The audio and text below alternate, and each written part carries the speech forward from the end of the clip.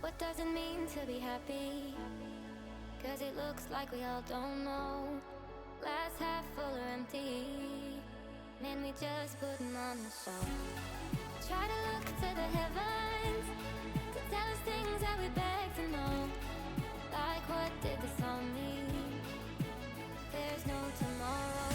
Oh, you know I try to find a purpose in my life to drive me, to guide me. Oh doctor, I feel dead inside.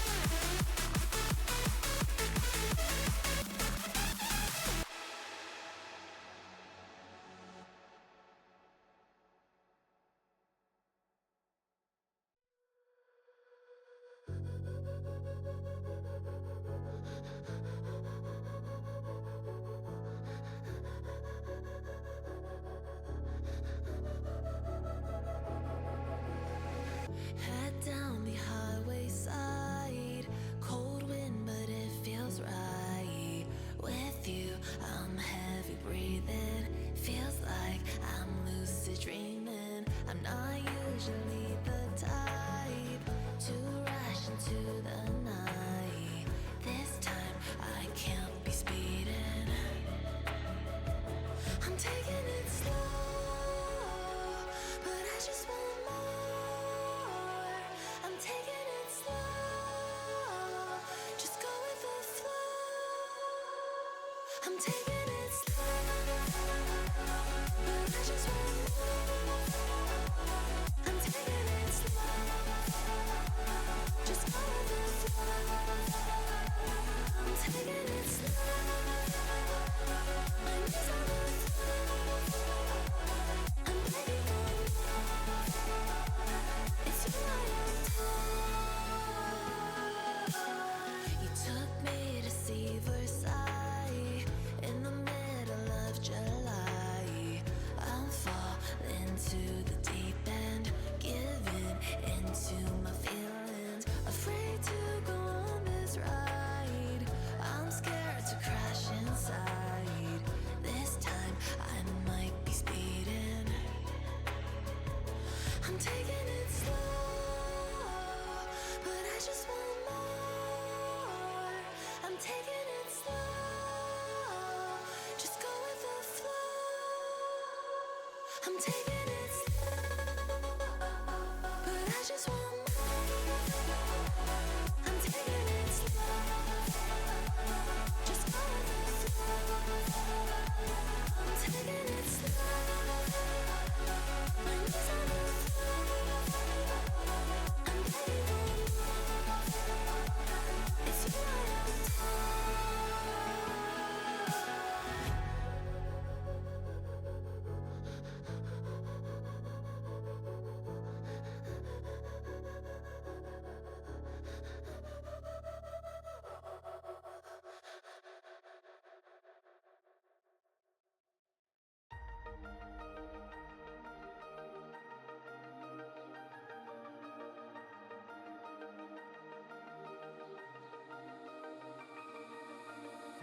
blinding lights, lost in your eyes, feeling the pressure.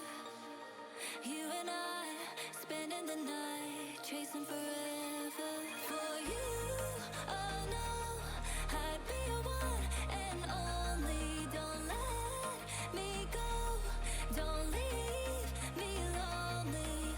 Say you'll stay through the pain, say you won't go running. Let me in through your veins, get off on my loving.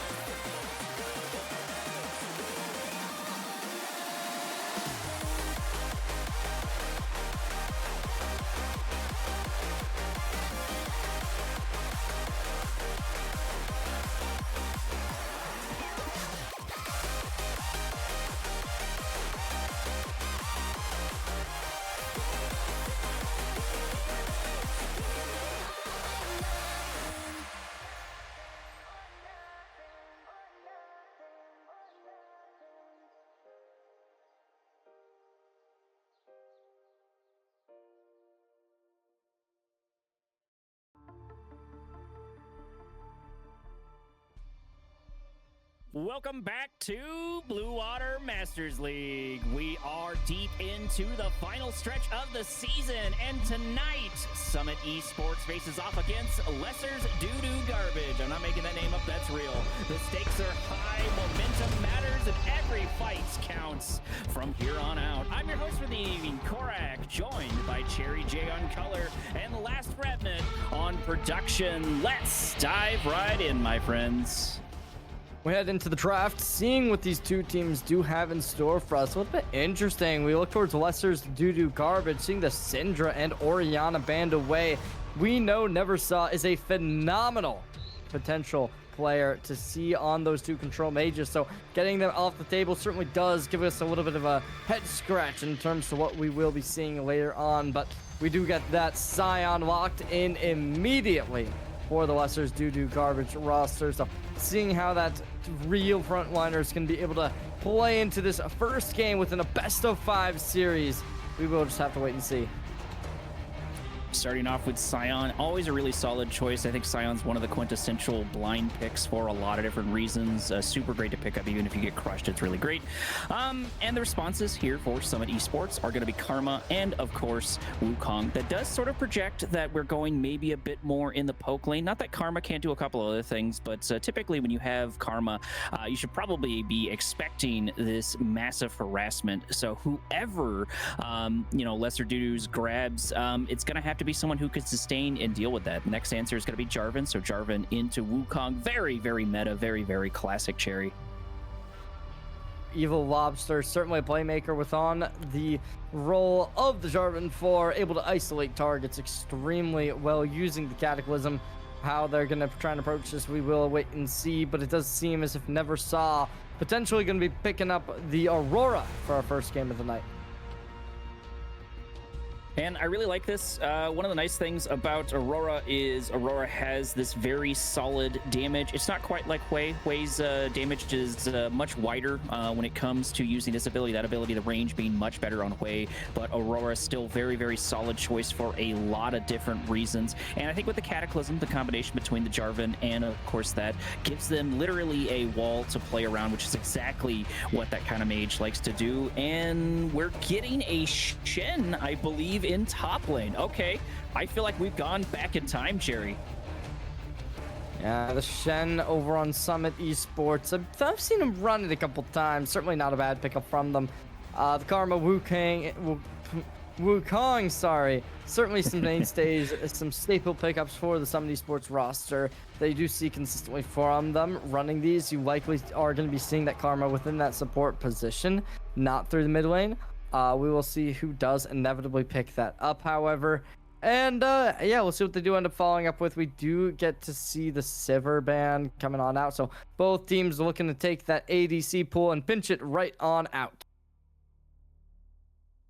And yeah, indeed, next couple of bans focusing on the ADC. That's not really a too surprising when I'm looking at this. I am a little surprised that we banned the Yunara, at least in the laning phase. We do have a really good tool for dealing with that, and that's just Karma by themselves. Yunara has a little bit harder time getting out of a couple of these objectives. Jinx makes a little bit more sense, even though I think Jinx has gotten weaker and weaker as the patches have progressed. I feel like ADCs, especially in this last patch, got hit really, really hard. Caitlyn, for example, being a really, really good example into that one. And, maybe the plan here is to not set yourself up for the laning phase and to shoot for that mid team fight phase. And we're looking at Kassadin, another blast from the past. As the Kassadin looking to get banned out, just really taking away these mid lane champions. We'll see what the response does become. Obviously, some Esports still having a couple options to flex towards, right? We could be seeing that Karma towards the support position or mid lane. Beyond that, they are going to need that ADC eventually. Oh, yeah, this makes a lot of sense. Seems as if the teams were reversed, which, yeah, I was going to say the idea of the Orianna ban and the Syndra ban, it just didn't make a lot of sense. Like, Neversaw, we could potentially be seeing her on the Victor. That's always an option. However, it's certainly going to be like those two characters that really do give off a lot of value. It is going to be the Azir, though, that does get picked up. So lots of potential on this Azir pickup.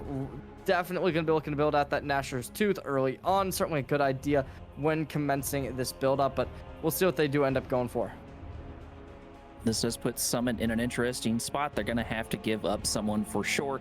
Hopefully not the ADC, but I don't think it would be the worst thing. I don't think countering the ADC is the hardest thing, and it looks like we are indeed going to go with that. We're going to go with Zeri, who, despite I feel being a little bit weak right now, in my opinion, I've seen more and more and more as the patch itself has gone through. As the days wind down, I've seen significantly more of the Zeri, and honestly, like, if you're extremely comfortable and confident on it, I still think that there's plenty of angles here for it. Next answer is going to be Zilean. So both Zilean and Zeri, double Z in the bot lane, I think should be pretty interesting.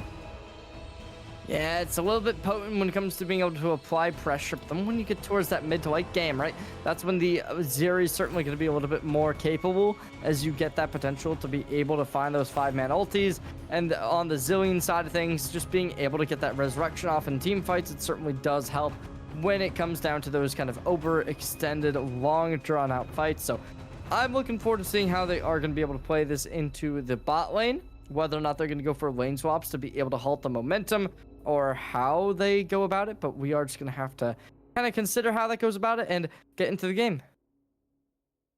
Well, and when I'm looking at this as well, one of the big things I think that, LDG needs to watch out for is there's a good amount of AoEs. There's a good amount of sort of DDR on the floor that you've got to sort of stay on top of. Scion Q is always very, very strong. The ultimate for Scion just coming in all the way from downtown is always super awesome.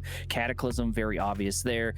Zeri's got plenty of abilities you constantly have to watch out for. And then we've got the double clock bomb on Zilean to walk into, which can be really, really devastating. We've got Smolder on the other end, but we've got a lot of tools to pin them down if we can get to them, because we have Shen and we've got Wukong on the other side. I've got to imagine, if we're talking about the first couple of the objectives, the first 2 Drakes, and of course the Void Grubbies, I feel like Summit Esports team comp wise has a pretty good team to try and pick things up. Not that you can't deny Azir. Azir can be very great for grabbing those early objectives, but I've got to imagine that's something to watch out for. And I think the gank speed should be about the same between the Jarvan and the Wukongs themselves, Cherry. We'll have to wait and see, but as of now, it is just going to be looking like the scaling composition should be able to favor this red side, right? Lessers, they have that bot lane that's really going to be able to push through scaling well. And yeah, beyond that, we're just going to have to kind of wait and see. Obviously, the Shen, really good for being able to maneuver around the map. The ulti works significantly well in that regard. We're going to be seeing the Cyclone used to be able to disrupt opposition. The only real question mark in my mind is, are they going to be able to deal with the Scion? Since the front to back composition honestly could go either way. Either the Scion's going to be able to absorb all the damage while the rest of the team is able to pick him off, or the Scion is going to be a farming unit for the Smolder to be able to gain stacks and just instantly come across as a massive, massive damage dealer. And we'll have to see once we get in the game proper itself. Oftentimes we can sit here and speculate. We can sit here and go over the strategies and the plans and everything like that. But one of the biggest things in League of Legends is it doesn't matter how good your team comp is if you do not have the execution, which will matter definitely in game number 1. We're going to roll into a quick little break. I'm not sure exactly how long yet. I have not seen the spectator delay. So give us anywhere from about 2 to 4 minutes. And we should be rolling into the next game. We'll be right back.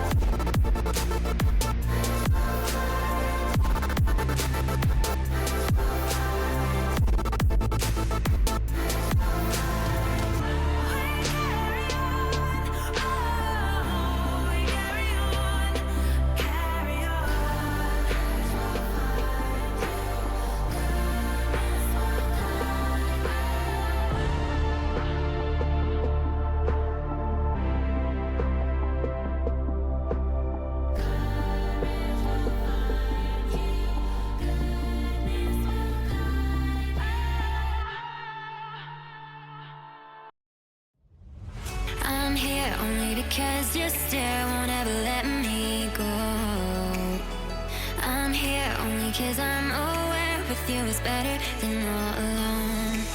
Oh, oh, oh, say what you're dying to say. No, no, no, no.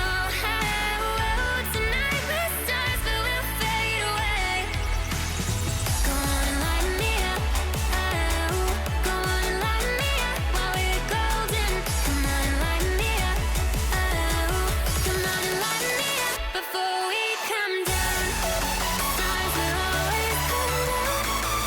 So before we come down, down, down. Go on and light me up. Oh, go on and light me up while we're golden. Come on and light me up. Oh, come on and light me up before we come down. Go on and light me up. Oh, go on and light me up while we're golden. Come on and light me up. Oh, come on and light me up before we come down.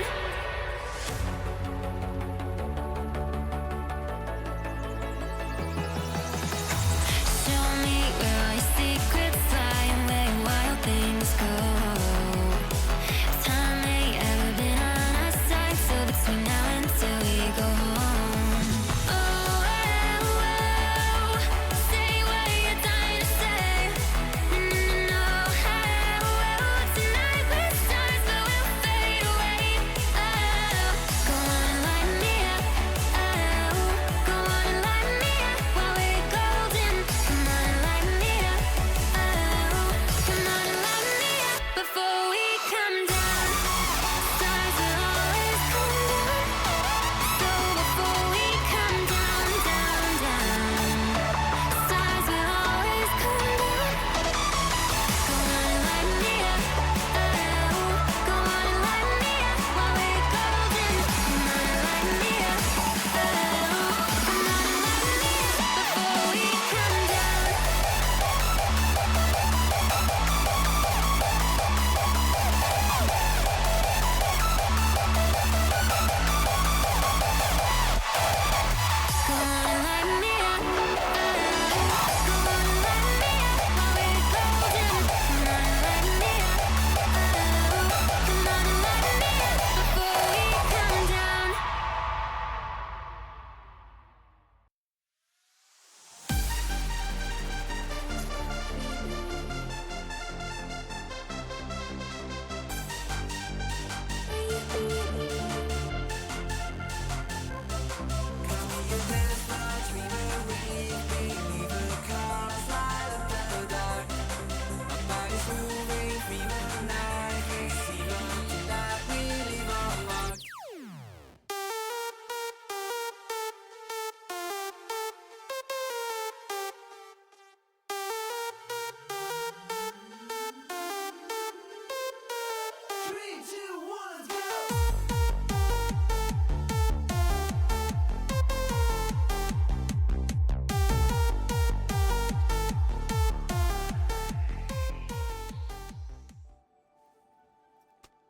Alrighty, everybody, welcome back to game number 1 between Summit and, of course, LDG. Starting off strong with a fancy cinematic. Don't expect too much in the realm of Invade. That's kind of gone by the wayside, Cherry. Yeah, it does seem as if these two teams, they're going to be coming right at it as we look towards these bushes, right? These are super cool, super fun, super fancy. Nice rock. Not too much in the sense of invades just yet. We will be seeing the Jarvan poking fun at the Wukong, saying, yeah, you try and invade on me. I got my mid lane and top lane right on next door, as it is just going to be all the teams running around. And, I mean, I don't know. I think this game is going to turn out to be a blast, as obviously this Lesser's DooDoos, they've been extremely volatile in the past. We saw them on Blue Otter back in the day consistently. We look towards the Lesser, just always on board, coming on, talking smack, and it was a very fun time for sure, as we are going to be seeing both these two teams now just kind of poking the waters, right? We see a little bit of damage applied to Neversaw in the mid lane, who's gonna have to get that back in some way, capacity. But as of now, they are just gonna be holding tight, not gonna go too aggressive. Okay, and we're looking maybe to go spicy. I do like this option here for Evil Lobster, even though the mid's going to be something to watch out for. Jarvan is a lot like Alistair, to where they're not really a champion at level 1. He just has the, he doesn't have the drag part of the flag and drag. He just slaps the flag down, which gives him vision, but doesn't help him out a whole bunch, at least when it comes to those early fights. But it looks like we are going to get backed off there by the jungler. That makes a lot of sense. This bot lane, I think, is going to be a bit spicy. Both Zeri and Zilean are going to try really, really hard to make something happen here, because of course you don't want the scaling to happen with the Smolder, and so far we've already seen it. There's already looks like Fawn has gone down to about half HP, but that's been traded pretty heavily back and forward with Karma. This is the power of that. Switching over to the top lane, I don't expect too much to happen there. It's top lane doing top lane things. We've got a Scion there. Pretty good trade into the Zilean, probably not what Zilean wants. That's something he's really got to watch out for. I don't think he wants to afford a lot of poke unless Zeri is right there with him, because Karma and Smolder can turn that around extremely quickly. Yeah, it is going to be just the Smolder, right, taking the poke, who honestly it shouldn't be too big of a deal. Brandy fan, once they get up to that 225 stack range, we know how volatile they can be. They've been able to show it last season, and they've been able to show it this season, seeing as they're in the semifinals, or quarterfinals, sorry. Definitely is a player who really is going to be able to show off on the bot lane of the map.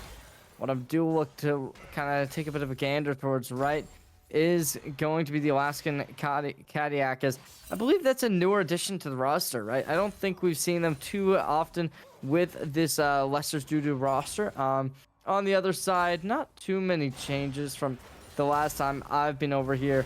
May, similar player to what I've seen. Troy as well, gonna be coming back for another season. Not too familiar with anybody else. I was kind of expecting Morn, but I didn't know for certain. It's been a little bit, and yeah, we'll just have to wait and see, as Neversaw still under turret. Perhaps we'll be seeing a bit of a gander towards the Jarvan 4 to come down and possibly say hi. He does have his full kit right at this point. We're sitting at level 4. We're going to get spotted by the wave and run at least into some of it. Neversaw actually did see this one coming as he backs off right in time. Evil Lobster here for a little bit of shenanigans. Flag and Drag comes through, but nothing really to write home about, as it just kind of turns into a handshake. I don't blame Summit for trying to make something happen there, because we saw right there in the beginning, ooh, Troy actually in a little bit of trouble over here in the top lane. Scion about 1, maybe 2 AAs away from death. It looks like, ooh, the flash comes through. So Scion is able to keep himself alive, but just barely. And Troy's gonna have to really back off that one. You got a little bit too aggressive, and it forced out a flash, to say the least, and it's really not something that you can underestimate. However, on the Scion, it isn't going to be as big of a deal. There's not a whole lot of playmaking potential you have to worry about. Now, level 5 is going to be achieved, and actually going to be able to commit to the slam right as the TP comes on in. So some great timing for the Scion. However, Lobster. I say that as Evil Lobster comes right on in. We don't have the Cyclone here, but we've got plenty of armor shred here to lock them down. Even if Evil Lobster does not pick this kill up, that's going to be pretty hard for Scion to come back with. He does have a good amount of damage into Shen, but that is going to set him back, especially as he, you know, as you mentioned, Cherry, he started that off with a really nice Q as Shen came in. Oh, okay. Zeri getting really close to going down, about less than 100 HP.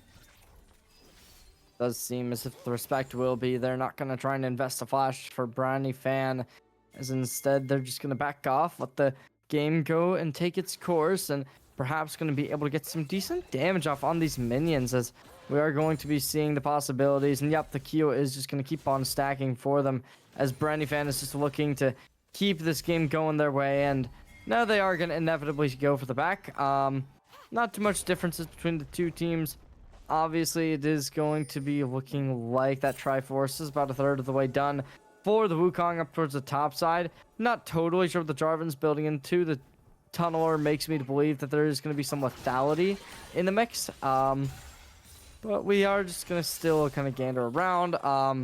Towards the mid lane, Neversaw still going to be dropping in towards the kind of AP side, which you really do expect. The tankiness of Zir, not something you're going to look towards. So the Nashor's Tooth, definitely an option that it does seem a bit inevitable that they are going to opt into. Absolutely. And, you know, when we've got Wukong trying to give a little bit of a hello once again on top of Jarvan, but the response for Summit seems to be pretty solid. Castet coming in there to chase off the Monkey King, picking up that early objective, and a very, very smooth Drake there for them. Next objective on the horizon is going to be about 1 minute and 20 seconds for the upcoming Void Grubs. The tether coming through. Looks like we did have to blow a flash in order to get out of that, unfortunately. And this is exactly what I was talking about with this poke lane. And I think this is a good strategy. Karma with the Smolder. Not that Smolder can't do damage, but Smolder is known for wanting that scaling, getting those stacks like we were talking about. And I think Karma offsets his, laning phase in a positive way. We look towards the mid lane. Still going to be both players duking it out. As not too much happening across the map. Obviously, first Drake going the way of Summit Esports, able to take that without much contention at all. Instead, they are just going to be able to invest a couple players over there, take it, and maybe it gave a little bit of a boost towards the bot lane of this Lesser's DooDoo roster, and it did obviously be able to upstart the Smolder, who's now at 61 CS. Obviously, the stack's not going to be the lowest, one would imagine, as they have been relatively good at being able to keep that online. The Karma's being able to facilitate that for them, as the DPS from the Karma is able to really output onto multiple targets at once and give them that opportunity to be able to take a lot of stacks at once with Brandyfan's Q, which has been what we kind of look towards as a pretty useful idea from them. But now as we do see the lane swaps coming online, it is going to be the Smolder heading up towards the top side, and maybe the Karma to join them permanently. Yep. And down towards the bot lane, we just see that Shen TP. Looking for something to happen. The Ignite does come through. Sorry, the Smite does come through. So does the Flag and Drag. Evil Lobster having plenty of time to get out of there. May. Looking for a Q, looking for that clock, but unfortunately it's not going to be good enough. And I do like this sort of slow creeping strategy that Summit is pulling off right here. They're not overcommitting. They're not diving too far into really any of these engagements. They're just slowly taking these objectives. And for a game number 1 of a best of 5 series, I think that's a very solid strategy. You need to conserve your mental. You need to conserve your energy, and if you're starting off, you really want to get a read on LDG just kind of in general, and just playing it slow like this and being cautious is a good way to build up a read on your opponents. And coming into the action, it is going to be this lesser squad. Now we're going to have to deal with the lane swap, and they're able to make it relatively easily, right? As the Scion does have the opportunity to get back into lane relatively quickly, as well as the Shen. They're both just going to opt into the bot lane as soon as possible. Now with both bot laners in the top side, this kind of begs the question, how will this affect the way that the Drakes are pulled towards? As of now, though, the pressure certainly seeming to be mounting for this Karma plus Smolder backline, as they're just able to really put the crunch on their opposition, force them to be wary of each and every mark. And I kind of feel like this, what we're seeing in the lane phase itself is, at least when it comes to bot lane, who is now sitting top, we should be rotating here, I think, in order to set ourselves back up in the normal places with the objective being gone. But, I think with Smolder being on the meta side and with Karma being on the meta side, we are sort of seeing that difference. Zeri is not as strong as she used to be in, even just a couple of years ago. I know she's gone up and down in a lot of different ways. Zillion, we don't see an insane amount, but I don't blame Summit for playing something just a tiny bit off meta, especially for game number 1, because of course this is going to be fearless, and that's something you need to plan around, and I think that we are doing that. And it's not like the bot lane is losing dramatically. The thing I'm worried about though is Brandyfan has just kind of been allowed to build up stacks, and look at their CS. They're constantly about 10 ahead, which doesn't sound like a lot, but that's anywhere from 100 to 150 gold sort of just off of that little bit of engagement. And Smolder's a lot like old school Vayne, where he's happy to just sort of hang out in the lane for a while and just build stacks and get stronger for the mid to late game. Especially in a Smolder, these small leads in CS can be excessively detrimental, as they might even look to go for an engagement here, as we do see a little bit of utility activated. Brandyfan still just going to be applying the shields and keeping alive. Up towards the top side, Troy's trying to contain this wave as much as possible, but as soon as they drop in the smash, Their opposition starting to collapse. And Troy having nothing to be able to deal with it. We already see the HP melt. Ooh, looks like we're trying to lock him down. The tether is good. There's going to be a Cyclone going to get activated. This might be our first kill for the game. Yes, indeed. However, Zilean trying to keep them alive. First blood coming to Karma as May does ultimately get taken down. Now the Karma trying to run away, buying a little bit of space, but Cast Tech going to get stuck here holding the bag. Another tether coming down as Fan picks up a kill for himself, picks up 2 kills, and quickly we go 0-4 in LDG's favor. It felt as if the lightning crash was a little bit too early. It didn't actually give you the opportunity to be able to capitalize on the damage you needed to be able to And on the other side, it was just a masterclass performance, right? The Emperor's Divide into the opposition as we saw phenomenal work coming on in. 4 kills go the way of this Lester's DooDoo roster, looking to make their way up towards semifinals. Whether or not they're going to be able to make that happen, we'll have to wait and see. But as the start of this game certainly makes their ways, they collect another Drake. And they have one of the Void Grubs. The objectives go their way. The kills go their way. It seems as if this team is set for greatness. Absolutely. And, you know, one of the biggest things to look at this is accelerating, you know, a scaling champion like Smolder is always really devastating to deal with. You know, if you've got a Smolder, a lot of times you could think, okay, we can sort of play around that. He's not strong yet. He'll get strong later. So let's sort of capitalize on that. So I do see what Summit was trying to do, but it definitely backfired for sure. Smolder picking up 2 kills. I don't think Karma getting one of the kills is the worst thing. It was really hard to avoid that, I've got to imagine. Wukong, Jarvan duking it out. Each pretty kill. It's about a half HP. Flag and Drag, unfortunately, is not good, as Neversaw comes in for a little bit of support, but nothing too much. And I think at this point Summit needs to just slow down just a little bit, get their bearings back, because that was quite the devastating team fight, unfortunately, for them. And I do like one of the things here that MMA is very happy to do. MMA seems to really be looking for these rotations, looking for these plays. They're not sitting idly by, and that makes a lot of sense. Zilean has a lot of speed to play with, so you may as well utilize that. I'm really going to be looking towards this Aurora to be the one to shut down Fan. If they can't do it, I don't believe it is going to be possible, as we already do see kind of just the way that they're going to be looking to play this game, where they're accelerating the tempo. They're going to be the ones forcing fights, as if their opposition doesn't take them, it's 225 stacks before you know it. And based on the way that this game has been playing out, it really seems as if they are going to be a massive playmaker in this game. Almost 14 minutes on the clock so far. It looks like Jarvan's looking for something to make, you know, try to happen. We are going to get Autocon here in the bot lane. Both junglers are here. It looks like Evil Lobster is ready to go. The stun coming in. The Flag and Drag is also good. Brandyfran in a little bit of trouble as the Cataclysm comes in. Now Evil Lobster left here holding the bag. Should be able to get out with at least 1 clone, but that is going to be nice for their team. Going to Jarvan. That's going to be a good kill. Another Flag and Drag. Looks like we're going for the full tower dive as the Cyclone activates under it. Now Evil Lobster also in trouble, trading the tower shots back and forward, but Neversaw is here. The Cavalry is here looking to 1v4, but can he pull it off? It looks like it's going to be an uphill battle for sure, as it looks like he just does not have the damage. Flag and Drag trying to lock down the Karma. Karma in trouble. Thought she was going to make a play, but looks like we might just find death instead, as Summit ties our score 4-4. Okay. I gotta say, I disagree with the play. I mean, it looked good on paper. We saw the follow-up coming in from Neversaw as they were trying to make an attempt to be able to save their teammates, but they were just too slow, right? We saw the damage just being piled right up into them, and that allowed the rest of this team of this Summit Esports just be able to clock in to work and deal the damage greatly. It was phenomenal work from them as they were able to score up 4 kills of their own.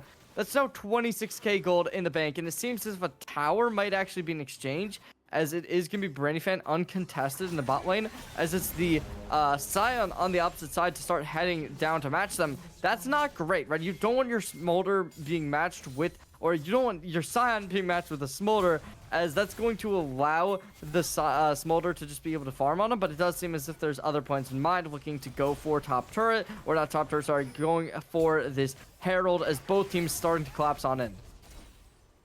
looks like Summit gonna back off. They see that they have lost the vision advantage. That's gonna be a reset there on Shelly. Maybe try to get our hands on the blue buff before this fight does kick off. Importantly, we need to get some wards in there. But look at this, we've got 3 pinks. That's absolutely frustrating to deal with, Zeri. And it looks like Meme rotating back there on the other side. We're gonna get a defensive clock down. Another ward should be going down as Smolder pushes in the wave. And this objective is slowly shifting in the favor of LDG. And I don't blame them. Need to start getting their hands on some of these objectives, and the macro objective that is Shelly is always a really nice one to pull up, but Flag and Drag is still here. We are still waiting for something to happen. We're going to notice the control here for the Banana Bush. Shelly goes down about half HP once again. Evil Lobster, maybe a little bit of trouble. Already going down about half HP once again as a TP comes in. All of the damage trying to lock down Evil Lobster. Mother going to get called in, but unfortunately, Mom cannot help turn this fight around. Neversaw taking some damage over here as it looks like the objective surely switches in Summit Esports' favor. That's really, really unfortunate. I think the coordination for blue side right now is just much stronger, Cherry. Definitely gives off that type of energy, as we are going to be seeing this red side of the lesser just going right on in. They've been able to collapse consistently, and it's not going too phenomenally. Oh no, oh no. The mid laner trying to get out as Summit Esports stays alive. So many players opting up towards it. It could be a bit of a pinch, and this Scion not going to be ready to deal with it by the looks of it. Never mind, able to dash right on over the wall, and it's straight out of the fray. However, so many players committed towards topside will leave this Drake almost empty. Maybe often acting as the tip of the spear, at least when it comes to just getting to some of these objectives. And a lot of times we wait for Jarvan to come in. It looks like Summit's not going to try and force that. I do think that is very, very wise. Summit seems to really, really be respecting their opponents, even though they could probably pressure a couple of these. I think they are well aware that League of Legends in a lot of different ways is sort of more favoring when it comes to turning fights rather than starting fights. You get way more punished for overextending and do anything else. And I think Summit Esports is showing that they know that exact scenario. Pick up a second Drake, looking to make it a third potentially, as we are only really going to be getting a bit of aggression over towards the mid side. Everywhere else pretty uncontested, looking to play out just in lanes, and that 10 CS gap we saw in the bot lane, right? It's extended. It's up towards 30 now. Just going to show how big the Smolder is becoming and how much of a nuisance this will be 20 minutes into the game, and we already see them as a massive contender to take this game away. Beyond that, the Azir has been really powerful, as we've been seeing the Emperor's Divide able to facilitate engagements. However, this can be a kill over towards the support, as Mr. Kiwism going to be dropping down towards the HP, barely able to get out with their life. But sieging towards the mid lane does seem to be occurring, and they're actually going to invest the Herald as well to storm right on in. Don't even need it to crack the T1 turret, which means we're going to have a little more time to try to crack the T2. This makes a lot of sense. Try to get ready for these objectives. That tower absolutely melting. Another opportunity for Shelly to charge for a second time, but looks like we're going to do the Tokyo Drift. Let's see if we get our license removed here as Jarvan makes his way over to the T1. So far, so good. It looks like license approved as he goes in and takes down the T1 on the other side. Castak responding here to Neversaw. Going to get a little bit of a 1v1 as Neversaw goes down to about half HP. His days are numbered. This is going to be a ticking time clock. Castek going back in. This kill would be great for them to pick up, but it wouldn't be bad for Zeri to get their hands on it either. But it's going to go to the mid laner, bringing them up 3-1 as Shin knocking at the top door. And this is going to be the top lane with the tower now removed. However, the damage has been done.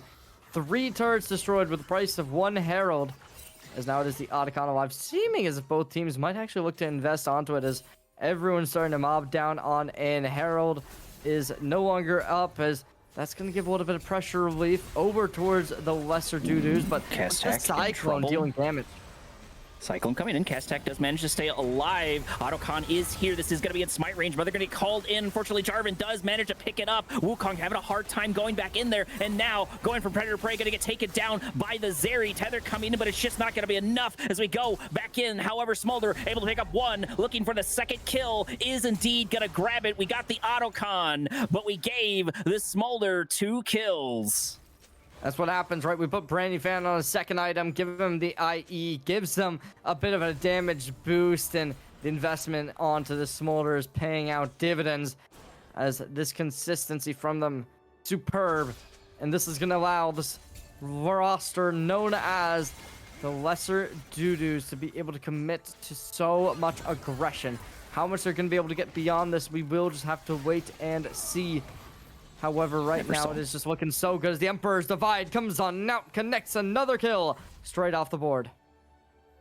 Absolutely never saw overstaying their welcome. May continuing their rotations using that speed advantage to their advantage, helping out Castek. Not that Castek really needs it. We've already seen Castek 1v1 never saw at this state in the game, and they have a healthy amount of gold. It looks like the most on their team, and that's not a bad person to have it for sure. Honestly, if I'm looking at it, that's probably actually the best one for it. I don't have a lot of faith in Zeri as a champion. Not that they can't do an insane amount of work, but I think they really need a specific scenario to shine like they need to.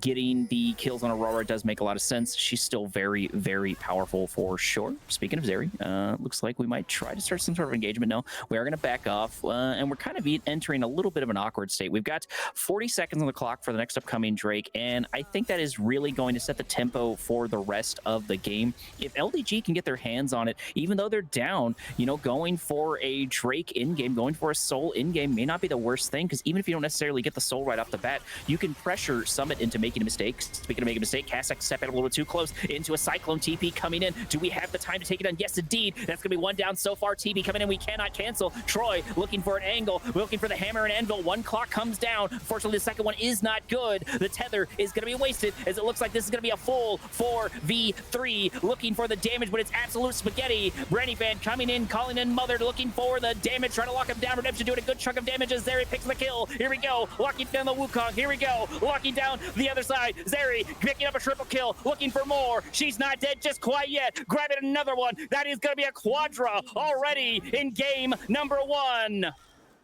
It just goes to show the dominance the team has been displaying, right? They've been able to find those Otacons. They're doing it all. They're bringing it back. The start of this game looked a little bit dicey, but despite the Smolder being on a different level, it will not matter, and it will be this Zeri who's able to commit a massive triple kill, quadra kill, to get them a team fight win. Victory seems to be on the cusp as they're able to equalize a Drake lead as well, with a Cloud Drake going their way. And up towards the top side, we look towards Troy, going to be matched up with a TP in hand, not going to try and commit towards the turret break, instead just opting away to the jungle. Looks like Nanto was paying attention to me. I immediately just got done saying that I'm not a big fan of Zeri, and then we get a quadra on them, telling the caster immediately to shut up. Sitting at 6-2 here for the Zeri. 2 items, 3 if you count the boots. Got to be looking in a great spot right now. Always happy to see when Zeri does pop off, but I was not sure it was going to happen. We cannot count out Branny Fan, though. Branny Fan has had a very, very solid experience, and they do have a lot of gold on their end. LDG just needs to tighten things up just a little bit better. That fight really started off with a lot of spaghetti, but, you know, in the long run of things, Summit seemed to have the better execution. Summit Esports still going to be sticking up towards mid lane, possibly looking to make the Baron their own. 3 players invested heavily up towards it. Everyone else looking a little bit more towards that kind of conflicted areas, and how this game will approach, there's still going to be that Baron available. We have seen teams rushing objectives before, as the Otacon is a great example, where it didn't necessarily go too favorably for the Lesser's DooDooGarbage, but this time maybe there is a different plan in mind. The Baron is going to be up and at him, as how they do end up approaching this we'll have to wait and see, but as of now, not too many engages, just kind of players playing the extremities of the Rift pretty well as well. Looks like we're going to try to do a little bit of harassment here on Castek, but nothing really too much to write home about, as, oh my god, the Baron's absolutely melting. Already at half HP, however, Branny Fan coming in with the Wukong. This could turn around. This is the original Otacon Baron, still very powerful, turning these fights around. 2 Flagon Drags, that is going to be super great, as Shin goes in, looking for a little more damage. We're a little bit disjointed, but they're going to get called in. This could still go either way, but it looks like Summit might be in a little bit of trouble. Another Flagon Drag into a Cataclysm, so we turn things around. That's 3 kills so far. Smolder getting a shutdown, but going to get killed for it instead, as another triple kill gets picked up by Zeri. Baron is indeed up, but the bodies are on the floor. That'll do it. It's another team wipe, and you've really got to give credit where credit is due. The Zeri over on Summit Esports has been putting up a massive masterclass performance. 9-2, 6 assists, being the playmaker for this roster when it comes to the team fights, as the Baron is going to be shut down immediately. Nobody able to come in with a flash and a might. It will just be the Baron to collect, and now having to reset, seeming as if this game could possibly be getting a little bit more one-sided very, very fast. And keep in mind, this started with LDG actually having about a 1 to 2K gold lead, and then it's just like, I think 3 fights after that, we've got quite the opposite. It's now 52K to 46K in blue side, in Summit's favor, so that is going to be a lot for them to play with. We get about a minute and 50 seconds for the next upcoming Drake, 2 on each side, so whoever picks this one close to their soul point. However, Castek going to run directly into the Lobster. Do we have the damage? Redemption coming down. Castek is going to return. Troy is here looking for a little bit of hammer and anvil, trying to lock them down, trying to keep Red Lobster over on there, trying to lock him down. Evil in trouble, gonna get taken down by Nanto. More gold in the pocket of Zeri. I don't think you want. Definitely seems as if everyone on this roster of Summit Esports is firing on all cylinders. We look towards the Scion. We haven't really seen a whole ton from either tanks this game. However, now they are certainly coming online with a 10 assist lead, looking as if they are going to be a massive performer within tonight's matchup, as the top tower is going to be sieged, broken into on both sides. It is just going to be a continued aggression to look to try and play out the best they can, and yeah, it is going to be working to their favor as they're dropping the tower down to around 35% HP. One thing that is nice on LDG's end is we have the fact that we have a Smolder with a decent amount of gold. So if Brandy Fan can just get in there and get the right angle, maybe get a shutdown, maybe take down, you know, if they're super lucky, get their hands on Nanto. You know, these fights could turn in their favor for sure, but the biggest thing is just looking at the gold difference, looking at the wallet diff. That is going to be quite the hill to climb for them to make it up there. I do think it is possible, and they do have the tools, but the biggest thing is they need to work on their coordination a little bit. They need to work on their execution, because as I've said time and time again, Summit has been looking very solid when it comes to their coordination. As Summit Esports now looking to coordinate down towards the Drake, as soon as it spawns, they are there. It's now up towards the top side, but the contesting comes on through. Possibly 2v1 to be found. Castek looking for an angle here between Castek and Troy as the redemption comes down. Evil Lobster going down, less than about half HP, and that's going to be a pretty solid, pretty even kill. I do respect what he was trying to do there. Unfortunately, just another kill goes to the other side as they're starting to really flounder here, unfortunately, for LDG. The Revenge is going to be taking a couple objectives on the other side. These buffs will matter more and more and more. Red buff and blue buff at this point are a 5-man buff, so denying them from the other side is a more solid play than you might think. As we head towards the latter half of this game, we're about towards that 30-minute mark. It seems as if both teams are playing towards our heart content, and this first game right does set the tone for how this series is going to be commencing, as a lot of players hiding in the bushes looking to have to face check once another. But as a Baron buff relinquishes, gonna look to engage. The poke is nice. Tower's gonna be dropping down. There are a couple of flashes down for at least a couple more minutes, so if LDG was going to make something happen, they would have to make it sooner rather than later, because in about 20 seconds, those flashes will be up. While the opposite side, while the opposite is true for LDG, they have all of their resources, all of their summoners ready to go. I think at this point, what they need to try and do is they need to pressure that flash out once again on Zeri or whoever they can get their hands on, and then capitalize on that. You know, maybe doing a little bit of feigning retreats, going back and forth. They have been able to, you know, not get completely left in the dust when it comes to the gold, only being about 7k behind. Granted, that is a lot of gold. Troy trying to, looks like, harass the Lobster once again. We do pick up the objective there, so that's nice, but I'm not sure it's gonna be worth. Gonna get taken down. They're gonna run directly into a flag and drag and get taken down. Wukong just cannot catch a break. Everywhere he goes, Summit is right there waiting for him. Yes, 7 deaths, certainly a tragic start line to the series. Possibly going to be a morale difference, and we'll see what they can get now as 20 kills do pile up. It's certainly looking as if this game should be going one way. I mean, about a 8k gold lead or so. Another 2v1 is found as Seismic Slam comes online, looking to get something more. The Zeri coming into action, able to secure the kill, as well as there's going to be the top laner down, as well as Evil Lobster down towards the jungle. So it's two main players. Troy instantly going to be looking for this tower as they get it off the board. Immense power coming online, as now the inhibitor having no chance either. T3 inhib going down pretty close to the 32-minute mark, and now we're going to focus on and continue our siege. That makes a lot of sense. There's no reason really for them to stop. This is an angle here to try to lock down Castac, forcing below the ult, so that is going to be something they have going for them, but Castac also has a remaining flash. It looks like flashes are up for just about everybody other than the Shen being the only one down that objective. At this point, when we're looking at this, LDG just needs to send all of their resources towards one tiny mistake, but the biggest problem is that Summit just hasn't been allowing them to happen. Summit has just been absolutely Johnny on the spot when it comes to these objectives, when it comes to getting to stuff beforehand, and it just has not allowed them to do that. And while Evil has tried the best he can in order to get in there and grab some of these early objectives, we've just constantly been punishing them, and now we've got a second Baron out and ready to go. If you're on the Summit Esports side, forcing this might be the best play, as you really don't want to get against that Smolder nowadays.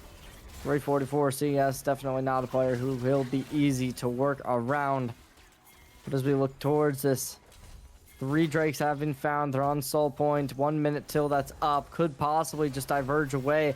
But no, they want to invest heavily as they're already down into the pit, and they burn. They're burning heavily onto this Baron, forcing that contest. But the question becomes, do they have the information? Seeming to be the answer is yes.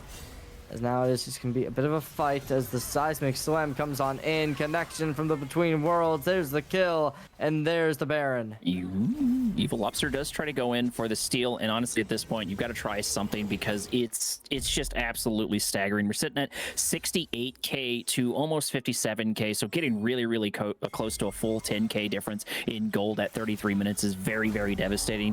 Sure, Renifan is doing a lot of damage, but he's the only one on his team, I think, at this point dealing damage. Troy going in with an ultimate, trying to look for something to happen as the T3 falls, followed shortly behind the inhib. Things are looking grim for LDG. We've got Summit knocking at the door. We've got Summit like a tax collector looking here to collect. Shin going in, never saw, trying to follow up, but unfortunately it's just not gonna be enough for any fan. Calling down Mother, looking for the damage, looking for the execute. Ooh, we're trying to knock more into the other side. It looks like we do finally pick a kill, but it just does not matter as the game number 1 gets taken by Summit. Summit Esports off to a little bit of a slower start than one would have initially expected. However, as soon as team fights came underway, it was the Zeri to be able to make everything go their way. Consistently being on the forefront as a phenomenal KD is like what we saw. It really doesn't come often, so you gotta appreciate it when it does. Absolutely. And taking a look at the damage, this is the one thing I really wanted to see. Smolder sitting at 38k, so actually having the MVP of damage, but you need more than just one really strong player in order to win the fight, and having that coordination is really important. But I do want to note that this is only going to be game number 1. Oftentimes game 1 acts as sort of that range finder. Game number 1 acts as sort of that test here for you, and a lot of times in game number 2 the players come back after maybe grabbing some caffeine or waking up and getting some games going. So I don't think we can count LDG out just quite yet, but we're gonna roll into a little bit of a break, trying to wrangle the wrangle the players into the next game. Pay attention, make sure to grab yourself some drinks and refreshments, and we'll be right back.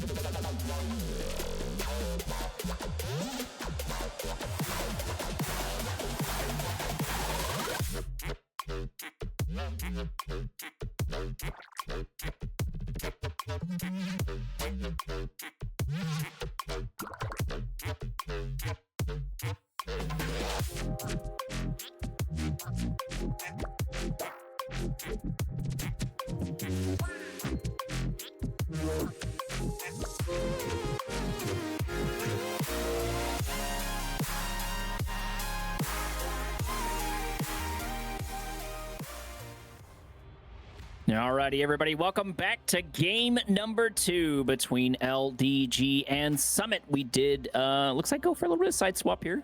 Loser does pick, so LDG was able to switch over to the blue side, which is a little surprising. Oftentimes, I feel like when you're behind, the red side is nice for the counter advantage, but maybe they just want to utilize this and get something out sooner rather than later. But our score now sitting 0-1.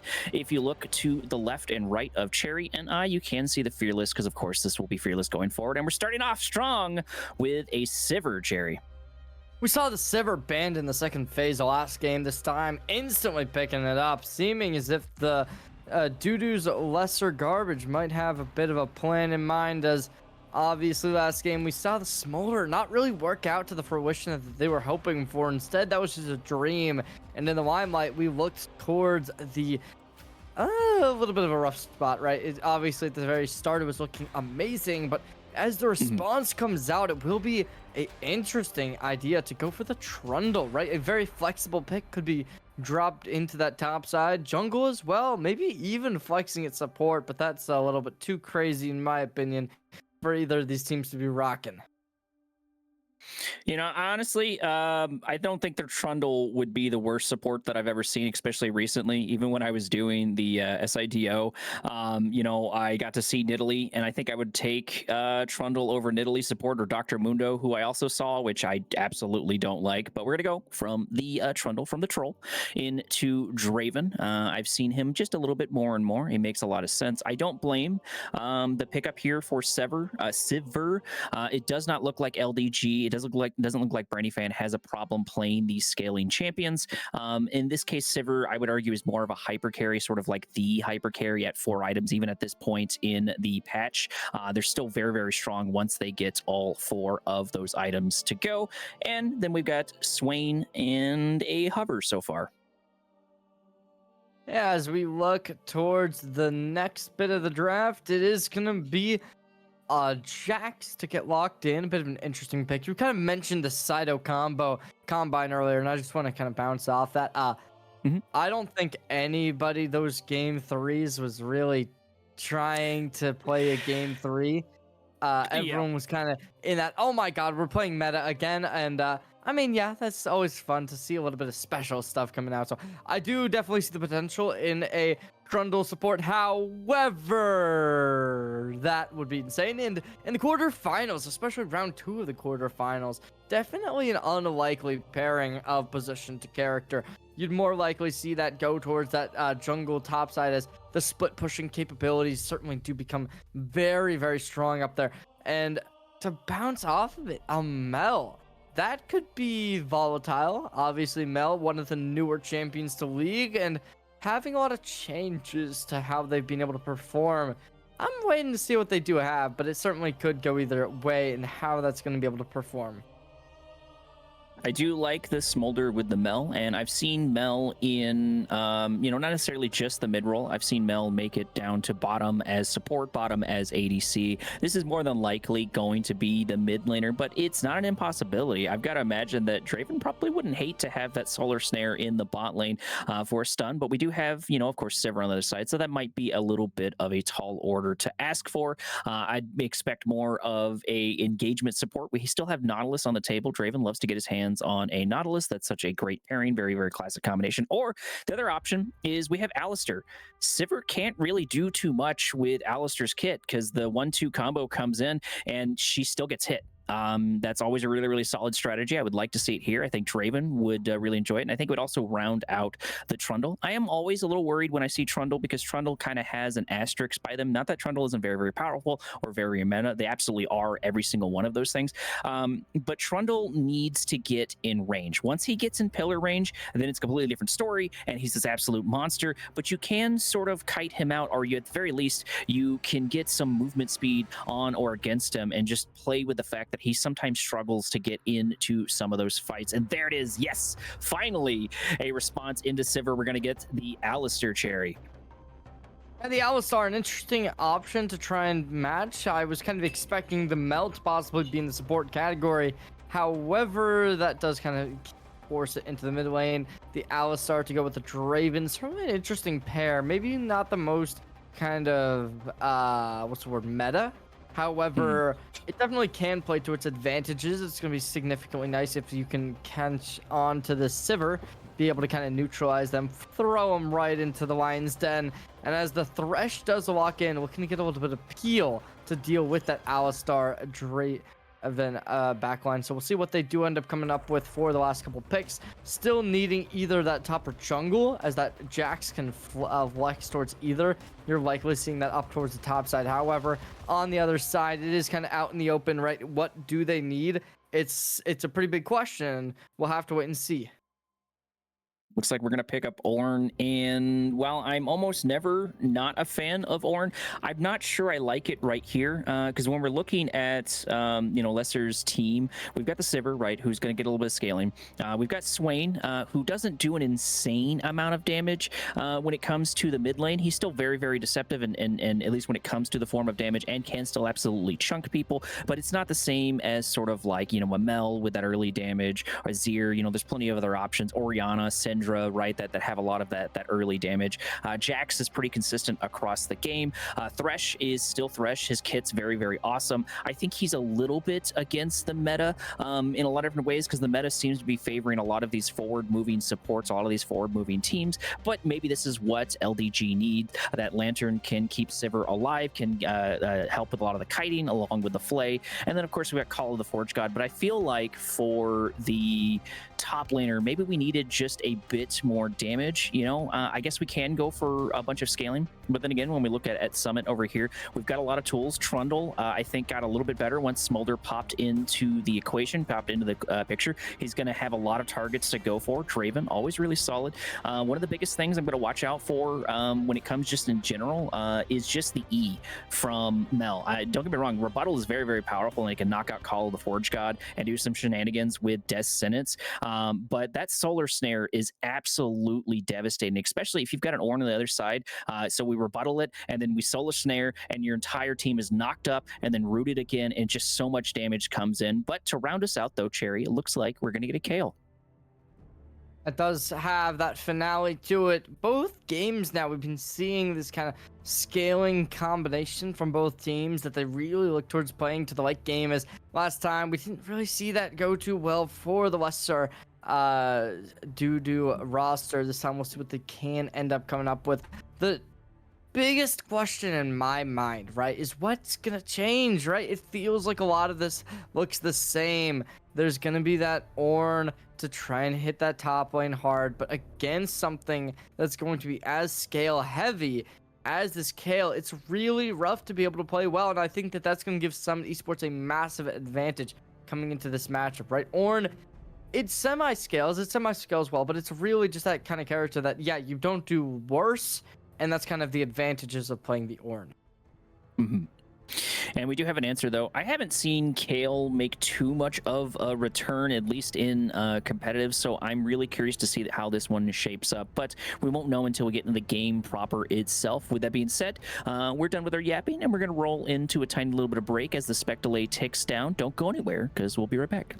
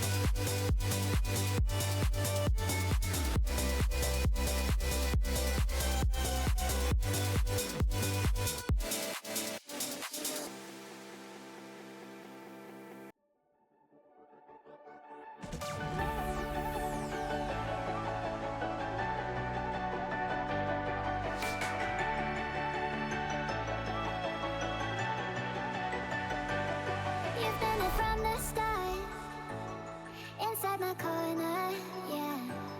When it gets cold and dark, you make it warmer,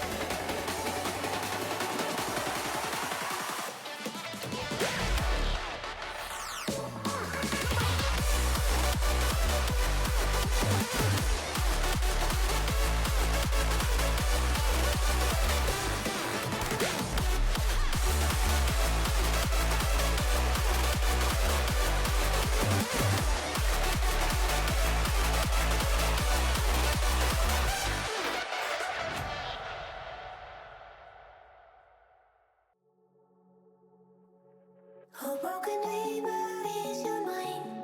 For all the scars, let's leave them behind. We'll light the world up now, let us fire in your eyes. Through the darkness into the night.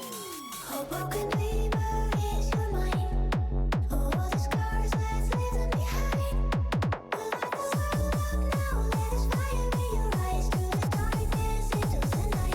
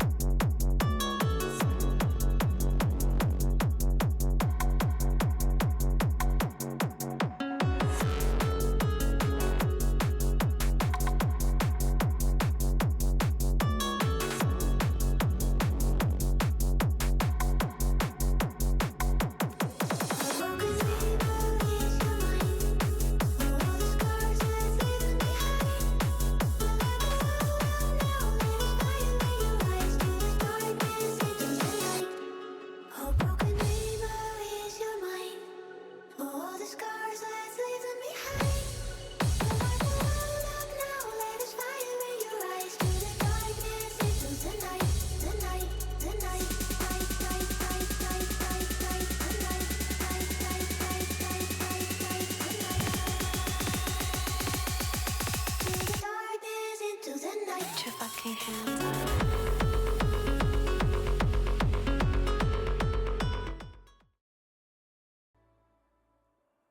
Alrighty, everybody. Thank you for being patient as we roll into game number 2 between LDG and Summit. LDG electing to grab blue side, Summit sitting in the red side. I do think that there is an opportunity to start off with a little bit of gank. We've got Thresh. Thresh, that death sentence is always very, very good to pick up something. But so is the Flay. I don't think you can underestimate the Flay for level 1. And you got to keep in mind that, in my opinion, Alistar's not a champion at level 1. The headbutt's kind of helpful, but you just sort of get stuck in there. You need that level 2, in my opinion, to actually come online and watch out for it. So at the very least in lane phase, I hope that is something LDG tries to capitalize on.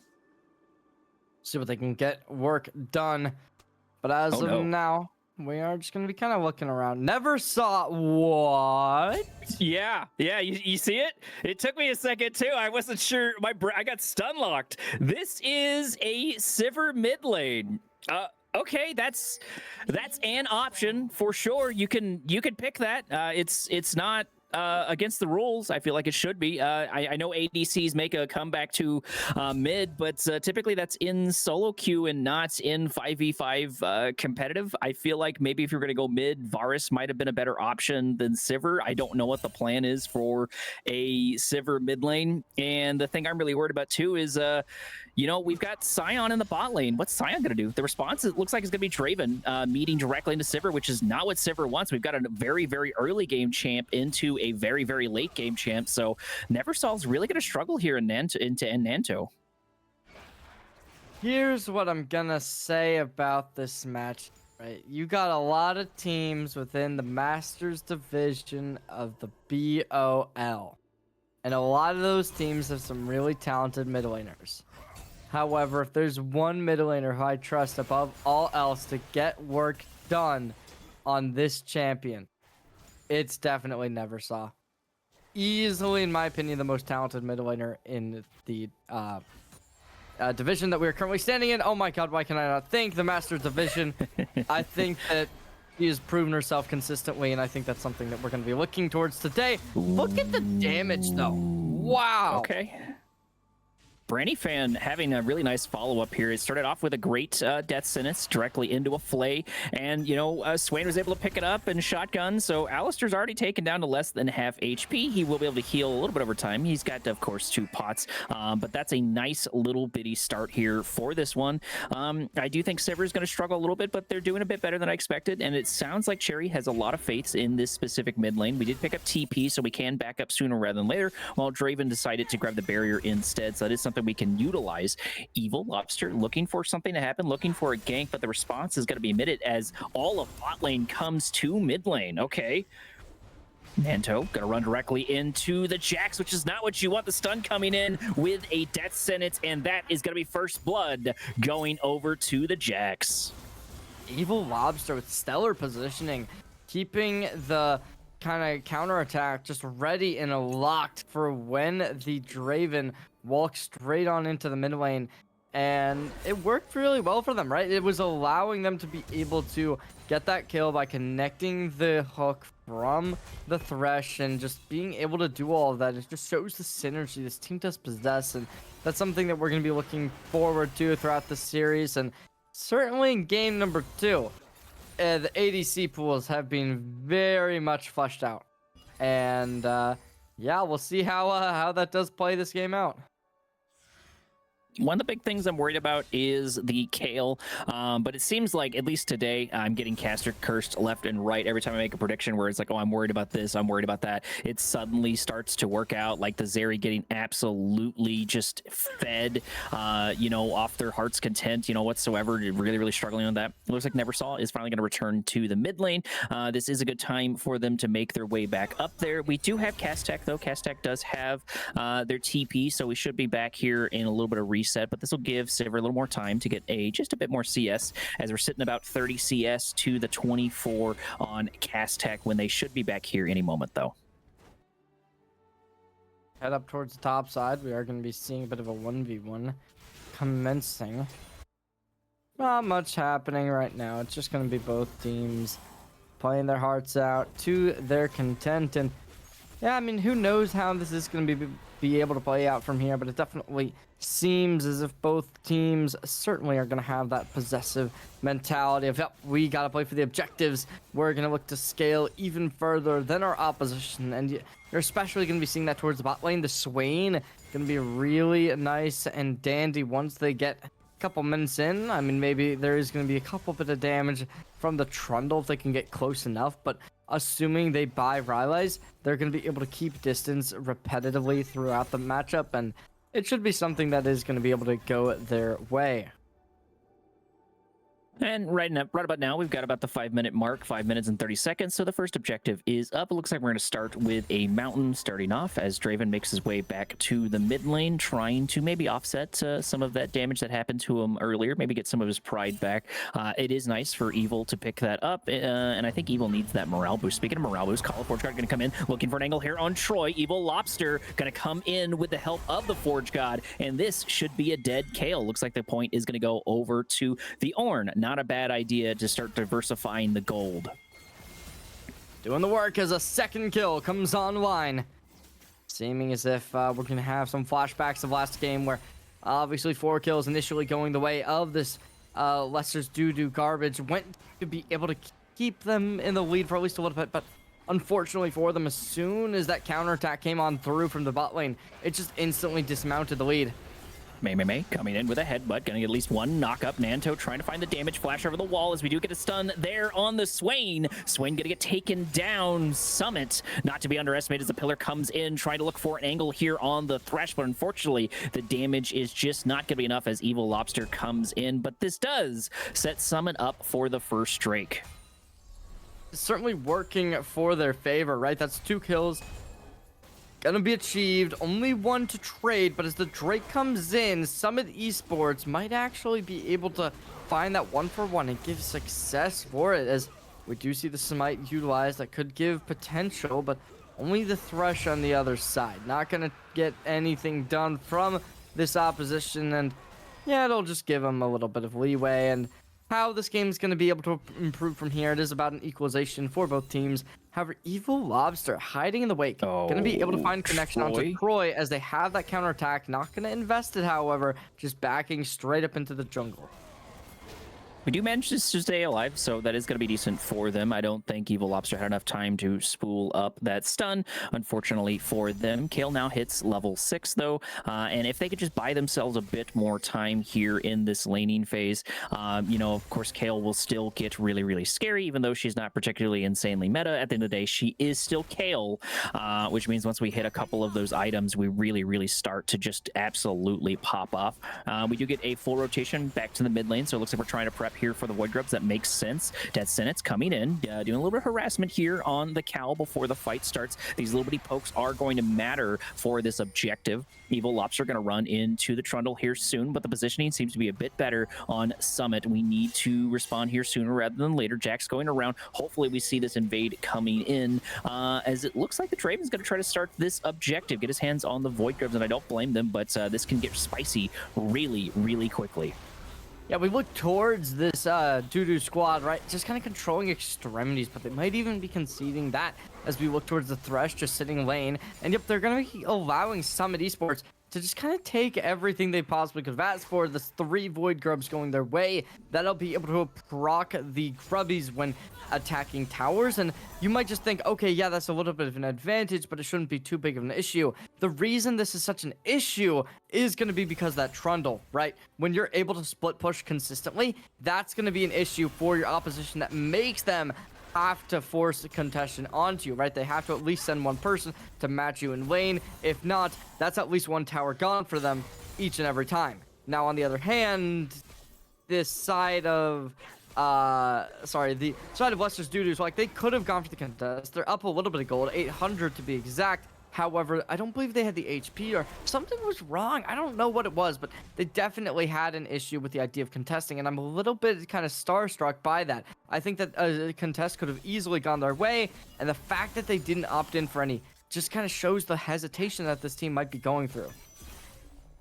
Well, and I was able to talk to the team captains right before this game popped off, and LDG were saying that, you know, they had some IRL stuff going on, and that things were not exactly where they need to be, so their morale is just a little bit lower, and I think we are seeing that, because the one thing I keep noticing, the one thing I keep pointing out, and that Cherry keeps hinting as well, is just sort of not necessarily just the coordination, but the execution. There doesn't seem to be the same amount of oomph in LDG, but the lights do still appear to be on. I think they're just looking for that moment, so if we're able to get a couple of good kills, we're gonna get a nice morale boost, a good win, I could see things turning around, and it sounds very much so like LDG needs to get their hands on some sort of win, but their execution is really gonna matter.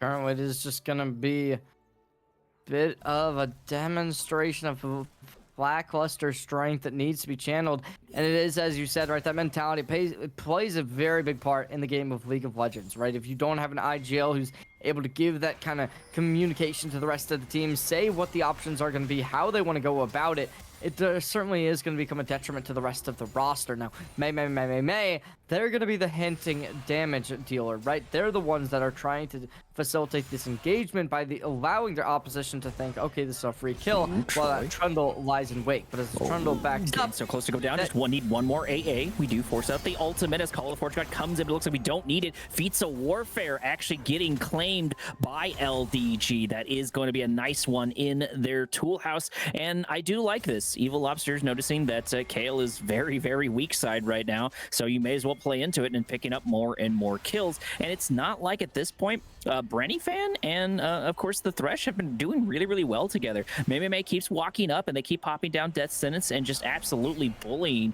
the poor cow. Ooh, Death Sentence coming in, grabbing the Draven. Nantone in a little bit of trouble as Swain goes in, but gets knocked out by the Alistair. The Ignite coming down as Swain tries to lock down the Draven. Draven gonna get taken down by Branny Fan now. All that remains is the beef. Flash is good. Ultimate used. And that is gonna be a solid start to this game number 2. Almost 12 minutes on the clock. LDG looking a bit better. At 2K gold differential certainly shows signs of life of last game, but oh, it might not wait for long as Evil Lobster trying to make something happen. Counterattack goes on in, rendezvousing with their teammate. However, the smite does come on out to be able to relinquish pressure, and that is about all they're going to get. Is now the opposition of the Summit Esports just going to be able to back off. We'll go for the turrets up towards top side. We look towards this turret being completely obliterated, and we'll be giving over a lot of gold over towards this Ornn. Now, Ornn is not a character who does take up a lot of gold, right? They don't really have a big use for it, besides just getting a lot more tanky, right? The carry potential, not necessarily as there as some other champions. So it is a little bit interesting to see them having a lot of gold inputted onto them, where they're already being able to have this first item online. They have steel caps online. Now their opposition is going to be looking for this Gnasher's Tooth to already be built. and it is definitely a sight to see the Ornn having more gold than the ranged top laner. However, look at the damage already. Mei down for the count. And this combination has worked out a lot better than I expect, because typically when I see Swain, I think about just a little bit weak damage, but the combination between the Death Sentence and the Flay, and then of course Swain pulling mech in, has just really worked. And even though they've only been mostly catching, I take that back, Nanto running a little bit of trouble. It looks like this is going to be a gank, as we do have Trundle here looking for the damage. Lantern coming in, but unfortunately it's not going to be good, as the exhaust comes down on top of the Trundle. 1, 2, 3, almost as he does indeed take him right there at the end, as Branny Fan actually picks up a kill courtesy of the tower. That's really unfortunate for Summit Esports.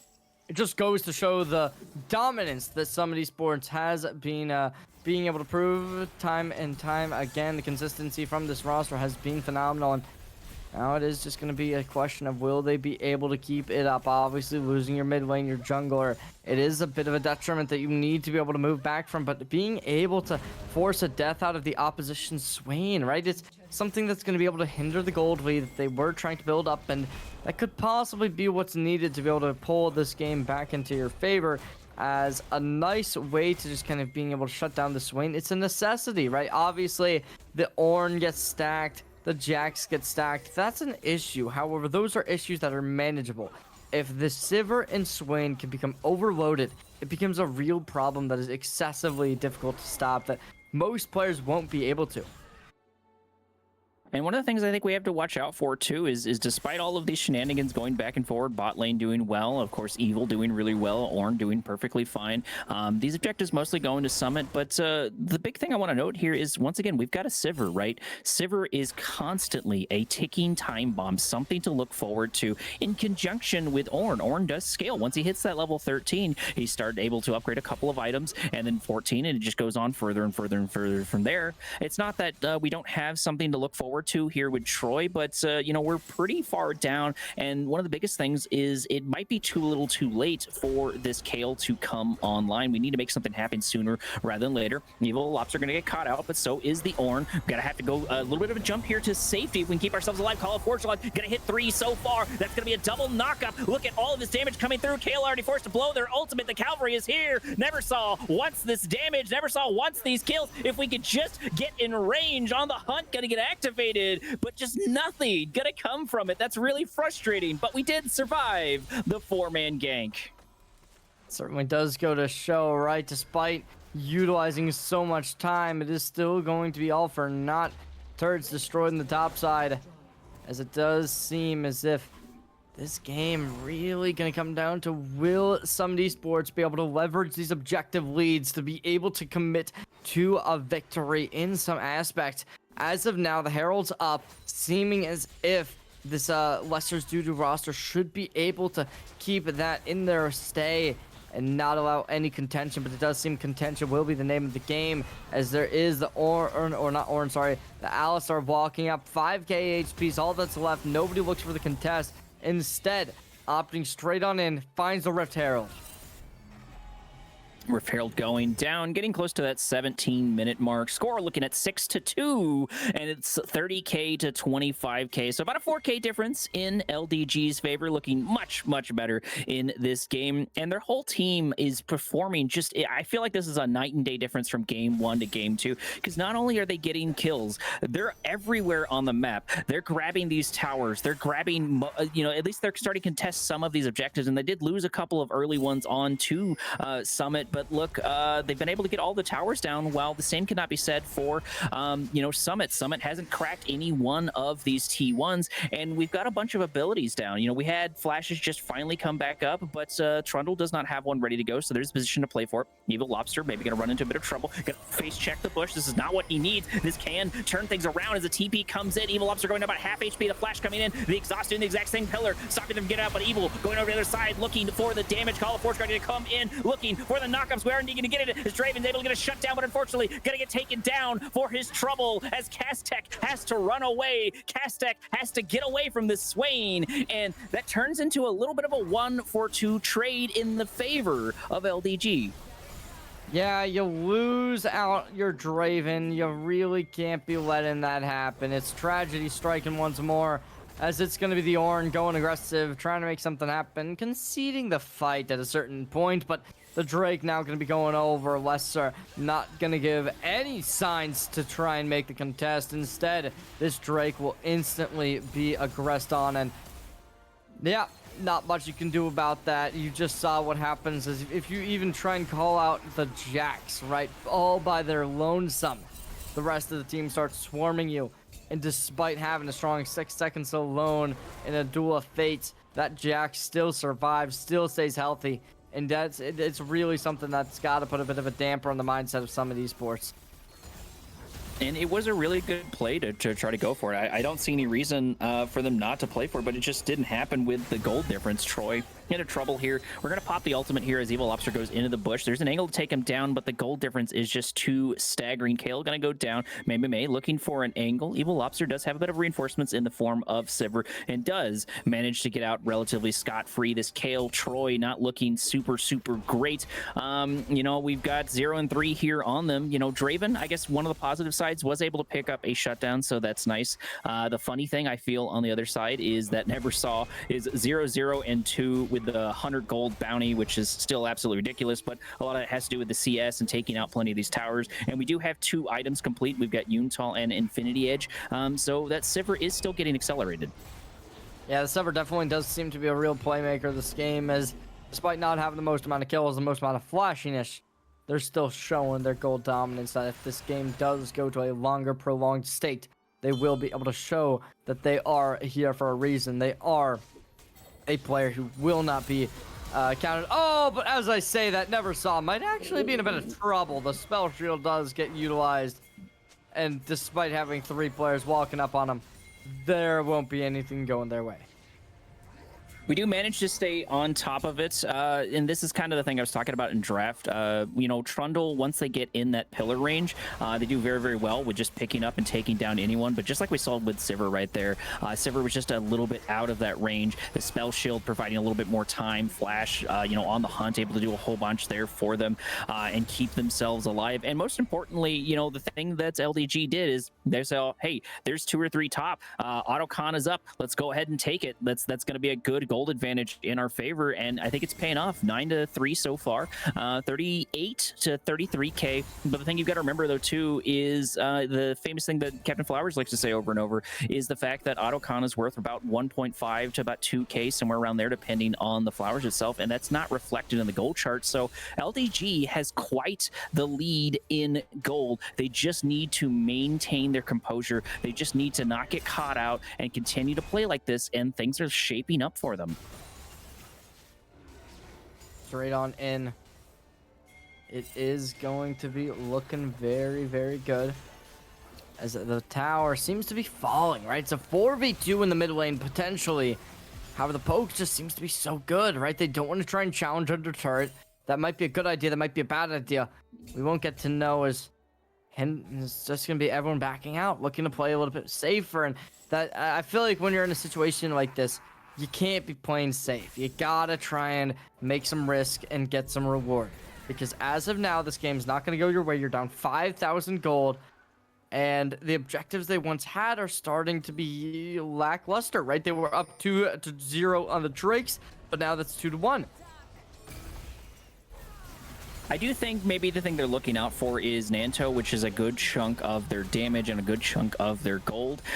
His flash is down, so if you sort of fight there, he just sort of gets stuck, especially after MMA blows their kit. You know, Draven could really struggle, and we've got so many things to pick up on them, and it does seem like we spent a lot of focus here on the Draven in these team fights, and I don't blame them. Draven is still Draven at the end of the day, continuing to do Draven things, and the more and more shutdowns, more and more gold they get, the scarier they are going to become. But speaking of scary, you know, it looks like Sivir finishing their boots, getting so close to what I feel the other team is afraid of. But when we're looking at Kale sitting at level 13, we do have the Nashor's Tooth and a little bit of movement speed thrown in there. It looks like we might be going for a little bit of a Rabadon's Death Cap here to tie up some of the AP damage. So at some point, you know, Kale is going to reach the itemization they need to start absolutely knocking at the door.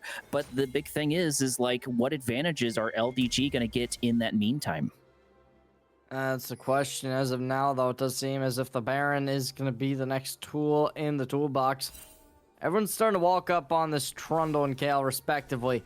Gonna have to start running for the hills unless they want to try and fight this, but fighting could be a bit of a detriment. And yep, they didn't catch him out. Oh, that's really unfortunate. Troy going to take the lion's share from this damage. The fight's barely begun, and we've already fallen to pieces. We're going to start a fight over here. This is not a good idea, as Thresh and the entire team is here. May staying alive with that ultimate, but that's only going to buy themselves a little bit of time. The flash comes through. We do manage to survive, but just barely, as it looks like Trundle was out, and they brought him back in. Plenty of resources down, unfortunately, for them, and Neversaw still looking for an angle to go back in there. Ultimately, that was a death for Kale, which isn't the worst thing. The big problem is the fact that Kale needs to maintain this farm, needs to stay in lane, needs to get these levels, and it's hard to do that from the gray screen, Cherry. See what they can get. As right now it is just going to be a little bit of a detriment, and still 0-4 in the Kale. It's tragic that they're having to deal with all this going off the board, and now it is going to be another Drake to just kind of equalize it, right? No more leads except for those Void Grubs, which haven't been too useful for the Summit Esports squad. They came up 1-0 off game number 1, but coming on to the second one, it really seems as if that lead is all but lost.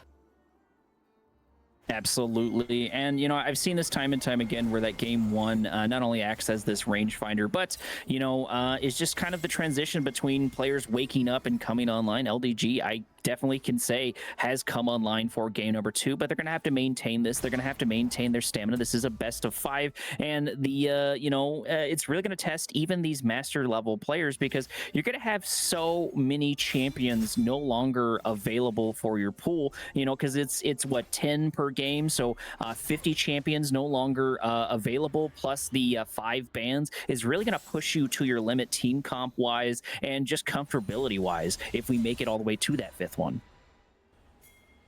10 kills currently online. As double digits gets reached, they want to go for even more as the sun comes out. They want to get something done. The counterattack from Evil Lobster collects the next kill, and now that's going to be the Baron just instantly reached into. This is one of the really nice things I feel about Summit's comp here. Once you get caught, you're just dead, right? We've got so many knockups, so many stuns, so much damage.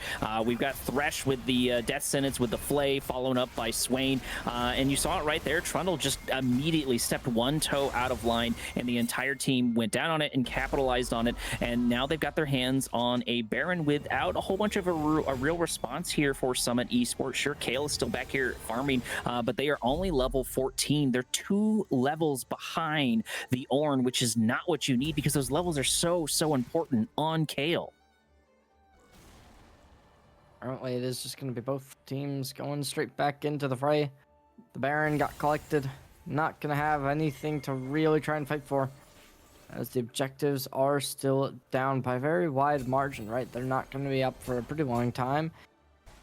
And it's rough. That's all there really is to it. Like, if you're on the Summit Esports squad, it is not going to be a game that will easily come your way. The big thing is going to try and be just those isolating targets. If you can make that happen, it could be nice. But unfortunately, they're the ones to be isolated, as the ultimate will come out, trying to flash forward, but the flash does come in from Neversaw, who's able to back out instantaneously. And now Evil Lobster is just looking to put the hammer down. And as they jump straight into the action, they'll find that kill, bringing them even further up into the advantage.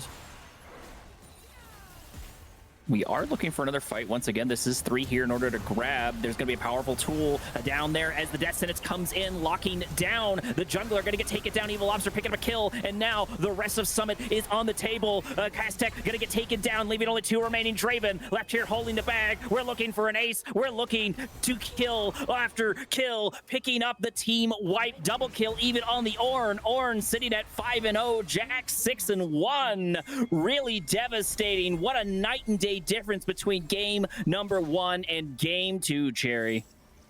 And as the base gets knocked on, it seems as if Summit Esports be on the brink of at least forcing a game number 4, as these Baron empowered minions so detrimental. The first inner tower will be collapsing, as well as the second. As Troy seems to be the next target in line, they instantly get taken down. Neversoft finds it, and the game gets found as well, as it will be equalized to 1-1 as we bring the series even further. Indeed, our score finally tying up. Hopefully, that is the morale boost that LDG needed to continue on this fray. But like I said, this is not a sprint. This is going to be a marathon for the best of three. I do not think we can count Summon Esports out whatsoever. Like I said, their execution was very, very powerful in game number one. But that's got to be a morale boost and a morale gain for the opposing sides. Taking a look at the damage, seems pretty even. It looks like Swain did the most, which is surprising to me, but honestly, at that point, we just had so many opportunities to just absolutely hammer Mei. We got caught by like 60 different death sentences, and Swain just didn't allow it to happen. So before the fights even popped up, you know, Branny Fan was just sitting there on a healthy amount of damage. Sivir never truly came online. We got really, really close to that, but it's not like Neversaw did bad whatsoever. Their positioning was very, very good, and they're able to utilize that into a lot of different objectives. But that's going to be the end of game number two. We're going to roll into game number three here in a couple of minutes. Give us a few. We're going to try to wrangle the cats, get the players all in the same spot. You know how League of Legends players can be. But make sure to be right back, because we certainly will.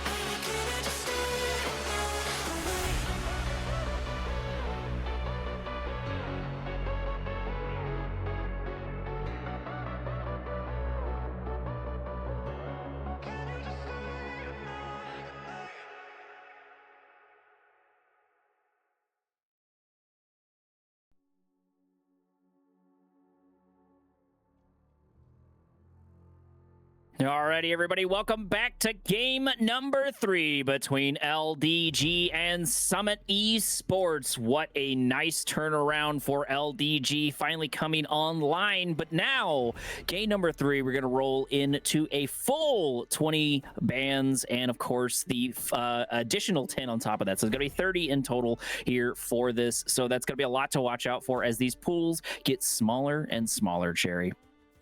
Yeah, I mean, we're seeing the bans coming out, right? All these characters squeezed away, and especially when we consider the bot laners, right? We saw a lot of options taken off the table in the last matchup. What will be brought next? That's really what we're looking out for, and I don't know, there's a lot of options still available that are kind of towards that meta, right? Like the Jinx is still there, the Kai'Sa is still there. Both bot lanes can work pretty well, and I mean, there's a lot of options, right? That's what I meant to say, and yeah, beyond that, this game, very important for both two teams, as this does kind of prove who will be showing up to match point first. The other team will have to find 2 in a row if they want to be able to collect this series. So certainly a lot riding on this matchup. But we'll see who's going to be able to find the win in the end. Currently, definitely thinking LDG has a bit of an advantage, as last game looked very, very dominant from them. The game before, it was a little bit 50-50. This one, a lot more kind of... One team was winning from the start to the end. They just continued to be able to dominate. And Summit Esports, sticking with the same things we've seen from them consistently this series. Banning out the Syndra, a respect to never saw. On the opposite side, we get that in Bessa, so really not trying to deal with those really fighter top laners that can be so volatile. So kind of begs the question, if you're Summit Esports, do we want to try and opt in for the Darius or the Garen? Like, maybe that'll come out if they want to just try and be uncomfortable. But the Akali next up on the bans, so not going to look towards any mid laners that could be given comfort to. And as indeed, like you were talking about, bans rolling through, something I would like to see that for Summit to pick up is, we still have Varus on the table. I think Varus is always a really, really solid blind pick to go into. Sure, you could start off with someone like Lucian if you really want to. If you're going to go the ADC route, I believe we did mention Jinx is still on the table. That seems to be a common T1 pick for blue side. And we also got to note that Summit specifically chose blue side, so I've got to imagine they're going to try to use that combo to their advantage. I still very much so feel if you're trying to get your tempo back, red side's a little bit better, but that's a personal preference on my end. As the last couple of bans roll through, we're going to try to lock down the Akali, the Syndra, and the Galio, and then, of course, for LDG, we're looking at the Orianna, the Rumble, and, of course, the Mbessa. I think it's interesting that they're the ones banning the Orianna this time around, but how this does play out, we'll have to wait and see. The Xin Zhao getting picked away. You traditionally do see that Jarvan 4 getting placed with it, so lots of traditional junglers from this side of the board. And on the other hand, a lot of just those skirmishers, right? The Wukong, the Jax both play very similarly. There's gonna be the Jinx to lock in, looking to first pick that, and how they're gonna play with this, we'll have to wait and see. Likely to drop in something like the Nautilus to combo with it, but the way will get its turn in the meta, and we'll see what they do end up picking, kind of extending the olive branch towards that assassin build to be able to find damage onto the way, put them in a bit of an uncomfortable position. Obviously, if you're Summit Esports, you can match it with a control mage of your own, but whether or not you're willing to opt into that is kind of that TBD, right? Well, and you did mention with this being LDG that we have never saw here, and you really glazed up never saw correctly, I should feel. And so I've got to imagine that when you're playing Hui and you're picking someone like that, the artillery mage with 16 different abilities is very much so the hands diff statement. So I don't blame them for grabbing either one of those, shoring up their Jinx, just trying to get those out of the way early on. And something that I like to harp on when it comes to Hui is time and time again in these early objectives, these neutral objectives, I've seen Hui pick up triple kill after triple kill just with the grouping, because it's just sort of like the perfect environment for them to capitalize on that. But our next couple of response are going to be Victor, also really great for helping with those neutral objectives. Yunara, still very, very powerful. And then we're going to round things out with a Malphite, Cherry. Yeah, the Malphite, certainly an interesting pickup. It recently got buffs in the jungle, so definitely an option for that to be brought into the jungling idea. Not sure if that's even on the cards, but there is definitely the opportunity for it. At least the Yunara, another one of those kind of hyper carries that you can possibly build up towards. If that does end up coming out, it certainly could be an interesting game. I am a little bit curious though on that Malphite pickup, right? Does that go into the top lane? Do you try and log that down towards jungle? I think that it really could go into a lot of different areas, and I like the ideas coming out from both teams, right? The Cassante ban trying to limit the tankiness that the lesser Doodoos can afford, right? They're not going to look to have that Malphite plus the Cassante. You don't have that Ornn on the table either, so that limits that idea. But okay, interestingly enough, we are going to be seeing the ban going on to the Yorick, right? So the Yorick is a character that really likes to play with lethality, and if you mentioned that into a Malphite, I don't know why that lost me. It does kind of become a weird situation, right? Where it's like, how are you going to be able to behind that finishing blow? And I don't know how possible it is. I like the Lulu ban as well, just kind of limiting the potential of the Jinx. Yeah, I guess that's a good point. They don't want to play into that. I'm sure Yunara would have liked to get their hands on the Lulu, but one of the biggest things to note here with Yunara, before she lost her first pick or ban, just pure status right off the bat, the only things that really nerfed were her ability essentially to get in range and her ability to slow people down. So if you've got someone like Lulu on your side for Yunara, she's still just as strong as she was in LTA Grand Finals and everywhere else from around there. She still just absolutely packs a punch. But, you know, the same can be said too. You know, if you've got someone like an Alistar who is banned out, but if you've got someone like an Alistar to pop in plenty of knockups, it really doesn't matter that Yunara got those nerfs because they've got plenty of time to get in range to do that. So I would be very surprised if we did not get a engagement support, especially with the fact that Karma is no longer around. Next couple of picks are going to be Bard. That makes a lot of sense. I do think that, you know, we can get a Kiwism here on the Bard. I think that they have been a very, very solid support. I think they do have the hands for that champion, especially if Thresh was any indicator for that one. And we're waiting for our last pick here, Cherry. Yeah, we'll have to wait and see what does inevitably come on out from both teams. The Gwen really, really good into the Malphite, so if that Malphite's in the jungle, it could be a misread. However, we'll just have to wait and see what the end all is. The Garen, I kind of had an idea on it, but I didn't expect it. That's surprising. Garen has made a couple of showings back in top lane. I still don't think he's amazing, but I do think that he is sort of a tool to play with. I almost want to put him in the same category as Cho'Gath or Dr. Mundo, where they're kind of situational, but I think he's lower down on that totem pole. At the end of the day, this is still a Garen. Garen still does spin to win, but what you're into is going to be hard to deal with for sure. You know, I would normally just say when we're looking at Summit that this is indeed going to be a Zen jungle, but the last couple of games I've been doing top of the leaderboard casting with various different tournaments and whatnot, and I've seen stuff like Wukong getting picked and going top, and then having some weird shenanigans like Aatrox inside the jungle instead. So there's a good chance that there's a non-zero chance, I should say, that we've got Zen in the top lane and potentially Gwen in the jungle. In my opinion, I like Gwen a lot more in the jungle because the meta is really set up around these champions waiting for that level 6, which Gwen definitely is in this category. But with that being said, once again, we can speculate till we are blue in the face, but we won't know until the rubber meets the road. Give us a couple of minutes while the spec delay counts down, and we will be right back.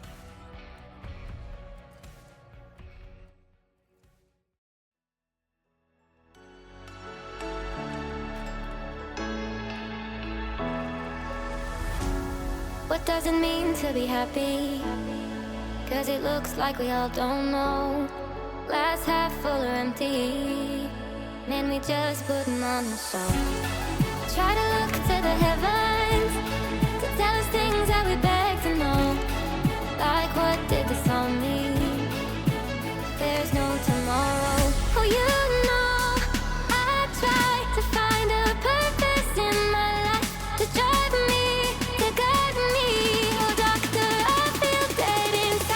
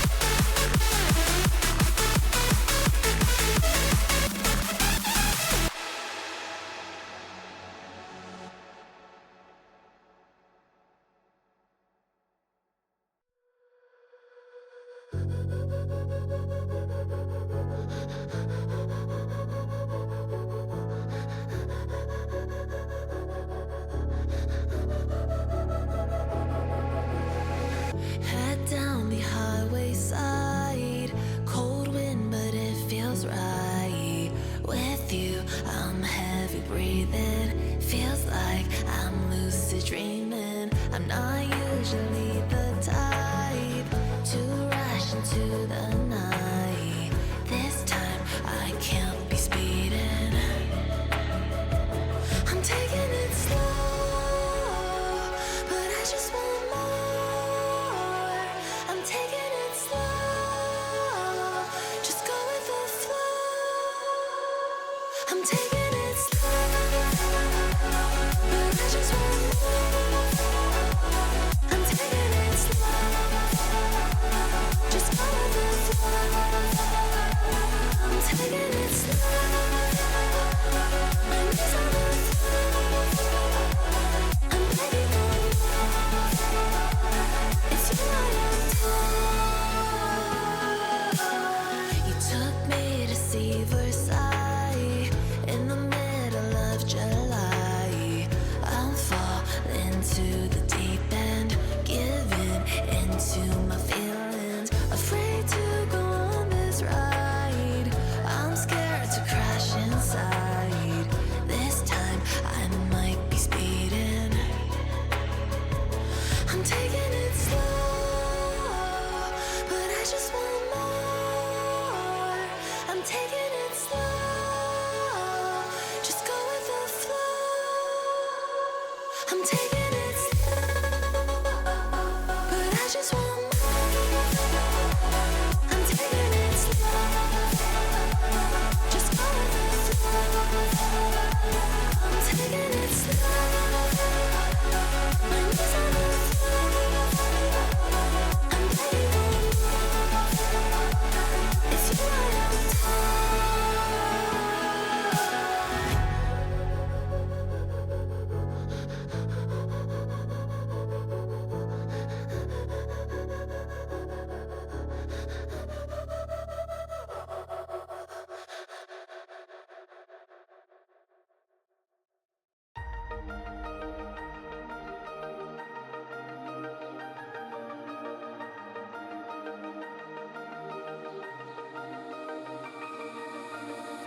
Blinding lights, lost in your eyes, feeling the pressure.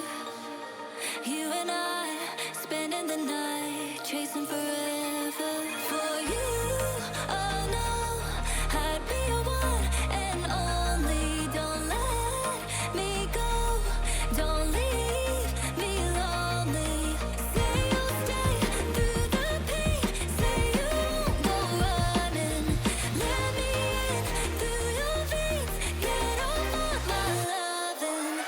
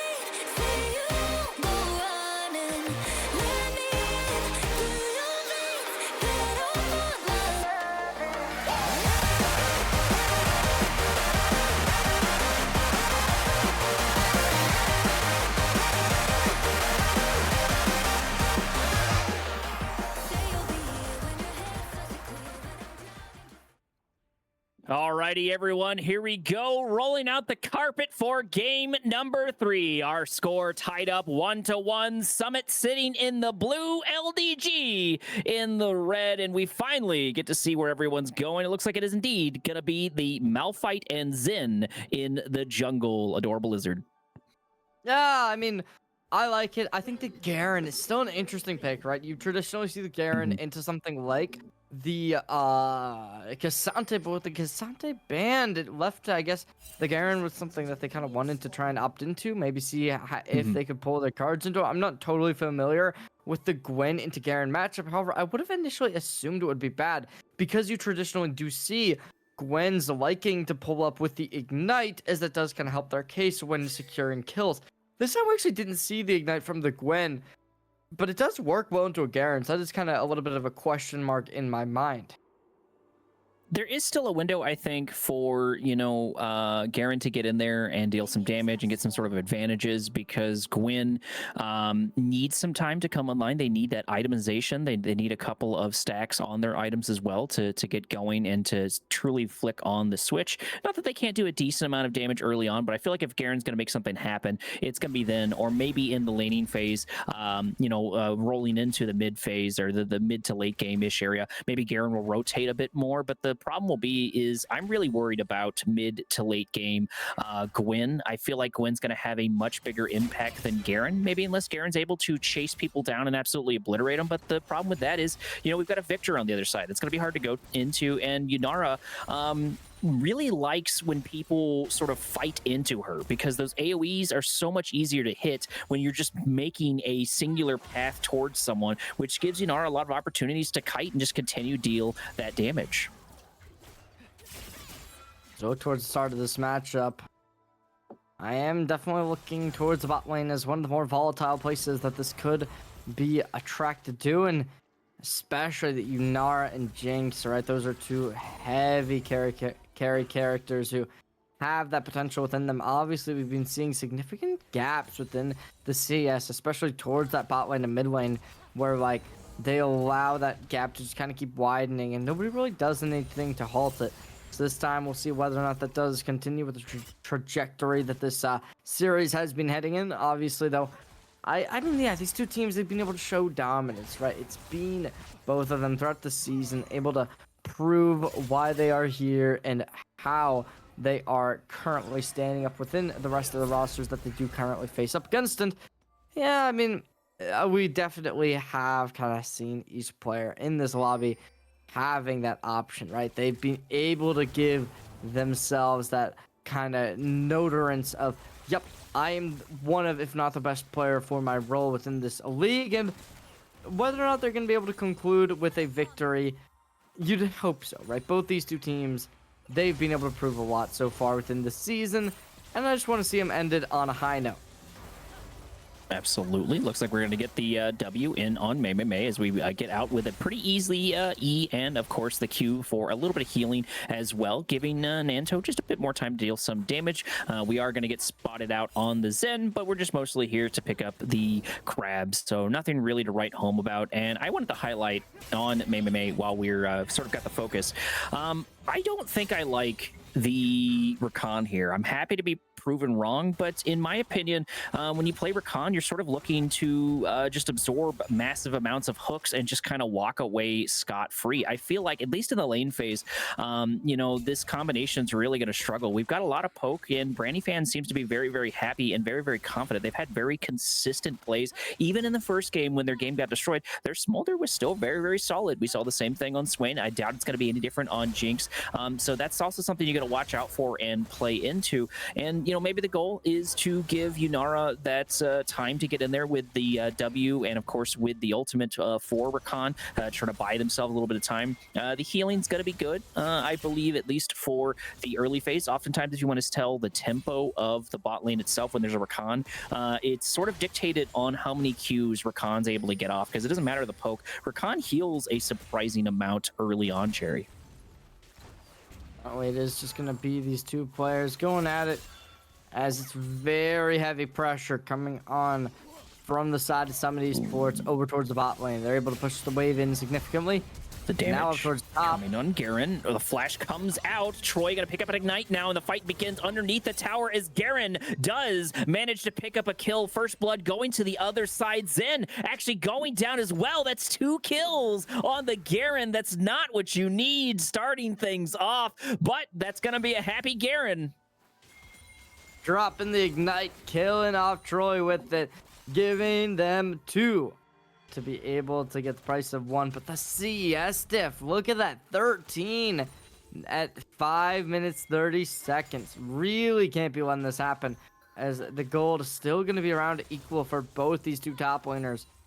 We do see the first Drake coming online, possibly going to be looking like both teams can ignore it for the time being, but the Jin Zhao on Summit Esports certainly going to be the one closer to being able to proc that, as there's the engagement coming on up, knocking that Bard straight into the air, being that target prioritized, as now both lanes just going to start their aggression. Looking for the it really damage. does come down to who comes out on top. Branny fan going down about half HP, and it looks like we're going to do the exact same thing on Bard now, getting close to maybe about a third of their total, maybe a fourth of their total HP. I don't know, I'm bad with math.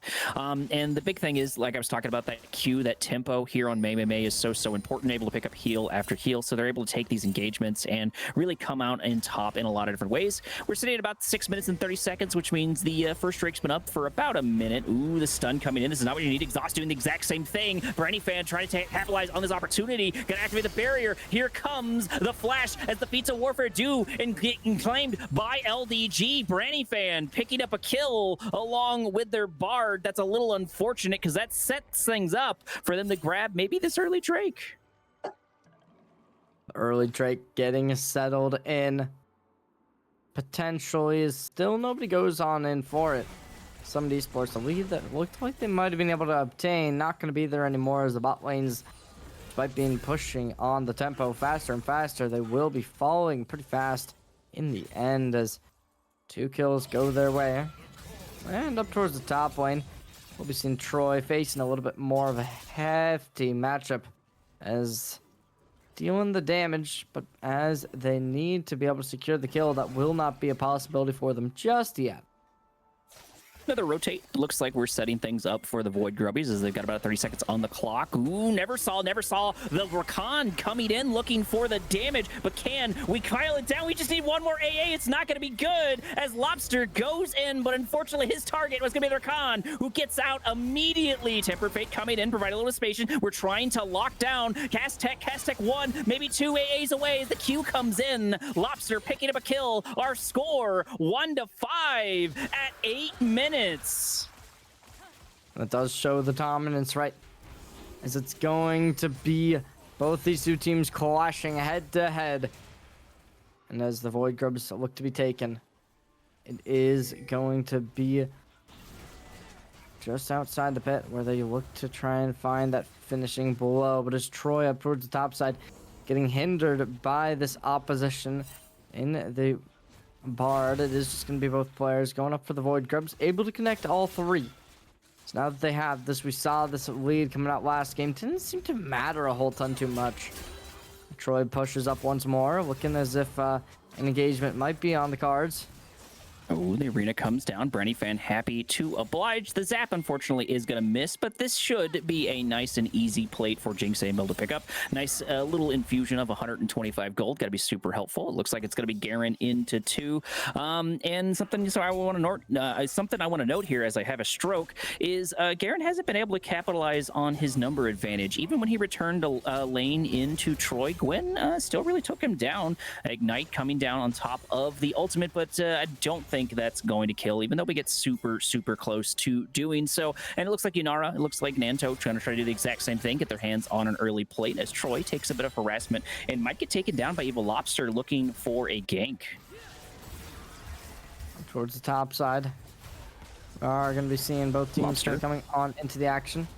Jungle and Jungle duking it out as it looks like the Crescent Guard's going to get activated as Lobster goes in, picking up another kill. LDG looking in top form as the Temper Fate comes down. Now Troy in danger as just 3 make their way over to it. We might go directly into the tower, but that will be a kill. We're going to turn around, maybe try to make something happen here on the Bard, but I think that's going to be a bit of a tall ask. Evil Lobster is here, and this should be a dead Gwen. Just going to try to back and then, you know, just take it. Just walk into the tower at this point. They're just staggering you. Just stop playing with your food. Like, eat it or something, and we're going to take the kill immediately. There it is. Evil Lobster going and able to grab that, and that frees up Jinx in order to take this T1, this early T1. And sitting at the 10-minute marks, we've already had a lot of action. 8 kills in total. Plenty of objectives going down. Castech running directly into the Lobster. That's not what you need. Things are falling apart here for blue side as we get targeted, taken down. Sure, Bard steals the kill, but I'm not really sure it matters too much.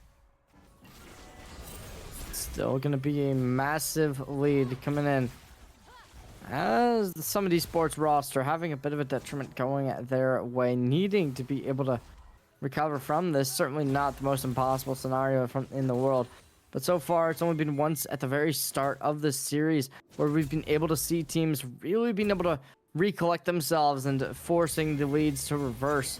Ever since, it has just been a scenario where whoever finds that first bit of a gold lead will be able to maintain it, leverage it throughout the rest of the game. And with the composition that we currently look towards, it does feel like one that has that same potency, right?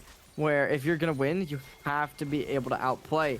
You're not going to be able to heavily outscale any of the players, and dominating in a lane doesn't really seem to be an option. Garen maybe in a bit of trouble. Looks like Victor gonna go here for a rotate, but Evil Lobster is here in time, which means Castech's gonna go from Predator play. Malphite going in, looking for the damage. May trying to buy some time. Pretty massive ultimate, trying to lock them down, but it's just not gonna be enough. A Q for a little bit of healing, and it looks like finally things are turning around for Summit Esports as May gets targeted, but unfortunately that Rakan is too slippery. Ultimate for Jinx coming in, but hitting an absolute goose egg, and finally we're getting some air in the lungs of Summit Esports. You gotta love the way that that was approached, right? They tried connecting onto the verses. It was the Victor to be the target priority based on the ultimate coming online from the Malphite. Unfortunately, that they overextended. You got to go under turret after you find that first kill, but despite the ideas that they had, it did not work in the end. Baiting out Troy as Troy goes in, and now the rest of the team here to comply for damage, but they don't even need it. Brandy Fan Jinx picking up a second kill. Our score 3-10. LDG still looking very solid, even though Summit is trying what they can to make a comeback. Unfortunately, it's just not happening quite yet.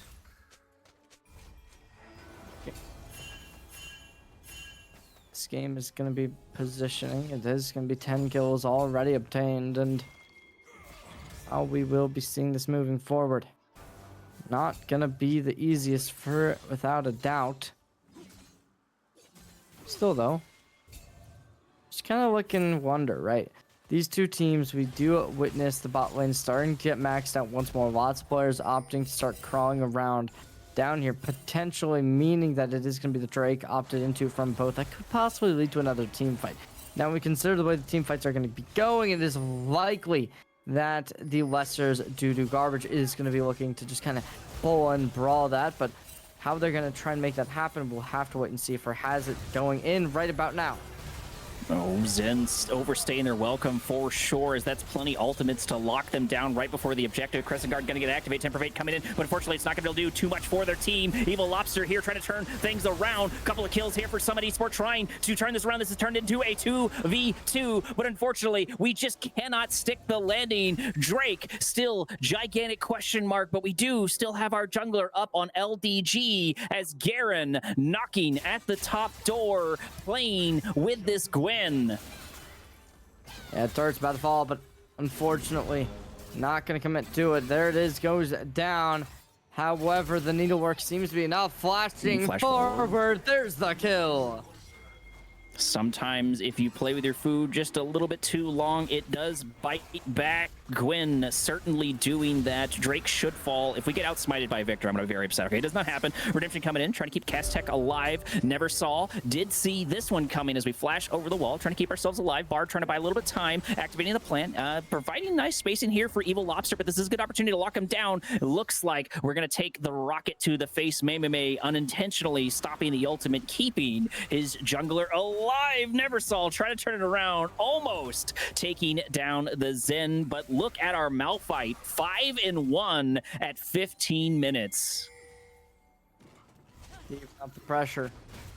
It is still going to be 12 kills alive. I mean, the dominance we've been seeing this game has been very superb, to say the least. It's a masterclass performance coming in from the Malphite, right? A recent jungler who's been buffed and going 5-1-3 on such a newly approaching character who's been taken into this role. Like, it definitely just goes to show this player has that flexibility to be able to pick up anything and put up a masterclass performance against these master level players. Absolutely. Evil Lobster, Malphite playing the rock. Very, very solid choice. So a lot of people take that jungle for granted. Yes, that is 2 puns. No, I'm not sorry. But looking at our score, sitting at almost 16 minutes, 20 seconds away, 6-12 so far. It looks like we're sitting at 28K to 30K, so about a 2K lead in LGG's favor. One of the biggest things I want to note is just more and more time has passed, and we are picking up the itemization here for Troy. I do not think that we can underestimate them, but we've got to worry about the rest of the team. We saw this last time in game number 1, where Brandy Fan was doing really well, but their team was not doing the same thing. But I guess the sort of difference here is Yunara does have 3 kills, and Yunara still is very, very powerful. We just need to get that execution down for the team in total. And the Herald going to be hit on in, needing to find a way on through. Evil Lobster looking to full force. Fate coming in as Lobster tries to lock down the other side. Ultimately, Zen does pick up the objective, but isn't going to cost him his entire team, activating Crescent Guard, leaving here by himself. Honestly, if he just goes down, I would take that trade as Summit Esports all day, but it looks like they also got the Yunara, so not as worth, but at least you got your hands on the Shelly. Bit of an investment into a rough scenario to come your way, as the mid lane turret will be falling down in the end. Gwyn on the opposite side of the map. It is going to be Troy to collect a turret of their own. Securing that's nice, as that's going to leave Troy to be able to back out instantaneously. Just going to be a little bit of pressure. Never saw looking to put up Darksteel in hand. Perhaps something that will be able to bring them to the forefront of this matchup. We're only 17 minutes into this game, and it already seems as if we're towards that late game position. 2 items on the Jinx in the bot lane. Certainly somebody who you cannot disengage to. In danger, but this is the power of Victor, having all of those AoEs you can slap down on the game, on the map itself. So Victor is very, very hard to take out. He is 0-3, right? They have ganked him a lot, but that does show his power. But that is going to be 2 important tools no longer in their wheelhouse. And when looking at this as well, the gold lead just continues to slowly but surely increase for LDG. Mei doing a little couple of cheeky things on the Rakan, able to escape plenty of that. Set up a couple of wards. Not sure what the idea with the wards there is really going to help, because Baron's quite some time away, and our next objective, about 1 minute and 20 seconds, is going to be the next up and coming Drake, which will be the 3rd Drake for the game. And at this point, Summit needs to find some sort of angle to turn things around, because things are looking quite grim for them. Summit Esports already seeming as if match point might possibly just be on the forefront of this matchup, as we do head on in. Everyone mobbed together, looking to just play for chance the next Drake. 47 seconds, definitely a possibility that is going to be opted into from both rosters, but as of now, it is just going to be both teams playing quiet, right? Staying stealthy, not going to opt in for 2 high pressure, high contact scenarios, as instead they look to just kind of make their way on in. You have that engage tool from the Malphite, looking to possibly facilitating engagement with the follow-up coming on in from the Bard, perhaps. But as the Jinx nears the corner, it could possibly just be the engagement to come out here, and now you have that range intact. Do they go in? Evil Lobster, that's going to be the player to watch out for. But as they go straight on over towards the Drake, it seems as if that is going to be the instant initiation. I do like this response here for Summit. They've sort of correctly, bad tempered fate, unfortunately, trying to lock him down. But they have sort of correctly identified they don't want to fight, LDG here in a lot of these engagements. We're going to start helping Summit over here as Laskin takes at least some damage. We do manage to push them off, which is a bit unfortunate, because what I was going to say here for Summit is that at least they're trying to get these objectives win where they can, if not giving up the Drake. We're going to start a fight here as Inara goes in. Nanto able to pick up a kill. Evil Lobster in trouble. This would be quite the shutdown for Inara. She does get it. That's really unfortunate. A 1-for-2 trade. You take those as Summit Esports. May saying hello to their encounter. And not only did we pick up 2 kills on Yanara, but now we're going for the Drake. We can start another fight here, but Garen needs to close the distance sooner rather than later. Zen is here. We need to get the smite down. The objective is going to be really important, but keeping that Yanara alive is a little bit of a struggle. The ignite coming down, the smite coming down, locking them as Neversaw is going to make their way in. Troy is here. The cavalry is here looking for the damage. Summit able to grab a good chunk. That's 2 kills on the Garen. Somehow able to survive. Somehow able to keep going. Flash forward. Double stun on the Bard. Locking down the entire team. We're losing our hopes. We're losing our dreams. Troy in trouble, but is able to get out just barely.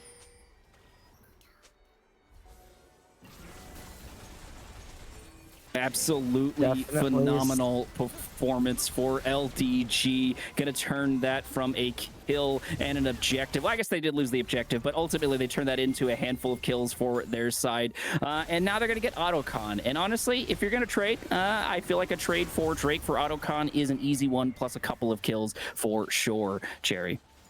Working the map, it is going to be very, very good work, right? We look towards how this Lester's DooDooGarbage roster is going to be looking to play this, and lots of players going to start to come in. This is the best time. If you're on this roster coming from Summit, you need to win this fight.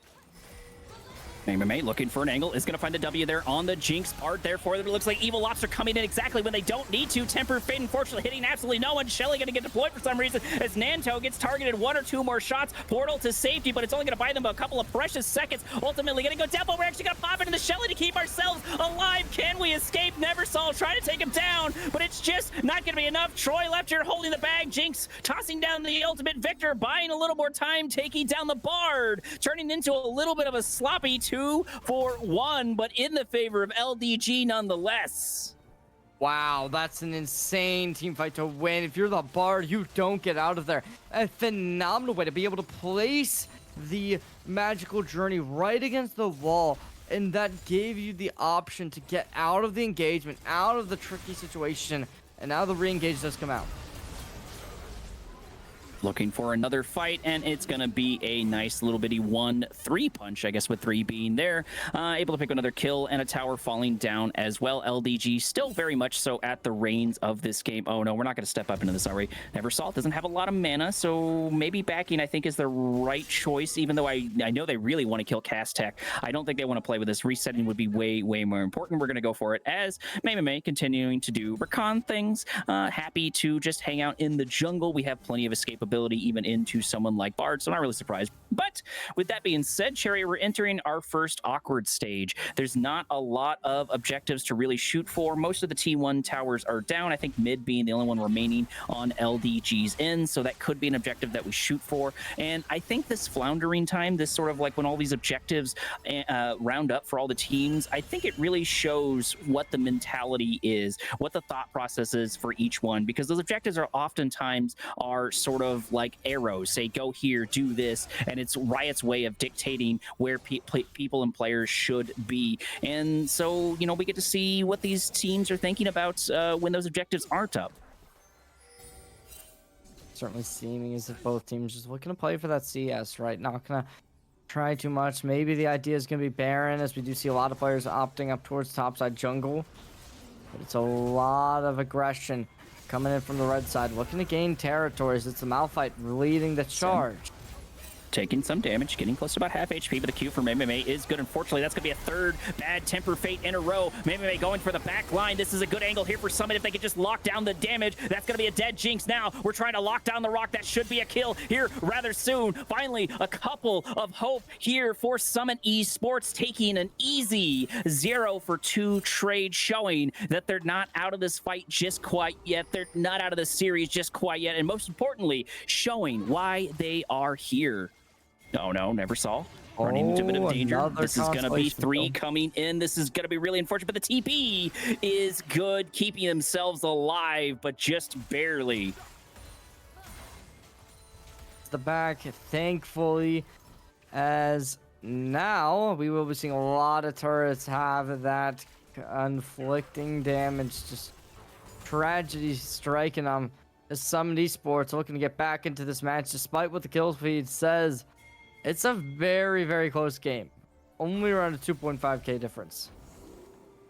Absolutely, and we roll into the 25-minute mark, 11-20, 20 being in the favor of LDG. Red side looking pretty good. Bard going to get engaged upon, but happy to sort of take some of that damage. Portal over the wall. Got a couple of resources down. There's at least one flash down on Yanara, so if I was LDG, I would be looking to capitalize on that. That's a relatively immobile ADC in a couple of different ways. Not that Yanara doesn't have dashes and a few other things, but if we can close the distance like we can here with Evil Lobster, this will be a very dead ADC. Mei able to bait out some of these. Once again, a 4th or 5th Temper Fate in a row, hitting absolutely nothing. You can't even claim that as a zoning ult, unfortunately, for him. The rest of his plays have been good, but his ultimates have not been super great. Bard, looks like we're looking for a little bit of danger as Mei goes in looking for an angle. We do get the smite there on the other end. The Drake going down on the other side. Evil Lobster able to absolutely take down the team for Summit Esports, because it looks like Zen, unfortunately, not here with his team. Calvary is finally here, but what is he going to do? Into with a full team, gonna pick up a zap directly to the face. Crescent Guard gonna get it activated, and this should be a dead jungler. No, the flash comes through, so not the worst thing, but him not being there cost his team not only the Baron, but 2 deaths. Yeah, the Baron buff gets active. That's going to be allowing him to march straight down the mid lane. Going to be doing exactly that. As the mid tower, tier 2, gets destroyed. Going to be opting out of tier 3, realizing that a lot of enemies are starting to gather. And as they gather, it's going to be allowing the backs to take place. No contention, no hindrance. And now as they just walk straight back to lane, acting like they have nothing to prove. Utilizing that Baron buff is going to be super, super important, because while, most of these fights have been going to LDG's favor, we cannot forget about the Drakes. More and more of those are beginning to tick down for Summit, and I believe this is going to be Cloud Soul, which Yanara would love to get their hands on. That's going to be a 6th Temper Fate in a row. Not sure if we get a timer for that one. That's going to hit absolutely nothing. A little bit devastating for me to see. For sure, we set up a couple of positionings here, but once again, there's not a lot of objectives to go for. Troy in a bit of trouble, as that's going to be a full HP Garen, and absolutely just going to knock that Gwen down without any issues. Looking good, looking good. He's now heading towards bot lane. Gonna try and possibly make something happen, but magic doesn't seem to be there just yet. As we look towards this just complete tragedy striking, like it is just nothing remains in terms of territory. Only 2 towers outside of initial base. And now as it is going to be the Bards stepping up. Gonna be the top side where we just look towards this tower getting absolutely obliterated by the Garen, smacking it straight on down. And now every wave is getting enhanced by the Baron buff. And that's going to be creating a real nuisance to get by. It looks like we're going to set up a 1-1-3, and we do have the gold here for it, but this can quickly turn around on the other end. Summit Esports have shown that they can deal the damage and they can find the kills. They just need the right opportunity and the right setup. The problem is, look at this. There it is, Summit finally going in. Temper Fate finally hitting someone, but they're also going to hit the Jinx instead, keeping them a little bit alive. Unfortunately, Evil Lobster coming in. Summit Esports finally looking for an angle as the backline gets staggered. Never saw, unfortunately, almost going down, but going to stay alive as Lobster fights bites a little bit on the other end. Summit Esports, unfortunately, blundering their best opportunity to turn things around. As the opportunity no longer exists, everyone starts coming back in, looking to siege within. There's the first as Tech is down. Is now Troy going to be the next on the chopping block? Now Troy is going to be the needlework, and that's about all they're going to be able to get done. Alaska and Kodiak going down to about half HP, so we can sort of see the notion for Troy for Gwyn. I think Gwyn does do an insane amount of damage right about now, but the big problem is just so much of the base for Summit continues to go down left and right. One of the last remaining T3s are here. Troy back up at full HP, so we might be able to stop and save at least one of these, but we've got quite the tempo change. We've got quite the tempo charge here for LDG. They could do a lot here with this, especially with the fact that, like, in about a minute, we've got the what could be soul point for Summit. So maybe if Summit's able to get there and steal it, you know, we have seen Zen do that a couple of times. That would be a soul point for them. But I've got to imagine if I'm LDG, I'm telling my team in comms, hey guys, we need to get in there and we need to deny this soul, because even though we are super, super far ahead, I don't think anyone wants to see Yanara. At least LDG doesn't want to see Yanara with that soul on Cloud. Looking good. Both teams just gonna play towards the mid lane. We do have the Drake coming up in 30 seconds. That could be game over, depending on how that does go. Summit Esports, this is a last-ditch effort for them. If they want to be able to take this flip for a Elder, this is the time to do it. However, fighting for this is very, very controversial, to say the least. Personally, I think you got to make it happen. Got to go for the smite flip. If you can make that happen, it certainly would show heroics. However, overall, this matchup will be hard, as 5 players already erupting towards this Drake, and they want to close it out as soon as possible. And they do close out as soon as possible to just kind of get that little bit of speed boost.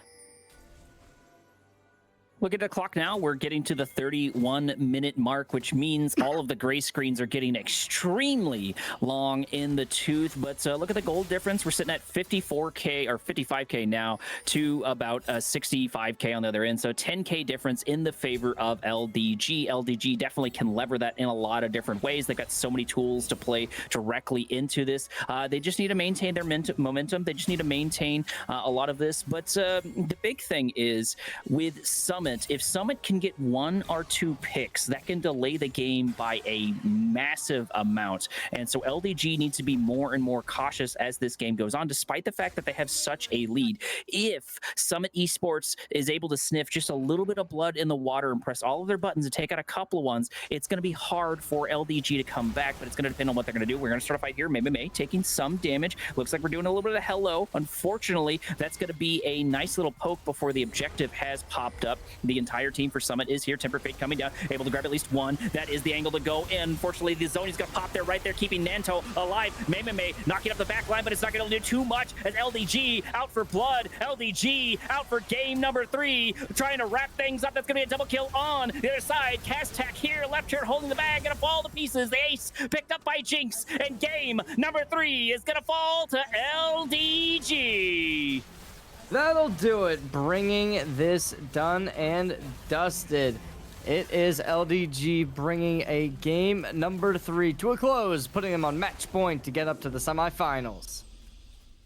I've got to say, LDG has got to be sitting on cloud 9. Like I mentioned before, LDG came into this game feeling a bit down. You know, life just doing life things. Nothing hits you harder than life. Really struggling. So I've got to imagine if anyone needs a win at this point, it's got to be LDG. And so far, things are coming up in their favor. Take a look at the damage, though, Cherry.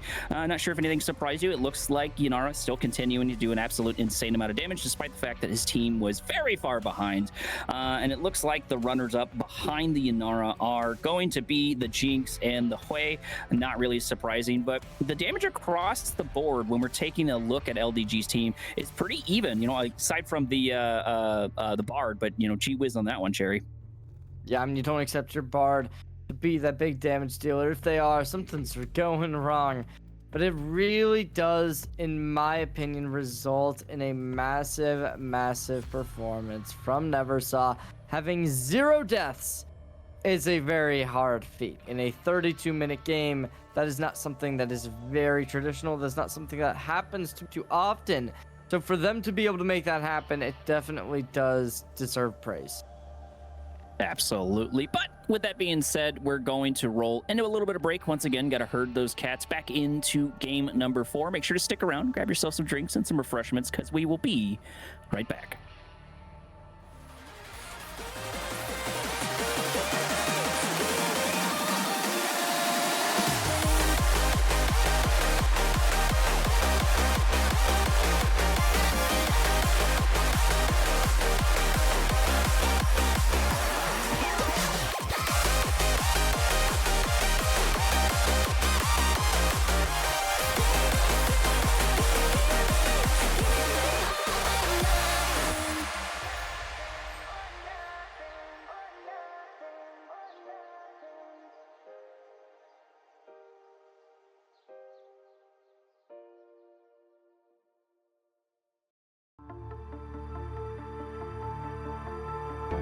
The wolf, she cries at night.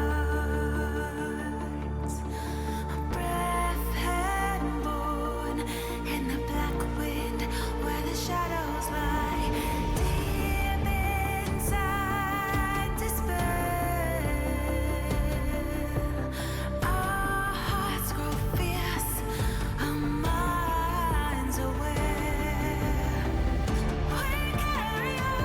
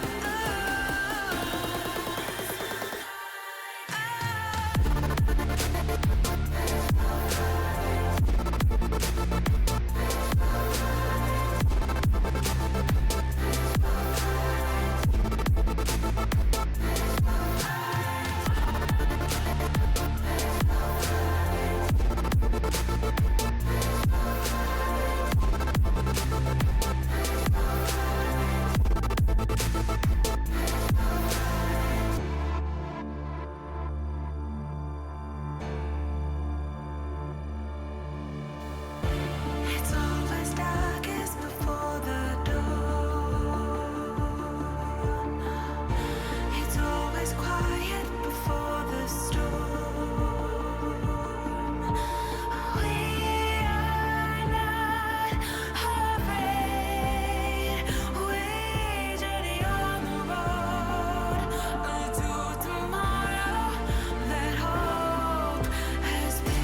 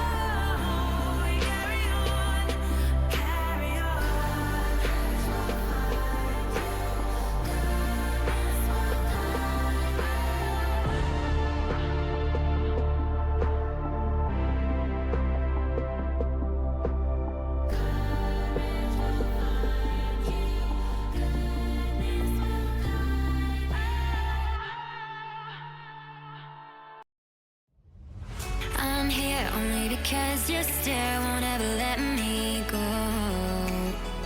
I'm here only because I'm aware with you is better than all alone. Oh, oh, oh, say what you're dying to say.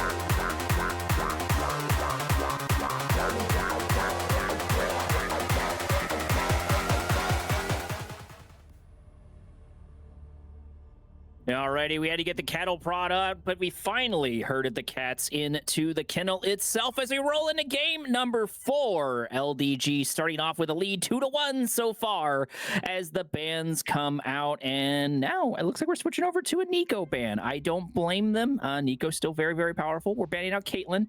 I feel like Caitlyn, maybe a bit of a mistake, I feel, on the ban roster. Caitlyn's been, I won't say gutted, but she's not doing super, super hot right now, Cherry.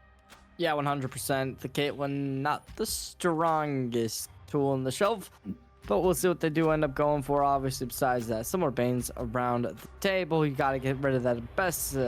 Got to get rid of the Oriana. Both those make a lot of sense. That's why they got opened up. And we'll see what these two teams do opt in for when we start off the draft. Obviously, this is looking good, right? You look towards the lesser Doo-doos, they got a lot going for them. The Kog'Maw? Okay. I mean, I guess we're running out of ADCs. Not that Kog'Maw can be good, and I guess this is game number 4, so we're going to start to see more and more weird things going on, because it looks like our previous ADCs, if I remember correctly, it looks like it was Jinx, Sivir, so those are no longer on the board itself. I forget who the ADC was for game. Oh, Jinx, Sivir, Smolder, so those are out of the wheelhouse, and so is Zeri and Draven, and then of course Yanara. So I guess we are getting quite low in the picks for bottom. Kog'Maw can potentially work, and I think this is a Lulu angle. Lulu still on the table. Lulu, Kog'Maw, very, very solid. We're going to get Jace here. Jace is a bit of a flex pick. He actually has a decent or pretty good jungle, but neither his top or his mid can be underestimated. I've seen him mid a couple of times. I think he's a bit better in the jungle and in the top lane instead, but I do like this. Also, another good response. Maokai, a flex pick as well, can go both support and jungle, and I think they fit well in both of those roles if utilized correctly. It's also a world we see the Maokai in the top lane. Not a likely world, but a world. We'll see whether or not they do end up going for your advice and bring out that Lulu. I think that's a possibility. They actually are going to start out with the Mundo, so certainly an interesting idea. We'll see where that does end up. If it goes towards the top side, jungle is always open. But yeah, certainly some craziness already to open us up. This is one of my biggest taboos, right? If this is Mundo top, I hate seeing first pick Mundo or blind pick Mundo, because while Mundo is very, very strong, I put him in the situational category. Sure, Mundo goes where he pleases. Sure, Mundo has all of his damage, but Mundo wants to do two things. He wants to get fed, and he wants you to beat you to death with his health bar. And if you pick him first, it sets you up in categories to sort of turn that around, but it looks like this may not be Dr. Mundo in the top lane. So if this is jungle, I like this a lot better. But, I did mention in game number 3 that Aatrox jungle is pretty powerful. So both of these sort of being flex pick. We obviously know where the I take it back. I'm not going to say we obviously know where the Kog'Maw is going to go, because we did get a game with both ADs going the mid lane instead. So there can be some shenanigans here. But Aatrox is good in the top and in the bot. Mundo is sort of the same thing. I think I would rather see Aatrox top and Dr. Mundo there, but they can swap it around pretty easily. Next couple of picks are going to come in, and we've got Vayne. Vayne is a solid choice when you've got Dr. Mundo, when you've got Aatrox. The biggest thing I'm worried about is the Kog'Maw, and Vayne very much so, especially right now in the meta, is super, super feast or famine. Either Vayne is absolutely murdering people, or she's absolutely miserable to play, Cherry. Yeah, it's very volatile of a pick, and yes, it will be able to thrive against the Dr. Mundo, especially once you pick up that Bork. The question will be, what can you do against something like the Kog'Maw? Now, they are going to take away the angle that you had kind of presented, being that Lulu's no longer having that as an availability, going to limit the support pool once more. But the response does come of it does seem as if you're going to look to try and slow down the tempo, and they're going to do that by banning out the Soraka, something that does help the whole team be able to thrive during team fights. And it does have that potential, but I don't know how likely it would have been we would have seen the Soraka getting locked in tonight. I do actually like the Soraka angle, and this is from me being a support main myself. Granted, I'm not quite to this level. I'm sitting right about the Diamond era, but when I see Vayne, I like picking up Soraka. Soraka can do a lot more work, and one of the biggest things Soraka does do for your team is she is the mistake eraser, right? You step a little bit too far forward, she goes, okay, no, it's fine. I got you, buddy. And then your health is immediately back up, especially on someone like Vayne, when those mistakes can be very, very critical. And people also underestimate the power of the E on Soraka themselves. That silence followed up by a root can do a lot of work, especially if Vayne gets engaged upon, because that's what Dr. Mundo wants to do. That's what Aatrox wants to do. And keeping Vayne alive is going to be very, very important. But there's plenty of other options. Something I do want to note is I believe we still have Braum on the table. Nobody has picked up Braum. Braum's not the worst with Vayne. Sure, there's better options. But I could see an angle there for that one. Nami going to get out banned. So it looks like we're focusing on a lot of support bans. And then, of course, the Syndra ban on Summit Esports. It's a keepstake. You can't get rid of it at this point. They've been consistent with doing that. And what does this last bit of draft entail? It'll be able to kind of give us a little bit of insight on these roles. Hopefully, I say that as if that's going to be confirmed, but there's always that chance they just make everything even more crazy. Akali likely to be locked towards the mid-side, so certainly an interesting pick that kind of brings the Jace now over only towards that jungler top as possible locations for them to be playing out. But as we go over to the opposite side, question becomes, do they lock in more tanky champions? And the answer is yes. The Nautilus will be bringing into play. I don't hate it. I don't love it, but I think the Nautilus can get some good work done with the stuns, with the roots. Everything looks really good from them. Especially with the fact that we have an Akali. But I did want to note, Akali was a tool used in Saito, actually in the top lane, specifically against Aatrox. So I don't know exactly. I haven't done top lane since about Season 3, so I'm slightly outdated. But when we've got that could be a potential option there for that one. The thing I don't like about Akali, at the very least, is for the most part during the team fight phase, who are we going to go for? Like Kog'Maw? Sure. I guess we've got Kassadin now. We could try to lock down the Kassadin. I guess we've got Vayne to sort of chop down the tanks. They're going to have to stay alive for that too. I did not expect to see Kassadin, although I guess we are getting pretty late in the game itself. I'm a little surprised we did not get a Cassiopeia. She's still pretty strong from my understanding right now. It can be absolutely insane to play, especially if you have the hands to play her. Plus, we've got Ryze. Ryze is still up, and Nivea's making a comeback. It looks like it's going to be Braum. That does make sense, which means this is more than likely going to be Maokai in the jungle. Very, very powerful in my opinion. Braum here for the support on top of Vayne to provide a little bit of time. That passive does a lot of work, and it might be just enough for it, but we don't have quite as much beef on Summit Esports, but they may not need it between the Vayne and the Jace Cherry. That is just the question, right? How do they end up pulling this game forward to be able to bring us to that game number 5? I think that the Braum certainly going to be an interesting pick to help that Vayne be able to work. That kind of does guarantee the fact that this Jace is going to be up towards top side, fighting off against likely to be the Aatrox. However, we will just have to wait and see what does end up coming of it. Absolutely. We're going to look for a couple of these early game plays. This is potentially match point for LDG, so if Summit's ever going to step up, it's got to be right now. Even if they do step up, it'll tie up the score, and they'll have one more game to try to go it. So there's very real possibility we go into game number 5, but we won't know until we have finished with what's already on our plate, game number 4. Make sure to stay tuned. We're going to go into a bit of a break as the spec delay ticks down, but we'll be right back.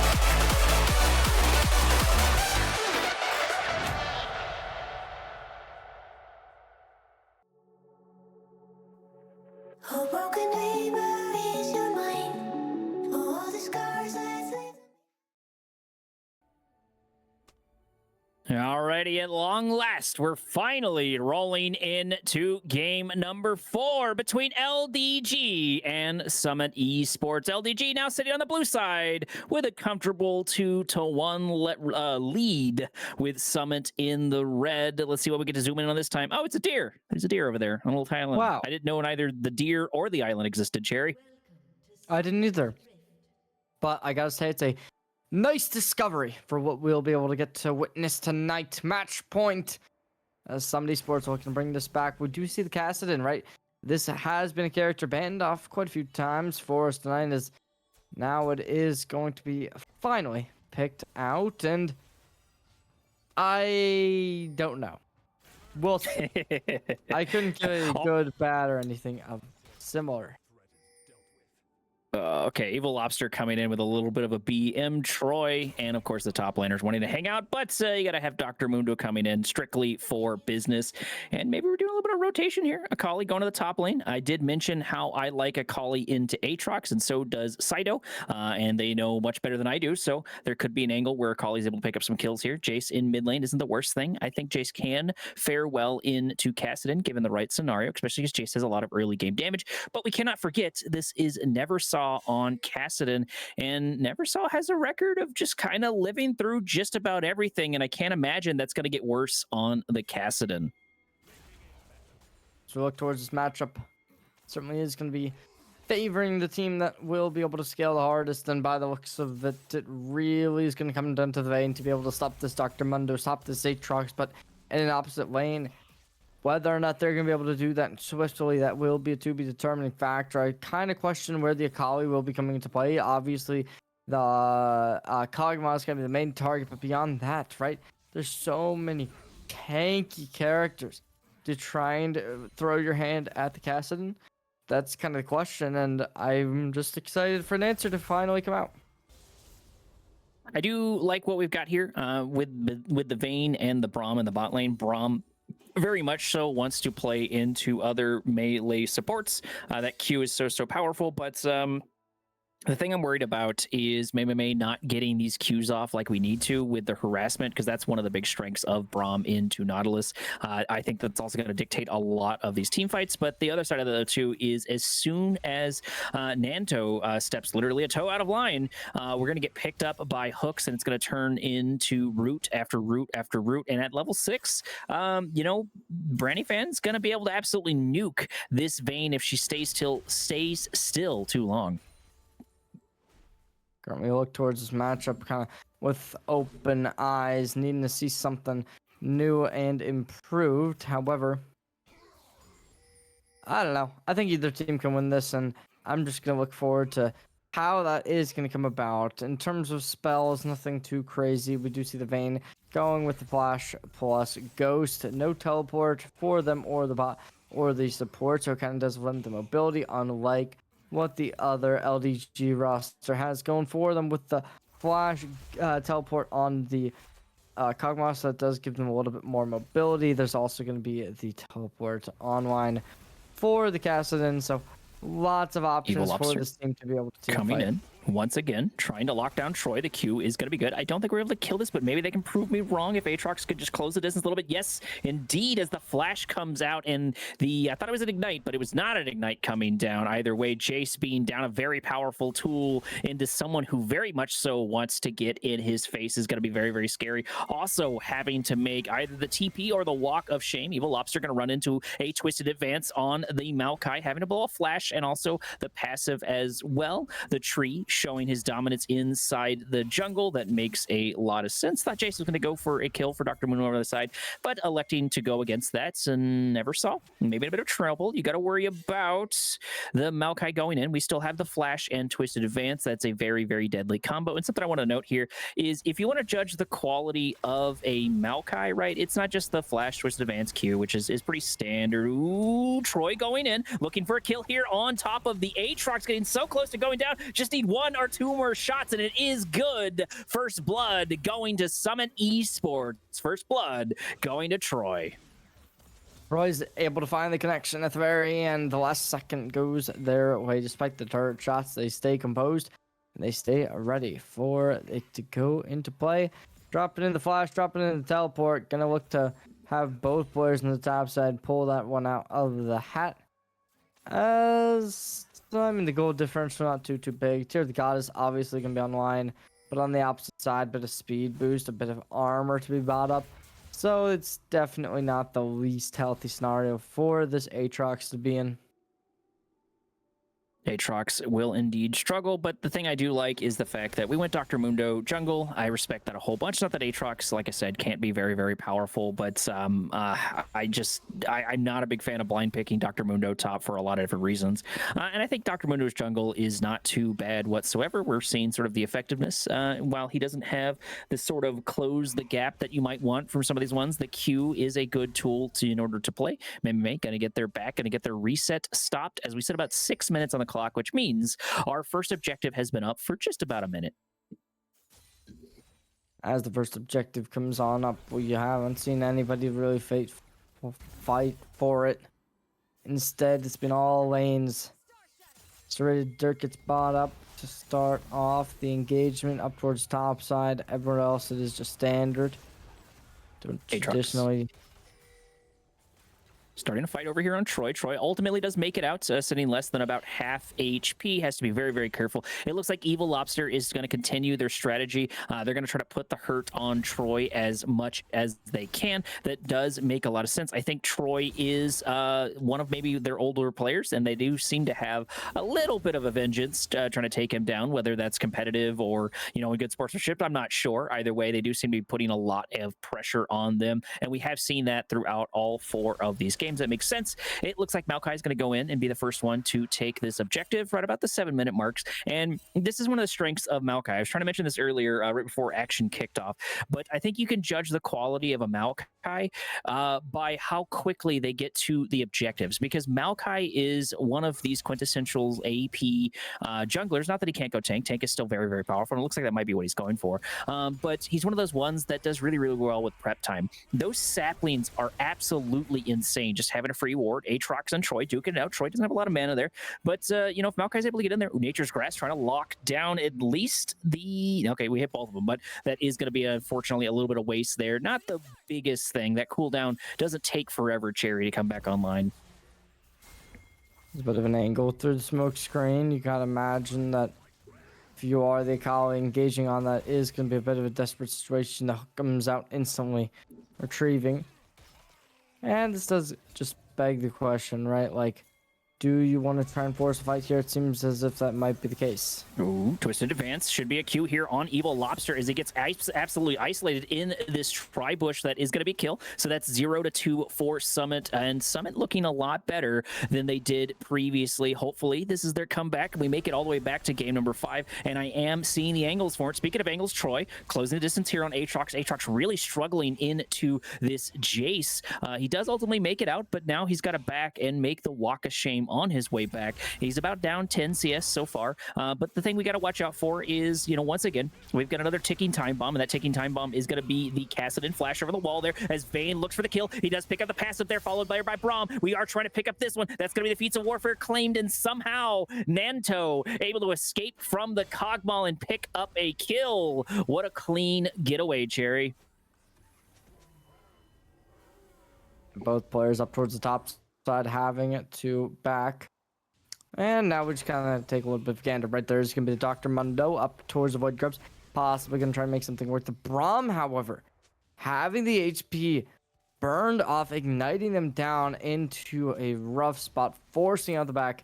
Going to be leaving this Vayne on an island for at least a couple minutes or 30 to 40 seconds. So really an unfortunate situation, but as we can kind of see, there is the Void Grubs down and dusted. No contesting. It's going to be going objective for both teams. I think this is the first time we've actually seen that, where it wasn't one team taking both objectives to start off the engagement. Picking up that will be pretty helpful. That is sort of the long-term objective. I do think you get a little more instant satisfaction when it comes to, oh no, Aatrox suffering a bit of damage as Troy just kind of playing with his food, but not able to finish him off just quite yet. Evil Lobster is here, able to provide a little bit of spacing. Troy happy to look for a 1v2, maybe try to bait things out for this Maokai to make their way in. That range, that 1-2 combo for Jace is so powerful. Q coming in for Evil Lobster. We do still have Maokai here. Troy able to do a good amount of damage here to Evil Lobster. We're going to activate the Dr. Mundo alt flash there for the other side as Nature Grass comes in, providing spacing here for Troy. No kills just quite yet, but definitely a bit of show of hands from Summit. TP is coming online. Troy looking to back up potentially. 3 kills already coming off. Definitely not the end of the world, but damage coming on start. So many resources blown on top of that Nautilus for not having a kill is a little upsetting. This will help Vayne at the very least try to catch up on some CS, crash this into the wave itself. And it looks like Kog'Maw does not have TP up just quite yet. Maokai back in. Twisted Advance is good. Q is also good. Troy having plenty of damage. This should be his time to shine in the sun as Alaskan Kodiak does go down. Another kill, I should say, to Summit Esports, bringing Jace 2-0. Things are looking good for Red Side. Some of these sports certainly looking as if they are going to be keeping up the forefront of this engagement. As already a 2,000 gold lead. Going to be hard to dismantle that, that's to say the least. And as of now, they're going to need to make something happen on this DLG roster. If they cannot, it will be showing despair on their faces. As the big thing for me is going to be that Kassadin, right? Level 16 certainly is going to favor them, seeming as that they are going to be building towards that Rod of Ages as of now. MMA is here, dropping down a friendly hello Q. That makes a lot of sense. Kastek trying to follow it up with just a bit of damage. Kassadin sort of faring how I had expected to, even though never saw is very, very positive and very, very good most of the time. Should struggle into this Akali at least until we hit that level 16 that Cherry was talking about. So that makes sense. But with it being Kassadin is sort of the quintessential original ticking time bomb. I guess you could always argue Kayle was always there, but I feel like Kassadin was the one to watch out for. And I think that is going to be something we can play into. The team fight phase, hitting about the 14 to 16 minute mark, about wherever you want to try to pin that, should be a little bit of a tempo shift for whoever has the better team fight potential. So we could see a shift right about then, Jerry. Troy? Ooh, Yeah, once again, going to run into Evil Lobster. Evil Lobster going in. Troy could be in a bit of trouble. Getting the shutdown for Aatrox could completely undo all of that damage. Unfortunately, it's going to go to Dr. Mundo. However, just like I got done mentioning, Dr. Mundo loves two things, his health bar and gold, and it means business for Dr. Mundo. Oh, and now looks like Nature's Grass coming in. We're going for a 4-man dive, trying to lock them down. Kog'Maw in trouble, gonna get taken down by the Akali. Now, a couple of pieces left here to hold those pieces as Kastek does go down. Neversaw able to pick up one kill, looking for the second one. If he can just close the distance, there it is. Kassadin picking up at least one for himself, accelerating it. And that may not seem like a massive thing, but every little kill this Kassadin get is going to absolutely matter. Well, not even just that. It's also a situation where when you're behind, you want to be able to get rid of those gold bounties, and it's going to be nice for you, right? If you're behind, you want to try and equalize as much as possible. The 2K gold lead dismantled now, and it's only around 1,000, a little bit less than that. But it might actually become a little bit more. Kodiak picking up a stun. Troy looking for the damage. Alaskan in trouble. If we can use the plant to get away, it might buy us just enough time, but we could run directly back into May. Summit Esports really wanted to get their hands on those kills, and I don't blame them, but unfortunately, almost does not count in League of Legends in most regards. 2 Drakes already down at about the 14-minute mark. Gold pretty close to tied to one another. Kassadin still continue to tick down about another 6 levels before he starts to get scary for sure. And it's going to be quite the hill to climb. Only 17 stacks though when we're looking at the Maokai. But that's not too surprising. I guess we're not too far into the game. We do still have Flash and Twisted Advance available. Plenty of ultimates down though on Summit Esports, and we look like we're waiting on a couple of more objectives. Still got to figure out where Otacon is going to spawn. I think it's in the bottom, but it's hard to tell from the minimap. Obviously, the Otacon in the bottom half, it's more likely there's more players down there, but there's going to be a bit of an engagement coming out. The smoke screen utilized. Calling over the Braum, not necessary, but still just going to have somebody to wait to bide time and possibly see what does inevitably end up happening if there is a reason to back. Look into a route as it looks like we're going to try to follow it up here. Castech in a bit of danger. Nature's Grass coming in here for the defense there. Kali does have a lot of gold on them, and able to pick up even more would be super great. That's going to be one kill again, once again for them, as Nagtech gets stuck. Unfortunately, the Castle had to go down to the vein. We did get Dr. Mundo here, but unfortunately, he just wasn't able to help, and now we're going to be taking down the Shelly. Yeah, just ruining all chances, but that's 9 kills coming on. 2k gold lead or so, about to be even extended higher and higher as this Akali can already have first item on the line, buying up the Hextech alternator as well, seeming as if they are going to be able to be a real playmaker within this map and trying to send us to a game number 5 does not no longer seem like a fiction tale. It's all a reality, as 2 Drakes already go their way. The Herald has as well. The only thing heading the way of DLG is going to be the 3 Void Grubs, but that's a small factor to play against everything going against them. Absolutely. And while Summit Esports does have the advantage so far, they need to continue to play into those advantages. Right now, we're talking about those exact things, is we do have Castech having 4 and 1 on the kill. Vayne slowly sticking up here in the background. But the other thing, though, too, is, I want to highlight the Maokai. He needs to get to these objectives sooner rather than later. And he's such a driving force for his team, even though, he doesn't have a million kills. His KP is still pretty high for his team. And I do think he sort of sets up a lot of these different fights in a lot of different ways. So he's going to be someone to watch out for good reason. 20 seconds on the clock for the next up-and-coming Drake. If Summit is able to get this soul point, it could really dictate a good portion of the game, because even if they don't get the soul immediately coming up after this, they can apply a lot of pressure just by having that 3rd Drake cherry. It's going to spawn right about now, and everyone's going to start maneuvering right on towards it. We see people from the mid lane coming on over, as well as people from the bot lane just starting to give the respect on over as well. Going to start off with a little bit of Twisted Advance, chopping down the tree that is this Drake. We do have Evil Lobster here. We're going to see some things. He's going to have to flash over the wall, which he does not have. So this Drake should be all but secured. That's pretty unfortunate for LDG. LDG probably wanted to deny that, but maybe investing too many resources wouldn't have been the best thing. If they can just hold on tight, they hopefully will be able to run directly into the arms of this Cassida, who's about 4 levels away. Evil is here for Troy, but Troy should have plenty of time to get out of this. The Q unfortunately misses, which would have been a great gap closer, as Alaskan is able to take the tower in top lane, providing some much needed pressure and some trade for tower to tower, because the bot lane tower is down for red side.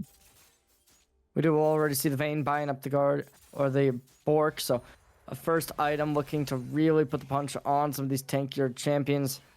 In the mid lane, however, it's a 3v3 scenario, as there is going to be the idea of possibly dropping a Rift Terror over here.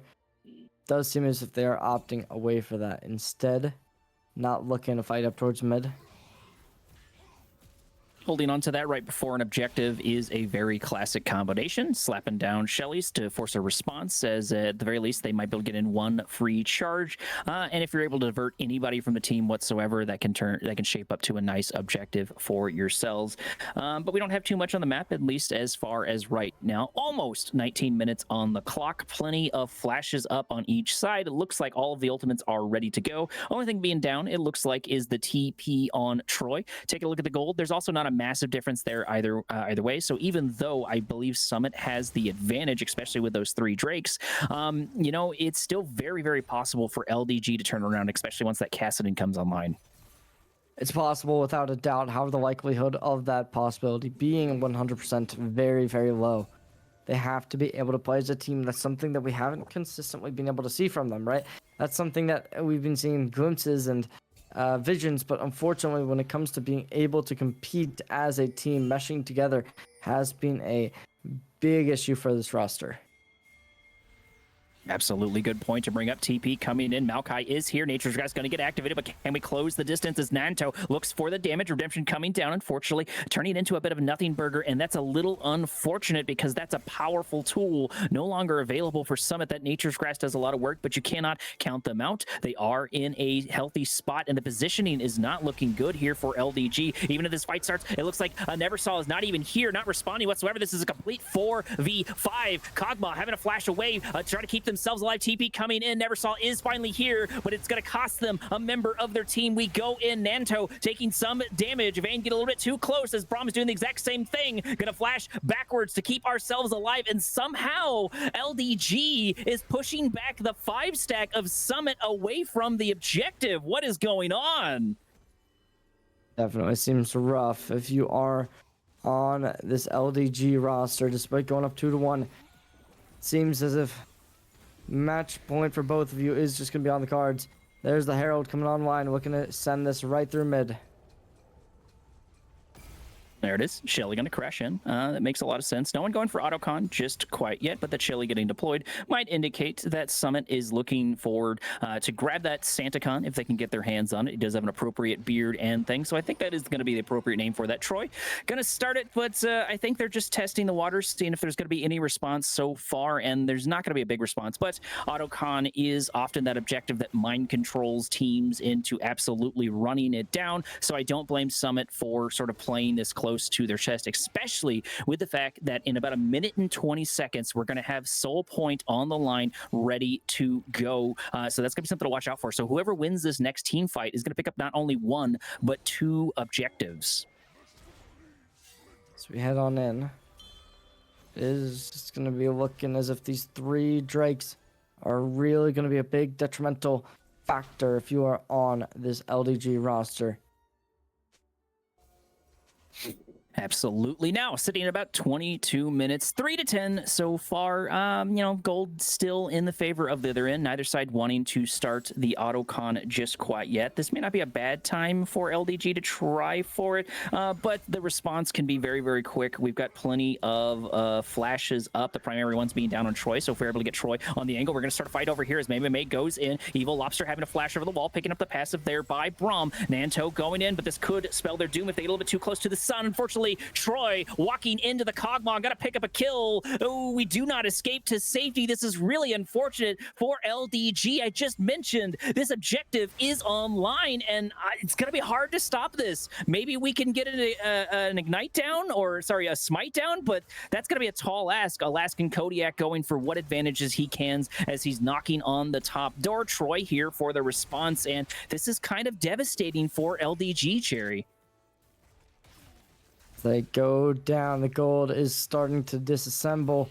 And as the Otacon seems to be the next on the chopping block, there's nothing that will be able to stop them. There it is. The Thornbarn Otacon goes over. As now it is just going to be another team fight looking to get any types of signs of life. However, it seems almost, if not completely, inevitable. Autocon going down, Soul Point going down, all devastating points, but it does look like LDG did everything they could to try to make up for that, try to take what objectives they can.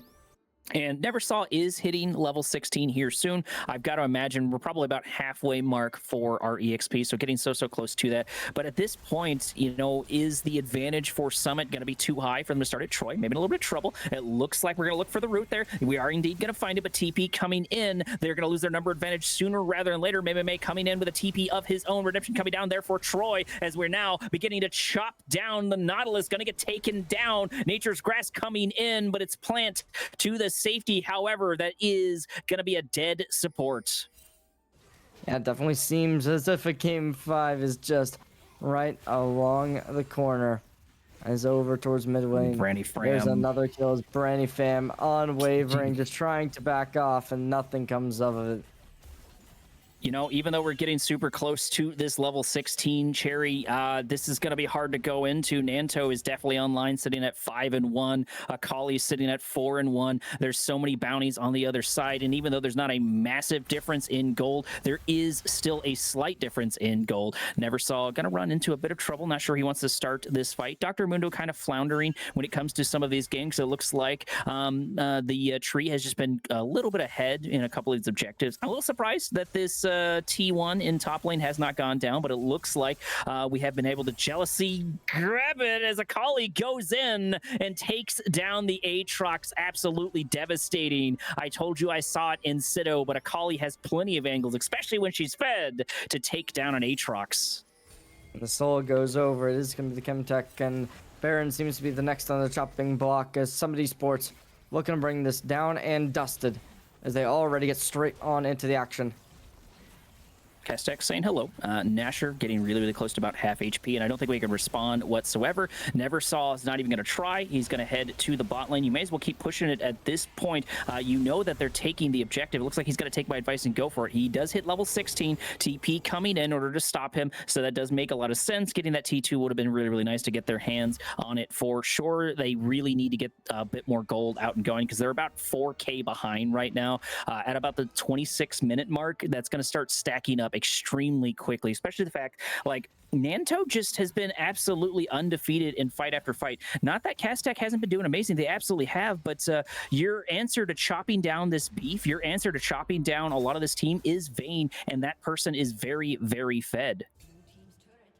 As we head on in possibly last fight territory, now that the Baron has been collected, I'll have to wait and see as there's a lot of villains scrambling around.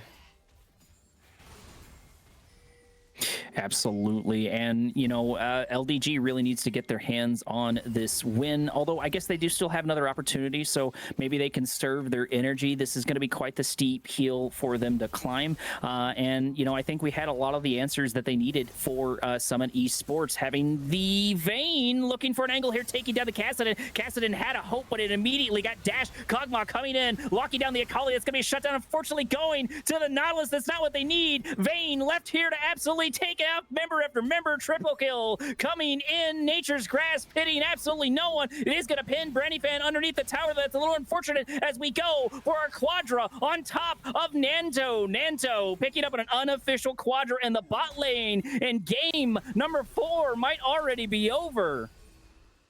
Oh my gosh, oh my gosh. The top lane absolutely obliterated, and as they go straight on into the action, there's only a couple players left, that being the Aatrox, trying to have to keep away on every which way. How they're going to be able to make anything happen seems like a long forgotten mystery.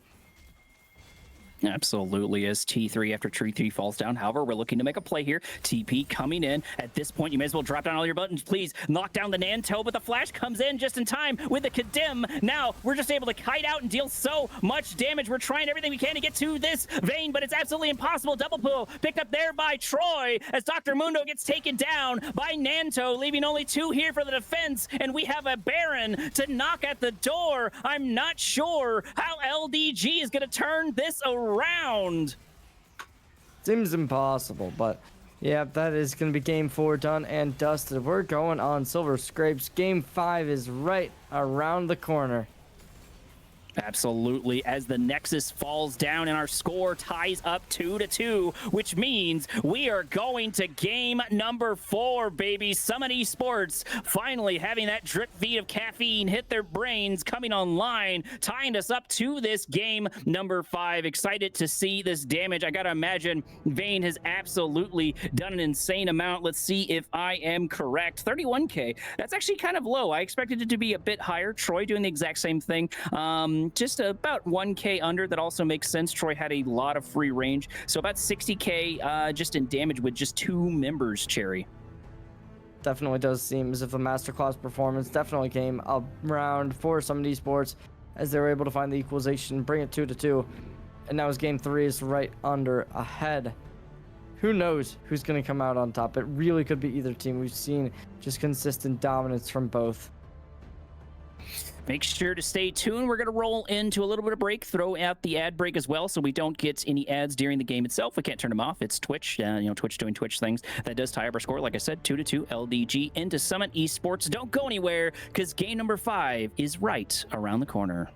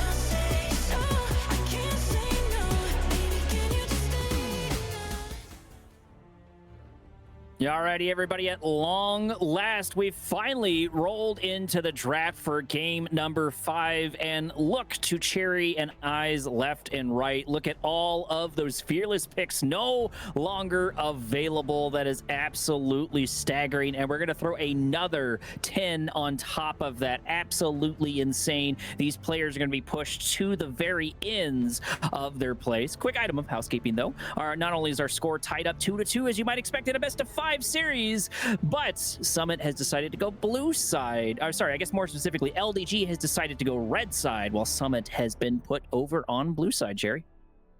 As we head straight on into the game draft, this is the 5th and final one we will be able to watch tonight. And wow, we have come a long way since the start. Not a lot left. We'll see what these two teams do end up cooking up with. But yeah, you have any predictions? Honestly, I don't know. This has gone back and forward in a lot of different ways. Summit started off strong, obviously, and then LDG was doing super, super great, those 2 games in between, and then Summit turned around there right there at the end, giving us our 5th game.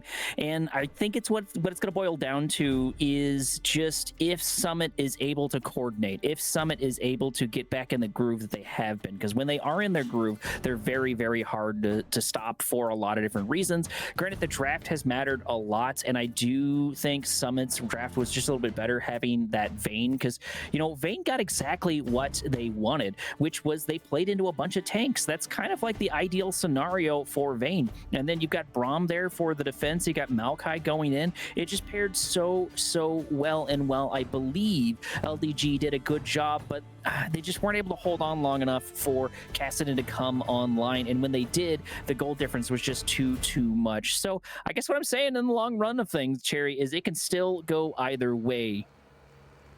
Yeah, we'll have to wait and see which team does inevitably come out on top, but as of now, I certainly am just looking forward to that draft. Obviously, the Cassidy, something that has been banned so often, didn't seem to really pull out as much fruitfulness as one would have initially imagined and one would have initially hoped for as a LDG fan, right? Like, now, I'm not sure, right? We're doing 3 bans each? Correct me if I'm wrong. Not 5? I do not remember. I didn't do my homework, so Bully can yell at me later. We'll get to see going into it fully, but unfortunately, I do not have an answer for you on that one. Maybe someone in chat knows. Maybe they're more informed than I am.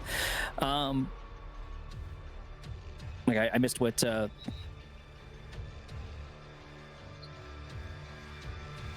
Okay, sorry, just to fill y'all in, Prod was filling us in on a couple of other things, but we are finally moving into the draft phase itself. First little ban is going to be hovered here so far, waiting for this first couple of ones. I think it's going to be really important, and I would be very surprised if even the bans didn't take a while, because we're down so many champions, Syndra being one of them. We're not going to see Rumble at all in 5 games, which is a bit surprising. No equalizer for either end, and I don't really blame them for it. Those are very, very solid choices, and so far these are mirroring what they have been in the last 4 games. Cassidy no longer needing to be on that ban, and that was something I wanted to circle back to, right?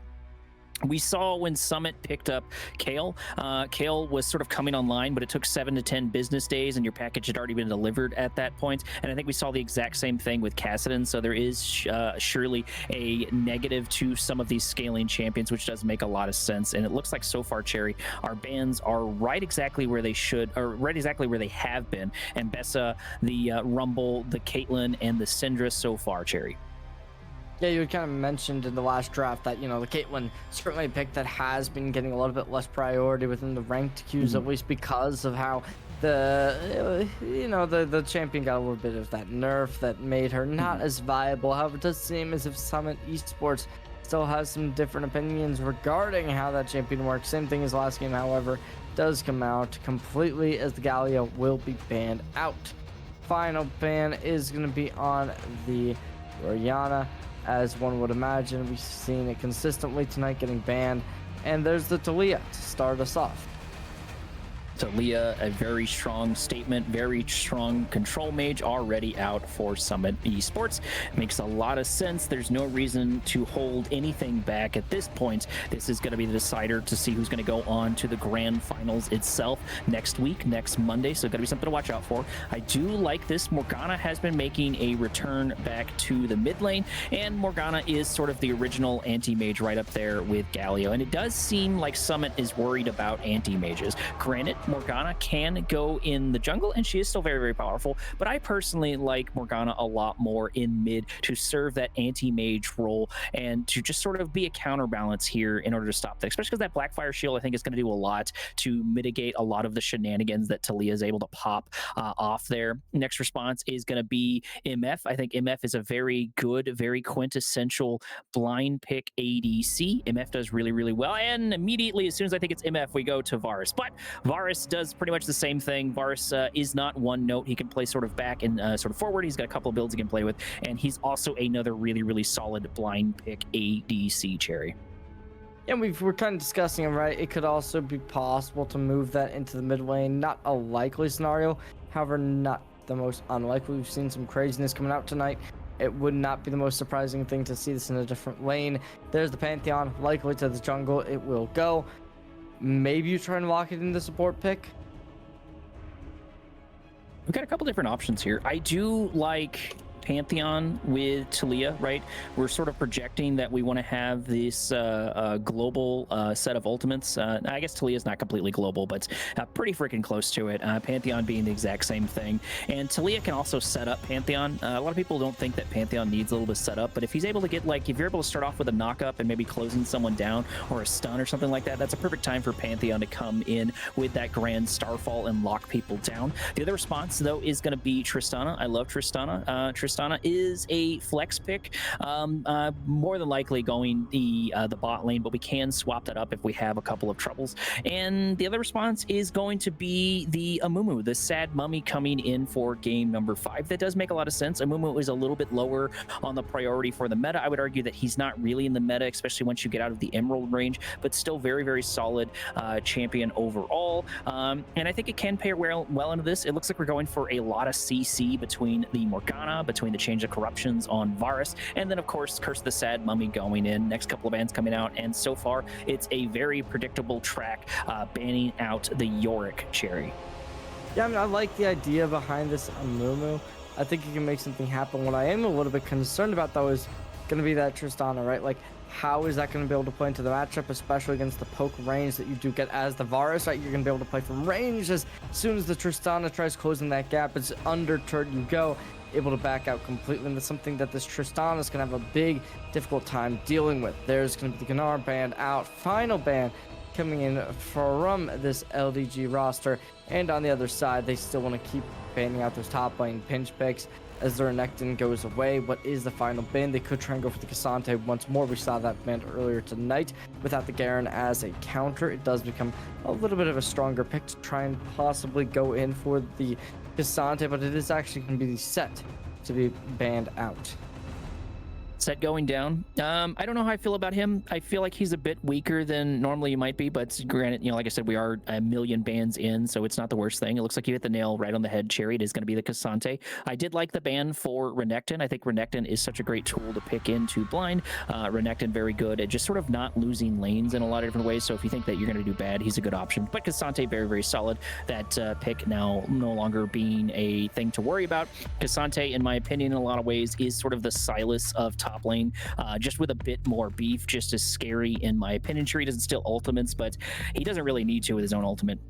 The response is going to be Olaf. I think I do like this. I don't see him too much anymore, but I do know he is still floating around in the top lane wheelhouse. Still very, very, scary to run into. You know, what's scarier than a barbarian running from your jungle with 2 axes?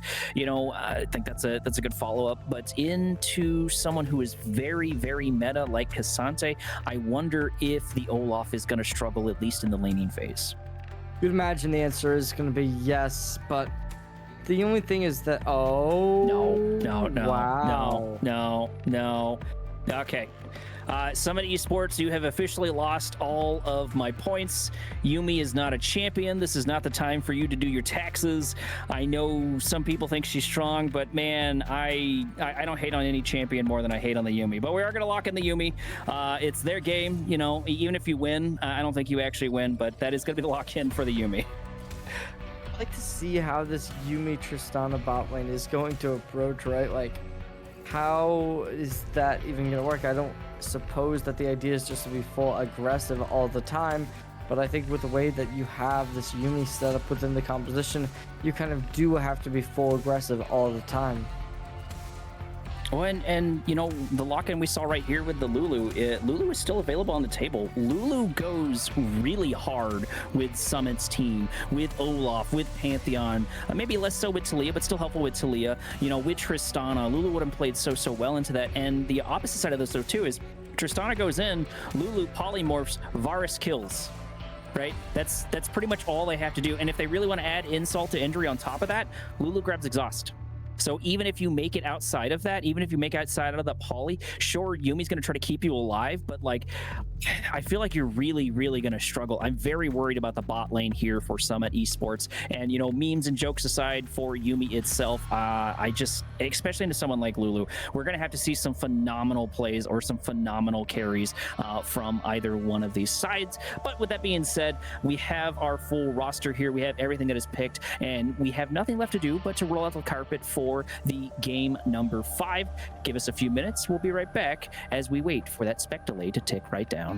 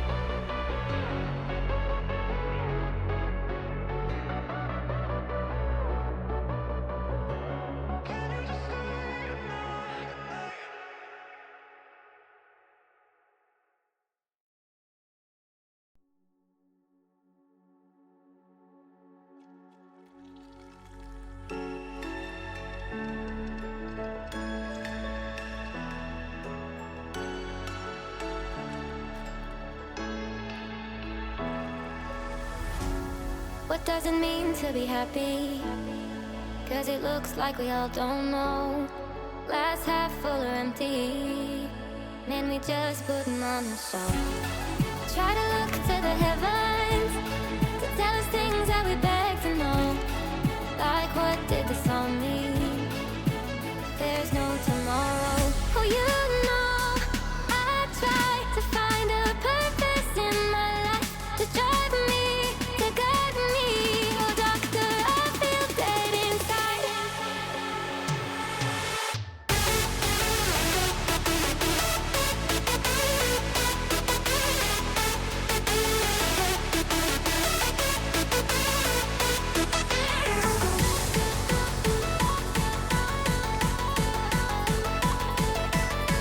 To drive me, to guide me.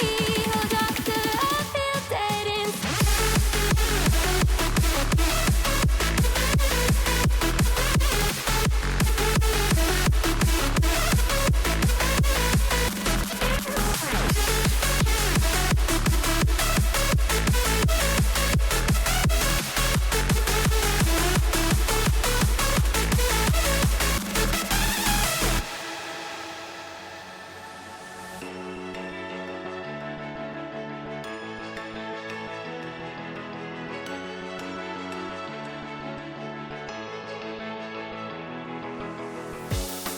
Try to look to the heavens to tell us things that we beg to know. Like what did this all mean? There's no tomorrow.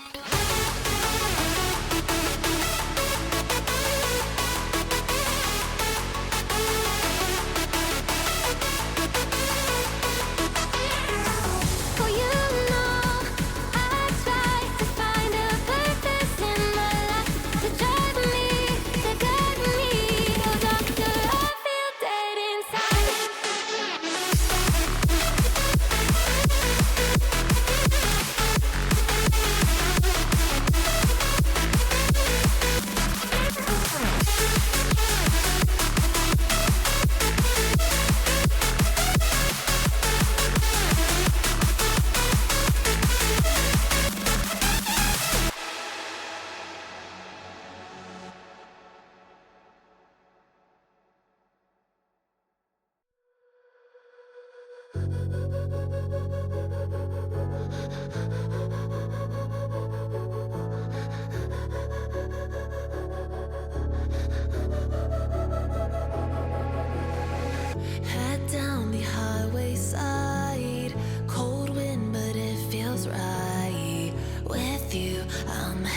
breathing. Feels like I'm lucid dreaming. I'm not usually the type to rush into the night. This time I can't be speeding. I'm taking it slow, but I just want more. I'm taking it slow, just go with the flow. I'm taking it slow, but I just want more. I'm taking it slow, just go with the flow. I'm taking it slow, my knees on the floor. I'm begging for more. It's you I adore. You took me to see Versailles in the middle of July. I'm falling to the deep end, giving into my feelings, afraid to go on this ride. I'm scared to crash inside. This time I might be speeding. I'm taking it slow, but I just want more. I'm taking it slow, just go with the flow. I'm taking it slow, but I just want more. I'm taking it slow, just go with the flow. I'm taking it slow, my knees on the floor. I'm begging for more. It's you I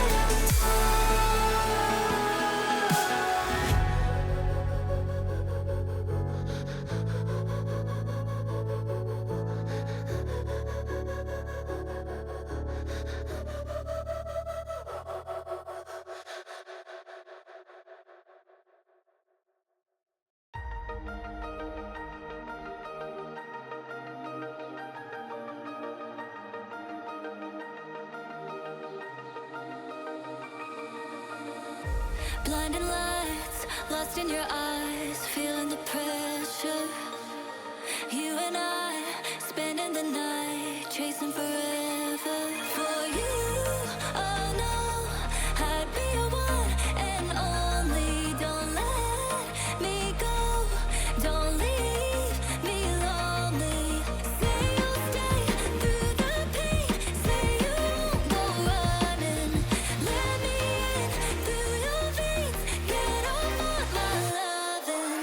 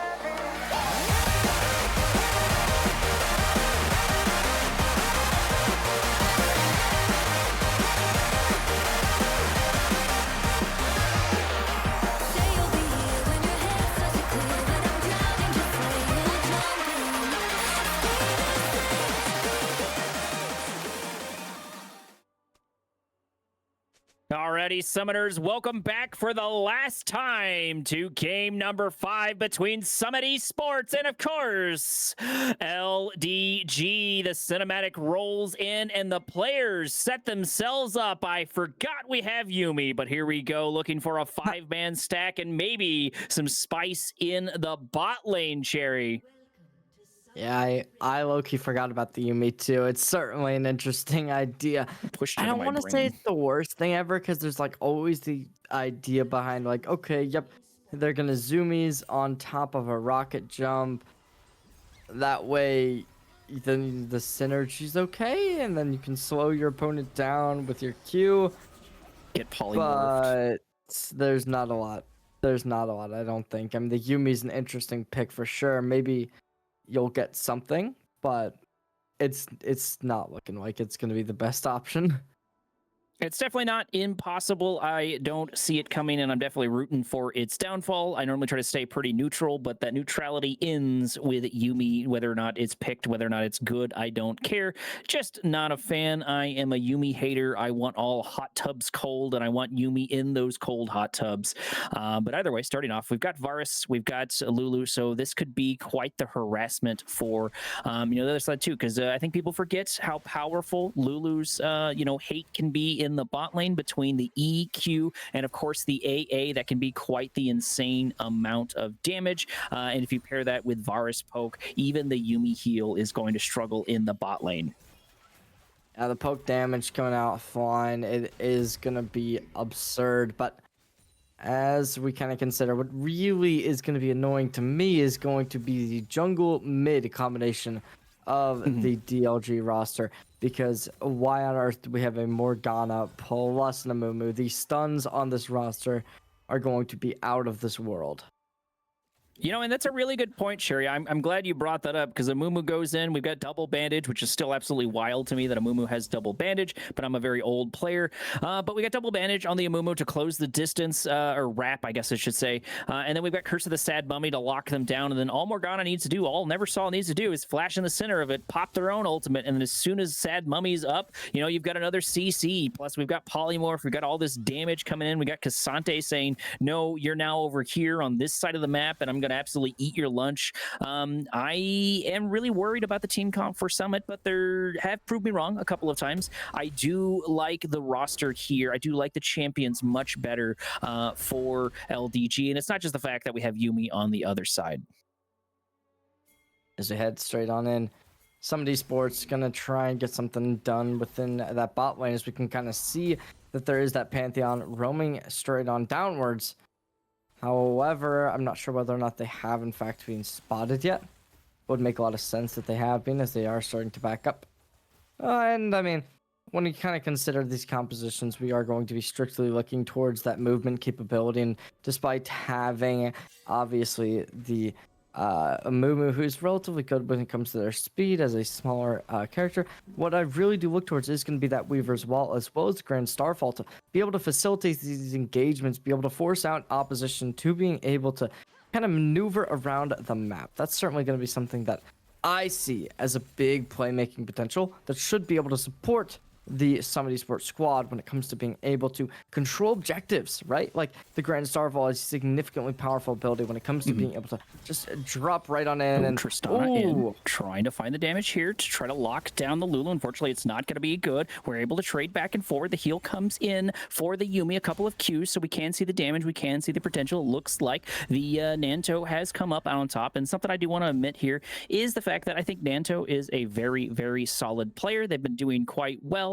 Sure, they've been up and down, across the board, but I just think that also shows how powerful, Branny Fan is in a lot of these different fights. So I think if anyone can pull off the Yuumi in bot lane, it is going to be Nanto, but it's going to mostly be on their shoulders. Evil is here, but unfortunately, first wrap is not going to be good. Getting close to that 5-minute mark, both junglers happy to spend their downtime here in the bot lane, and I don't blame them, because I think this is going to be the more volatile side, and either one wants to get their particular bot lane ahead. We start this engagement. We are just going to be looking towards the top side. Troy at around half HP, possibly in a pretty rough spot. Honestly, it is a little bit surprising, right? The Olaf, a pretty strong early game character who does significantly fall off once getting to that like level 13, level 14 situation where they're no longer in a position where they are just going to be 1v1ing in lane, having higher DPS and getting kills. This is already the case as the armor on the Cassante is a little bit too much to handle as a Olaf, so you aren't really allowed to run them down. And we see with the chainmail building up, it does certainly give off the energy that this matchup will likely result in 0-0 lanes unless ganks do come out galore. I think in regards to ganks, however, either team can find success with them. Obviously, the Amumu, super good at being that supporting cast to be able to create those opportunities for kills. Meanwhile, on the other side, the Pantheon, completely other side of the coin. They're not the supporting cast. They're the ones that are going in, getting kills, getting out. And if they can make that happen, it certainly would have looked to be a game that could be extremely, extremely entertaining. Absolutely, and we're looking at our first little rotation. It looks like Tristana is trying to bait it out, make it feel like they're still heading bottom, try to force a response here. So they're going to run into Cassante into the top lane. This is a 1v2, even though Yuumi is here and located. This rotation is specifically to go for these Void Grubs. We got about 2 minutes before that even does happen, so I do feel like it's a little bit premature. So far, Pantheon chomping at the bits, trying to get his hands on this Drake, but unfortunately, it looks like Evil Lobster making their way down. There's going to be a battle of the smites as the camera refuses to switch over to the action. Go to the pit, please. I need to see this Drake, and unfortunately, we're not going to get there. Finally, jungle mano a mano as Morgana slaps down the Q, and that is the power of Morgana mid. Sure, Amumu did a lot of the work, but it's really funny seeing a Morgana Q come in and not only stun you, but absolutely rock your lunch. Tristana in trouble, running into the Cassante. This is not what you want. We are able to get a much needed set of space, but I don't think we can finish here on the Q. The Q comes in. Maybe we're able to lock down Alaska. Alaskan going back in, but Nanto ultimately able to pick up the kill. I was rooting for you, Alaskan, because Yuumi is on the other side. And that will do it. Despite the aggression, despite the attempts, it will be the Cassante falling down in the top lane. Not going to try and capitalize for a plate, instead backing with the Yuumi right on top. Probably the better play, and now it is going to give opportunity for the scuttle grab to be taken. Currently, however, it is just going to be both teams trying their best to just keep up this gold pressure. And at 11.7 each, it definitely seems as if they're both doing a great job when it comes to it. Absolutely, and never saw getting his hands on a early kill is gonna be pretty solid. Evil Lobster gonna pop the Curse of the Sad Mummy by providing time for Morgana to come in. That Q damage does so much work as one goes down. Evil Lobster able to pick up a kill on their end. Morgana not able to pick it up, which is the worst thing. But Evil Lobster, not having the best one, or not being the worst one to pick up a kill whatsoever. You think that's bad? I called them Red Lobster earlier, so you can you tell I'm hungry? But we are gonna turn this in to the Void Grubs. This is a good response for Summit. They don't have to worry about the jungle, obviously. However, we're going to get at least mounting some response. We've got a Hammer and Anvil. This is a very low Pantheon. It looks like we're not going to take it. TP in Olaf here to deal with his prospective top laners. And I think the Void Grubs should fall easily in the hands of Summit. You ever been to Red Lobster? Absolutely, a bunch. My wife is a real big fan of Red Lobster. I think their steaks are okay. They're better than Outback. Outback steaks have just gone out the window. I know we're on a tangent, but I'm not a real big fan of Outback steaks. I think they've just sort of like they're kind of like the Taco Bell of steakhouses, in my opinion. Taco Bell also going down the hill, which is absolutely surprising because the two main qualities for Taco Bell were warm and cheap, and both of those have gone out the window for me, in my opinion. But food aside, definitely hungry. Our score sitting at 2-2, almost 10 minutes on the clock. Plenty of flashes down, it looks like, on each side. Most important one being here that Tristana no longer has that flash, but she still has the leap away. We have rotated into the mid lane, so that makes a lot of sense. A couple objectives already down. Void Grubbies going to the other end. I think Tristana having Void Grubs is always really scary. Talia in, trying to lock it down. Flash is good here for the other side. That's going to be double flash and an ultimate. So just for one ultimate, we got down 2 flashes and an ultimate. That is an easy trade if you are the Talia. Yeah, it's a really fun play. Being able to cut off the escape path by using the Weaver Wall, forcing out 2 flashes, I think maybe the second player could have been able to get out without expending theirs, but they don't want to risk it, obviously, when you've got the opposition right up ahead of you, and you're not allowed to fight them. You have to back up. So really creative work coming in with the Weaver's Wall, able to cut off the turret that they'd like to play behind. So gotta give them props where props is due. But back onto topic. What is this Outback hate?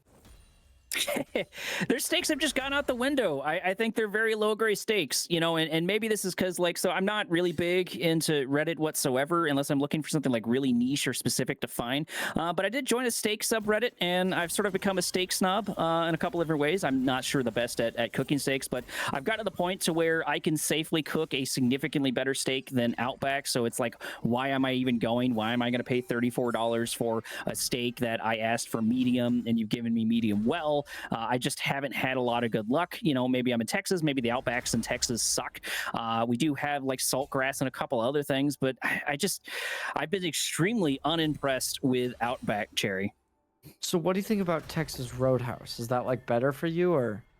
Yeah, they're pretty good. Texas Roadhouse is pretty good. I don't know what chat thinks about for their steakhouse. It depends where you go. You know, because I was stationed in North Carolina when I was in the cheer force, and we did have a Texas Roadhouse there, and it was okay. It wasn't like super great. I thought they were better in Texas. You know, maybe because that's where they originally are. Tristana going in. Nanto looking for the damage. Yumi popping their ultimate as well. There's Lulu trying to keep themselves alive. Granny Fan in a little bit of trouble. Evil Lobster just sitting here taking the damage. Pizza Warfare getting claimed by the Varus as he's able to launch volley after volley over the wall. Pantheon able to return it with a double kill of his own, but Tristana getting taken out is a little devastating, but Summit is still in this one. Yeah, that was a phenomenal play, and you really got to give credit where credit is due. We're really seeing this Pantheon coming online. It's been a while since we've seen Morn really on the forefront of this best of 5, but it does seem like they're double finally flash be as Neversaw goes in and picks up a kill on the other mid laner. Yumi doing absolutely nothing, in my opinion. Not why one of the big reasons why I don't like him is Troy does take down the Cassante in the top lane. Olaf faring much better than I expected them to. Brandy Fan maybe a little bit of trouble as it looks like we're gonna get the dash forward. Tristana is here. Neversaw is also here, taking him down about half HP. Look at that damage, absolutely getting chunked. Just needs 1 or 2 more AAs. Barriers coming in. Neversaw coming out strong in game number 5. Our score though, 6-4, Cherry. No, Bandage going in. It's non-stop action. Talia trying to return the favor. This Mummy trying to chop down this Spartan, and he is indeed gonna go down to the sad Mummy. Wow, some great work, and off the back of the kill onto the opposing jungler. Instant ideas come into the minds as they flourish towards the Drake as they want to get this done quick and easy. We see both the support and bot laner maneuvering towards the Drake pit, and they instantly collect it. Now they're just going to reset, looking like the mid laner will be appearing towards bot lane, and we'll see what that does end up switching over towards, having these bot lanes down towards mid, and perhaps a couple other changes, maybe. We'll see what does inevitably come of it, but up towards top side, the Weaver's Wall going to block up the path again, forcing out another flash, but not even getting it off. It's going to be Alaskan Kodiak down. And that is a 0-3 Cassante. Not what you want to see, Cherry. That's really, really unfortunate. Good for Talia, though. I've got to see that. Honestly, I'm here for the Talia plays. I got to see Faker play Talia last night, and granted, this is no Faker for sure.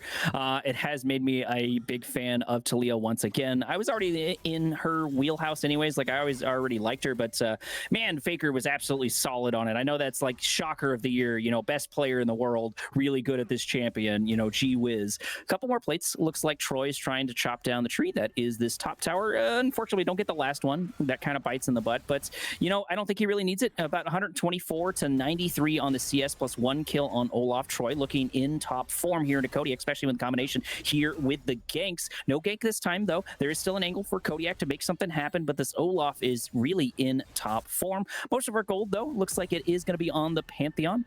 So towards the jungle, that's not the worst thing to go for. Tristana is able to pick up 2 for their own score. 7-5, 2 Drakes so far in the favor of LDG. Still can go either way. It looks like about 1.5k in the favor of Summit though, as far as gold. Cherry.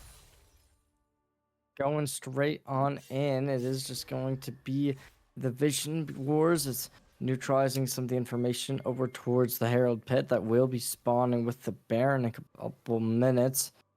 But as of now, It does seem as if we're going to get a bit of contention over towards the mid lane as a lot of players starting to rumble on over.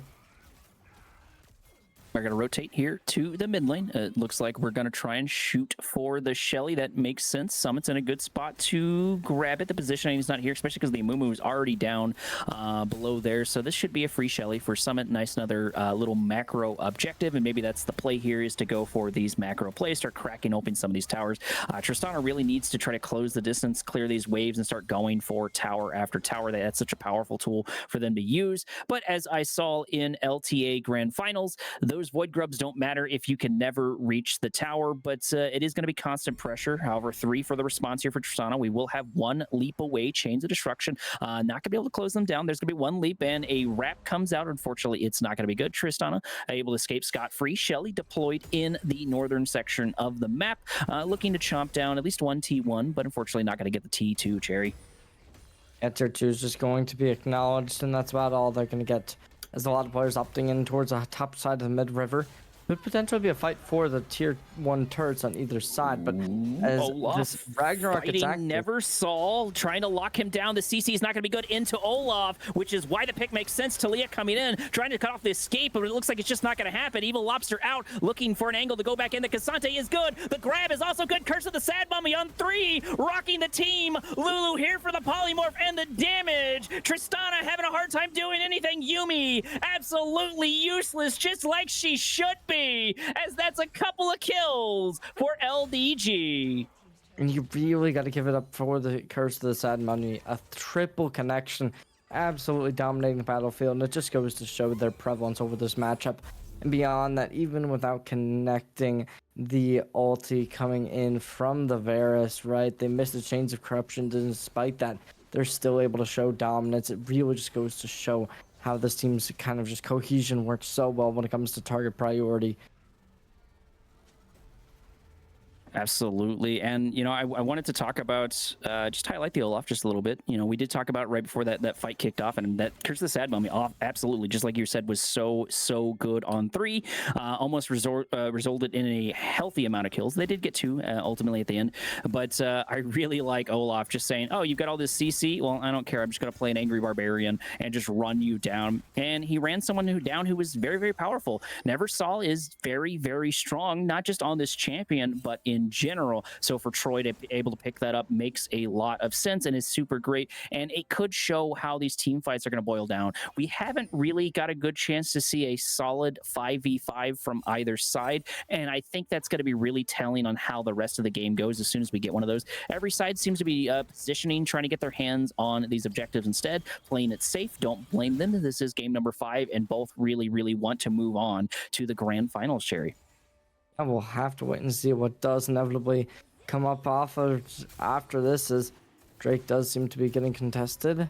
Perchance there's a couple players nearby, but maybe not in time, as it is just going to be swept away. A lot of control here for LDG to just kind of give this objective up. They've recognized, you know, they're not in the best position, so maybe it's just time to give it up. And it's not the worst thing to give up one Drake, but something to note, if LDG is going for a Drake play, going for a soul point play, every single one of those Drakes grab pushes the timer back by about 5 minutes, which doesn't sound like a lot, but when we get to these longer games, and we're already getting close to the 20-minute mark, because when we get to these longer games, that will really start to add up. LDG looking to start a fight over here. We have plenty of hero responses can turn into a 4v4 sooner rather than later, but looks like nothing's going to happen just quite yet. Both mid laners in the top lane duking it out back and forward. No safety turret here for Neversol for them to run back to, but they seem to be pretty comfortable with that one, as Tristana looks to try to pop down this tower, but has to be very careful. That Change of Corruption is still around, and getting stunned under tower would be very devastating. Lots of players opting in towards this mid side once more, as we look to see a couple players just kind of mobbing around from this red side. As the back goes in, no longer any kills to be finding. Could potentially go for the turret, but take a hot minute to get back there. Troy does have the teleport if needed, but it seems as if they would prefer to just walk back. looking at just about 20 minutes on the clock so far, 33-31, so no significant lead, at least when it comes to the goal. Tristana still very much so struggling to close the gap, really wanted to take down this tower, just not able to get to there too much. I think the real tempo setter for Summit, when I look at this, is kind of Troy. Even though we've got a lot of people going in and out here with the Pantheon. Speaking of getting caught under towers, not you want. Oh no, that's really unfortunate. That is going to be a dead Pantheon falling to Varus, who, by the way, Brannyfran quietly picking up quite a large amount of gold, sitting at 3-0. Yeah, giving off their dominance. Now there's going to be the Otkin on the table. Perhaps that will be the next. We're going to start it. Yeah, it is interesting. Instant startup at 20 minutes. And no response, though. It's been spotted. TP's coming in, where it looks like we're going to try to lock it down. Olaf is in, going to activate ultimate of his own, but it's going to take so much damage. Tristana over the wall. Curse the Sad Mummy coming in, double bandage, trying to lock down the Tristana. Yes, indeed, it's going to be good. Talia throwing rocks over the wall, but is it going to be enough to tie things down? It's going to be hard to see. Yuumi left here holding the bag, going to get taken down, going on top of Talia, trying to keep them alive. It's going to be a 1v2 as Talia goes to safety with the cat in tow. Cannot forget that Grand Starfall is available, but it looks like we didn't even need it, and that was a long-winded 2-for-2 trade. Yeah, it gives them a little bit of an advantage, a little bit of leeway to play around, as now the Otacon does seem to possibly be started up. Lots of players huddling around it, however, not proccing it just yet. Absolutely, and I feel like, you know what, I don't think they could have taken the Autocon. I do think the response for LDG to go for the Olaf did make a lot of sense, to shut down Troy and go for that. Tristana, Nanto really tried to play it up there as well, and it didn't work out in super in their favor. It did boil down to a 2-for-2 trade, and I'm going to call that a net positive for Summit. Stopping that objective, stopping that Autocon. They really want to get that out of the hands of LDG. And we still have a couple of tools ready and available here to play for it. Plenty of ultimates. Unfortunately, Nanto no longer having a flash, Yuumi being completely down on all of their summoners. The same thing can be said for Brannyfan. We're going to kick up the SantaCon once again. Troy is here.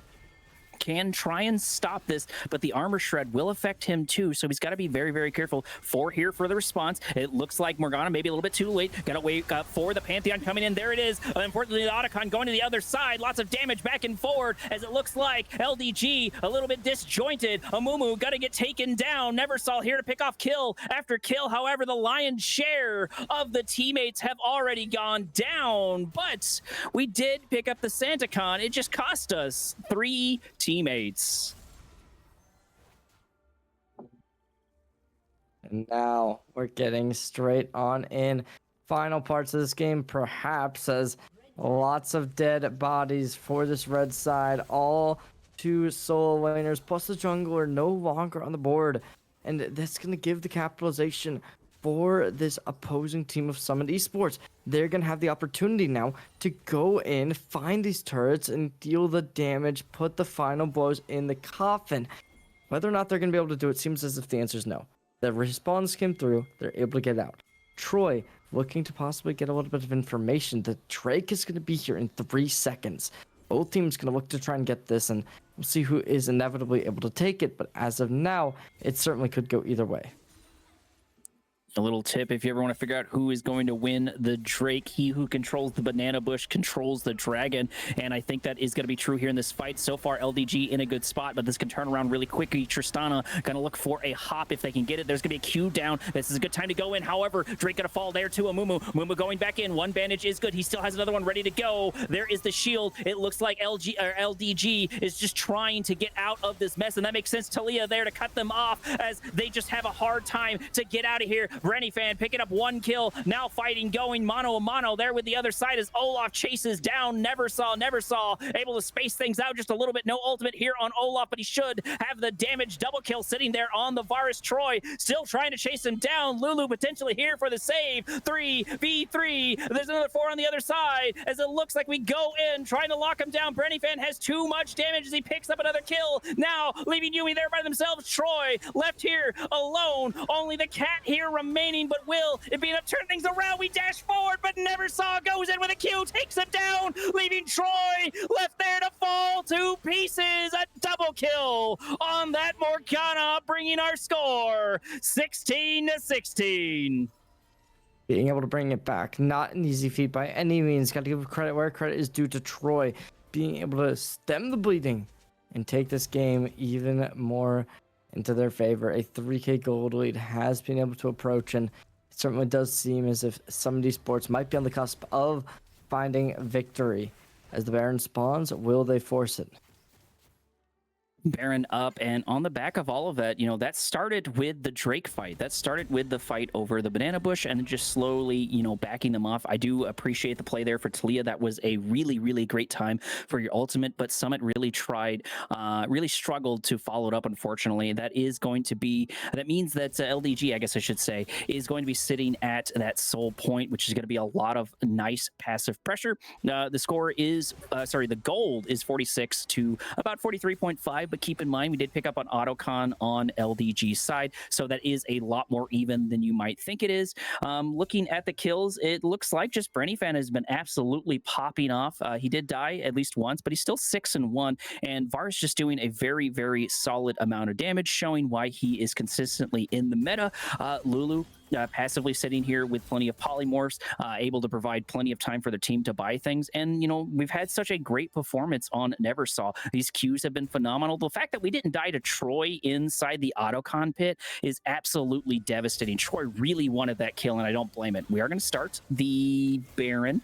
This might be a mistake. Neversaw isn't here, though, so there is an angle for them to grab it. Honestly, LDG just might want to give this away. There it is, Troy going in, trying to lock down the Lulu. Lulu going down about half HP. Not a lot of save. There's the Grand Star ball coming in. Ooh, Brennyfan in a little bit of danger, but it is going to knock out with a flash. Morgana going in, trying to lock down one. The Q is good. The ultimate is good. The kill is also good. Changing the corruption coming in. Unfortunately, going to absolutely whiff as Cassante fighting it out against 3 people so far. Needs to catch up Troy, trying to fake an angle to go back in there. Cassante going down about half HP, but at least we have the shield here to keep ourselves alive. Nanto really wanting to pop down on top of that Cassante, but just not able to find the range, and that's going to be a long-winded 1-for-2 trade. Looking good, as only one more Drake is needed until we will be seeing the soul potentially. And as it does spawn in a minute 30, you could attempt to try and flip for Drake for soul, but we'll see what the end up all plan is, as the Moo is dead, leaving him without the smite to try and make contention. And we've got a pretty low mana Neversaw, so it'll be hard to respond to. Baron taking its sweet time to die. If only Evil Lobster can get in there, might be able to watch it, but we're going to start a fight over here. This is going to be a 4v4, disadvantage to Summit as we go in. Baron going down, but at what cost? Can we turn this around? If we can get the kills here on LDG, this will add insult to injury, triple kill, or double kill on the Tristana, looking for the triple kill, but it looks like LDG is going to have the wherewithal in order to back off. Evil Lobster getting there right there at the end, but unfortunately just not able to help with that objective. As we look even closer into this game, right, we're getting to the point where you really do have to consider the fact that there's only 30 seconds until this last Drake potentially is going to be up. Now, I think that this one certainly is going to mean a lot for both teams. We're going to be expecting both teams to pull out all the stops, get a 5-man contest going down there, and whether or not they do end up opting in for it, we'll have to wait and see, but I certainly do expect them to have a lot of enemy players at this event. And with that being said, we're getting so close to the 30-minute mark. All of these games have begun to drag out. This has turned into quite the slugfest. I don't mean that as far as pacing. I just mean that as far as just everything going back and forward. Neither side able to get a real advantage, especially in this 5th game. You know, both sides looking very, very prominent. This is a bit of a mistake here, I feel, on LDG, not being ready for this Drake, not being ready for this objective. I get maybe wanting to get give it up for some farm and maybe try to go for what you can and where you can, and maybe the goal is to try to lock down Troy. But I would have let Troy destroy my T2 and take the soul point instead. Troy running a little bit of danger. There is going to be the ultimate for Amumu. Troy just sort of baiting it out, buying himself a little bit of time, going back in. This should be a dead Olaf. I can't imagine he's going to be able to turn this around, but he does pick up Brennyfan. Brennyfan getting a little bit too close, almost grabbing a second kill. That's going to be a good trade, especially because Tristana is knocking on the bot tower and finally able to close the distance. That's going to be a T3 down. That is definitely to Summit's advantage. They get a kill. They almost get a second. Drop a flash, drop a turret, drop a second turret, and an inhibitor. And they're knocking on the door to this game. 2 T3s, 2 inhibs down. That's really, really devastating. Look at the gold difference now. Almost 59k to almost 52k in Summit's favor. Summit just slowly running away with this game, which is unfortunate to me because there's a Yuumi on this team. It's hard for me to root for them in this one, but so far it seems to be working out for them in a lot of different ways. But I think a lot of that is sort of off the back of Nanto and Troy. They really have been pulling their weight. Not that, the Pantheon has been doing bad. They absolutely have not, but I think that has been where the stars have been, back and forward, especially with the fact that we look at Alaskan Kodiak, who's now sitting at 1-5, really struggling despite the fact that we have a very strong, very meta champion, just having a hard time finding their voice whatsoever. And a couple of kills have been picked up here and there on Brennyfan, who has historically just kind of been able to play a lot of these backs, especially on Varus. Just hasn't been able to do that here with the fact that we have Olaf, the fact that we have Troy to just go in there and murder you. See what they can end up finding is there's going to be a couple objectives spawning in around 3 minutes. Nothing right off to worry about. And that does allow them to start playing the map. Seeming as if we might see a bit of a skirmish towards the top side as ward does spawn, giving the opportunity to be able to teleport. And some great burst damage coming in from the Tristana with the E being procced. It gives them the opportunity to be able to capitalize on the damage and apply a little bit to the opposite team as well. Absolutely, that sieging power is so powerful on Tristana paired with those Void Grubs, and so that's why we're seeing tower after tower getting absolutely nuked, only leaving one remaining T3 here, which we're desperately trying to defend on LDG's end. But this could turn into a very quick double-edged sword. If we step a little bit out of spots or out of space, we could get taken down there, but we do have Tristana, we do have Pantheon with the Grand Starfall, so we can act in a global way if we need to, but the big problem is we're just going to continue pushing these minions in, sort of forcing LDG to either respond to the T3 up there or keep their Nexus alive. Yeah, it's looking good as they're knocking on the door once more. 4 players all the way inputted so highly. Make it a 5th as Troy's going to be the target. Down. Troy starting a fight over here, going down about half HP, not wanting to full commit to it just quite yet. Talia getting a knockback here as Amumu goes in, grabs at least one grab. Unfortunately, that Curse of the Sad Mummy's not going to be enough there as Nanto goes back in. Another one goes on the other side. There's going to be Zonia's there for Neversol. Neversol left here holding the bag as Pantheon picks up a double kill. Now we've got to deal with the entire team with only 3 members. Oh no, we're going to get absolutely taken down. This looks like this is going to be the end for LDG. Somehow Yuumi was able to pull out a win in game number 5, ultimately going to Summit Esports. Blue side taking the game. Blue side taking this whole series. Heroics coming up for Summit Esports despite going down in match number 1 and being down 2-1 at a certain point within this game. They've been able to make the comeback, bring it forward, and take a semi-reverse sweep 3-2. Phenomenal gameplay from everyone in this lobby, and you really got to give credit where credit is due. Summit Esports putting up a masterclass performance in game number 5 to bring themselves up to the grand finals within the Blue Otter League Masters Division. Absolutely, I agree with you. What a great performance there. Even the fact that we have Numi, we cannot deny the plays for Troy. We cannot deny the plays for all of Summit Esports, but I don't think LDG should feel bad. They came into this with quite the morale hit, and they were able to turn it around, and I think this turned it into a bit of a banger series. Sure, there was a couple of, crushing moments back and forward, but that's going to happen in League of Legends. Sometimes you're going to do bad in one game, better in another one. Either way, massive GGs to everyone. Summit Esports Esports will move on to the grand finals. Don't forget, next Monday should be the grand finals. I won't be around for that one. Unfortunately, I have a event coming up on the 15th that I'm not allowed to announce just quite yet, but maybe stay tuned and you'll see me on something fancy. Either way, I've been your host for the Evening Korak. We've had Cherry on color. We've had Last Revenant on production, but most importantly, this has been Blue Otter Masters League. Good night, everyone.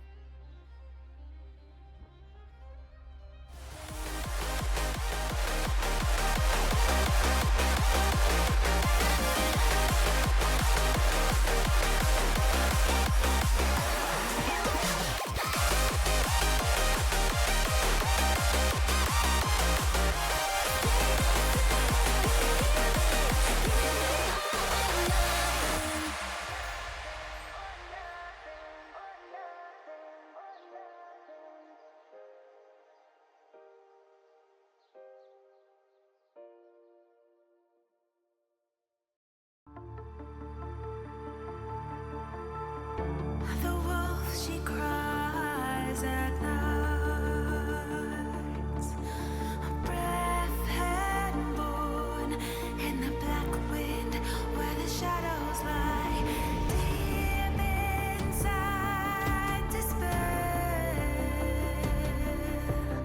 our hearts grow fierce, our minds aware.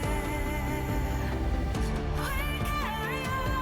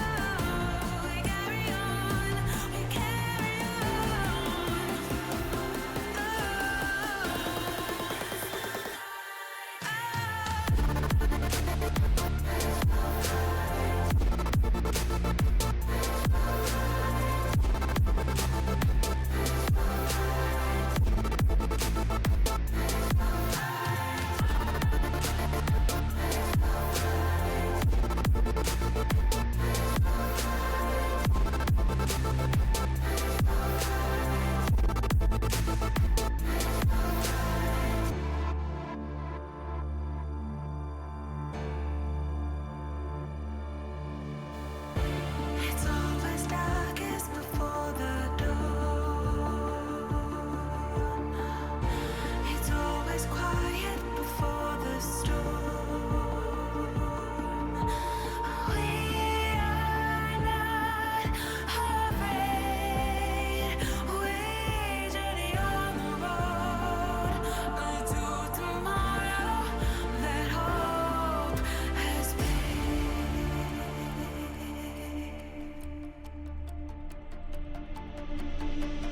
We carry on, we carry on, carry on. We carry on,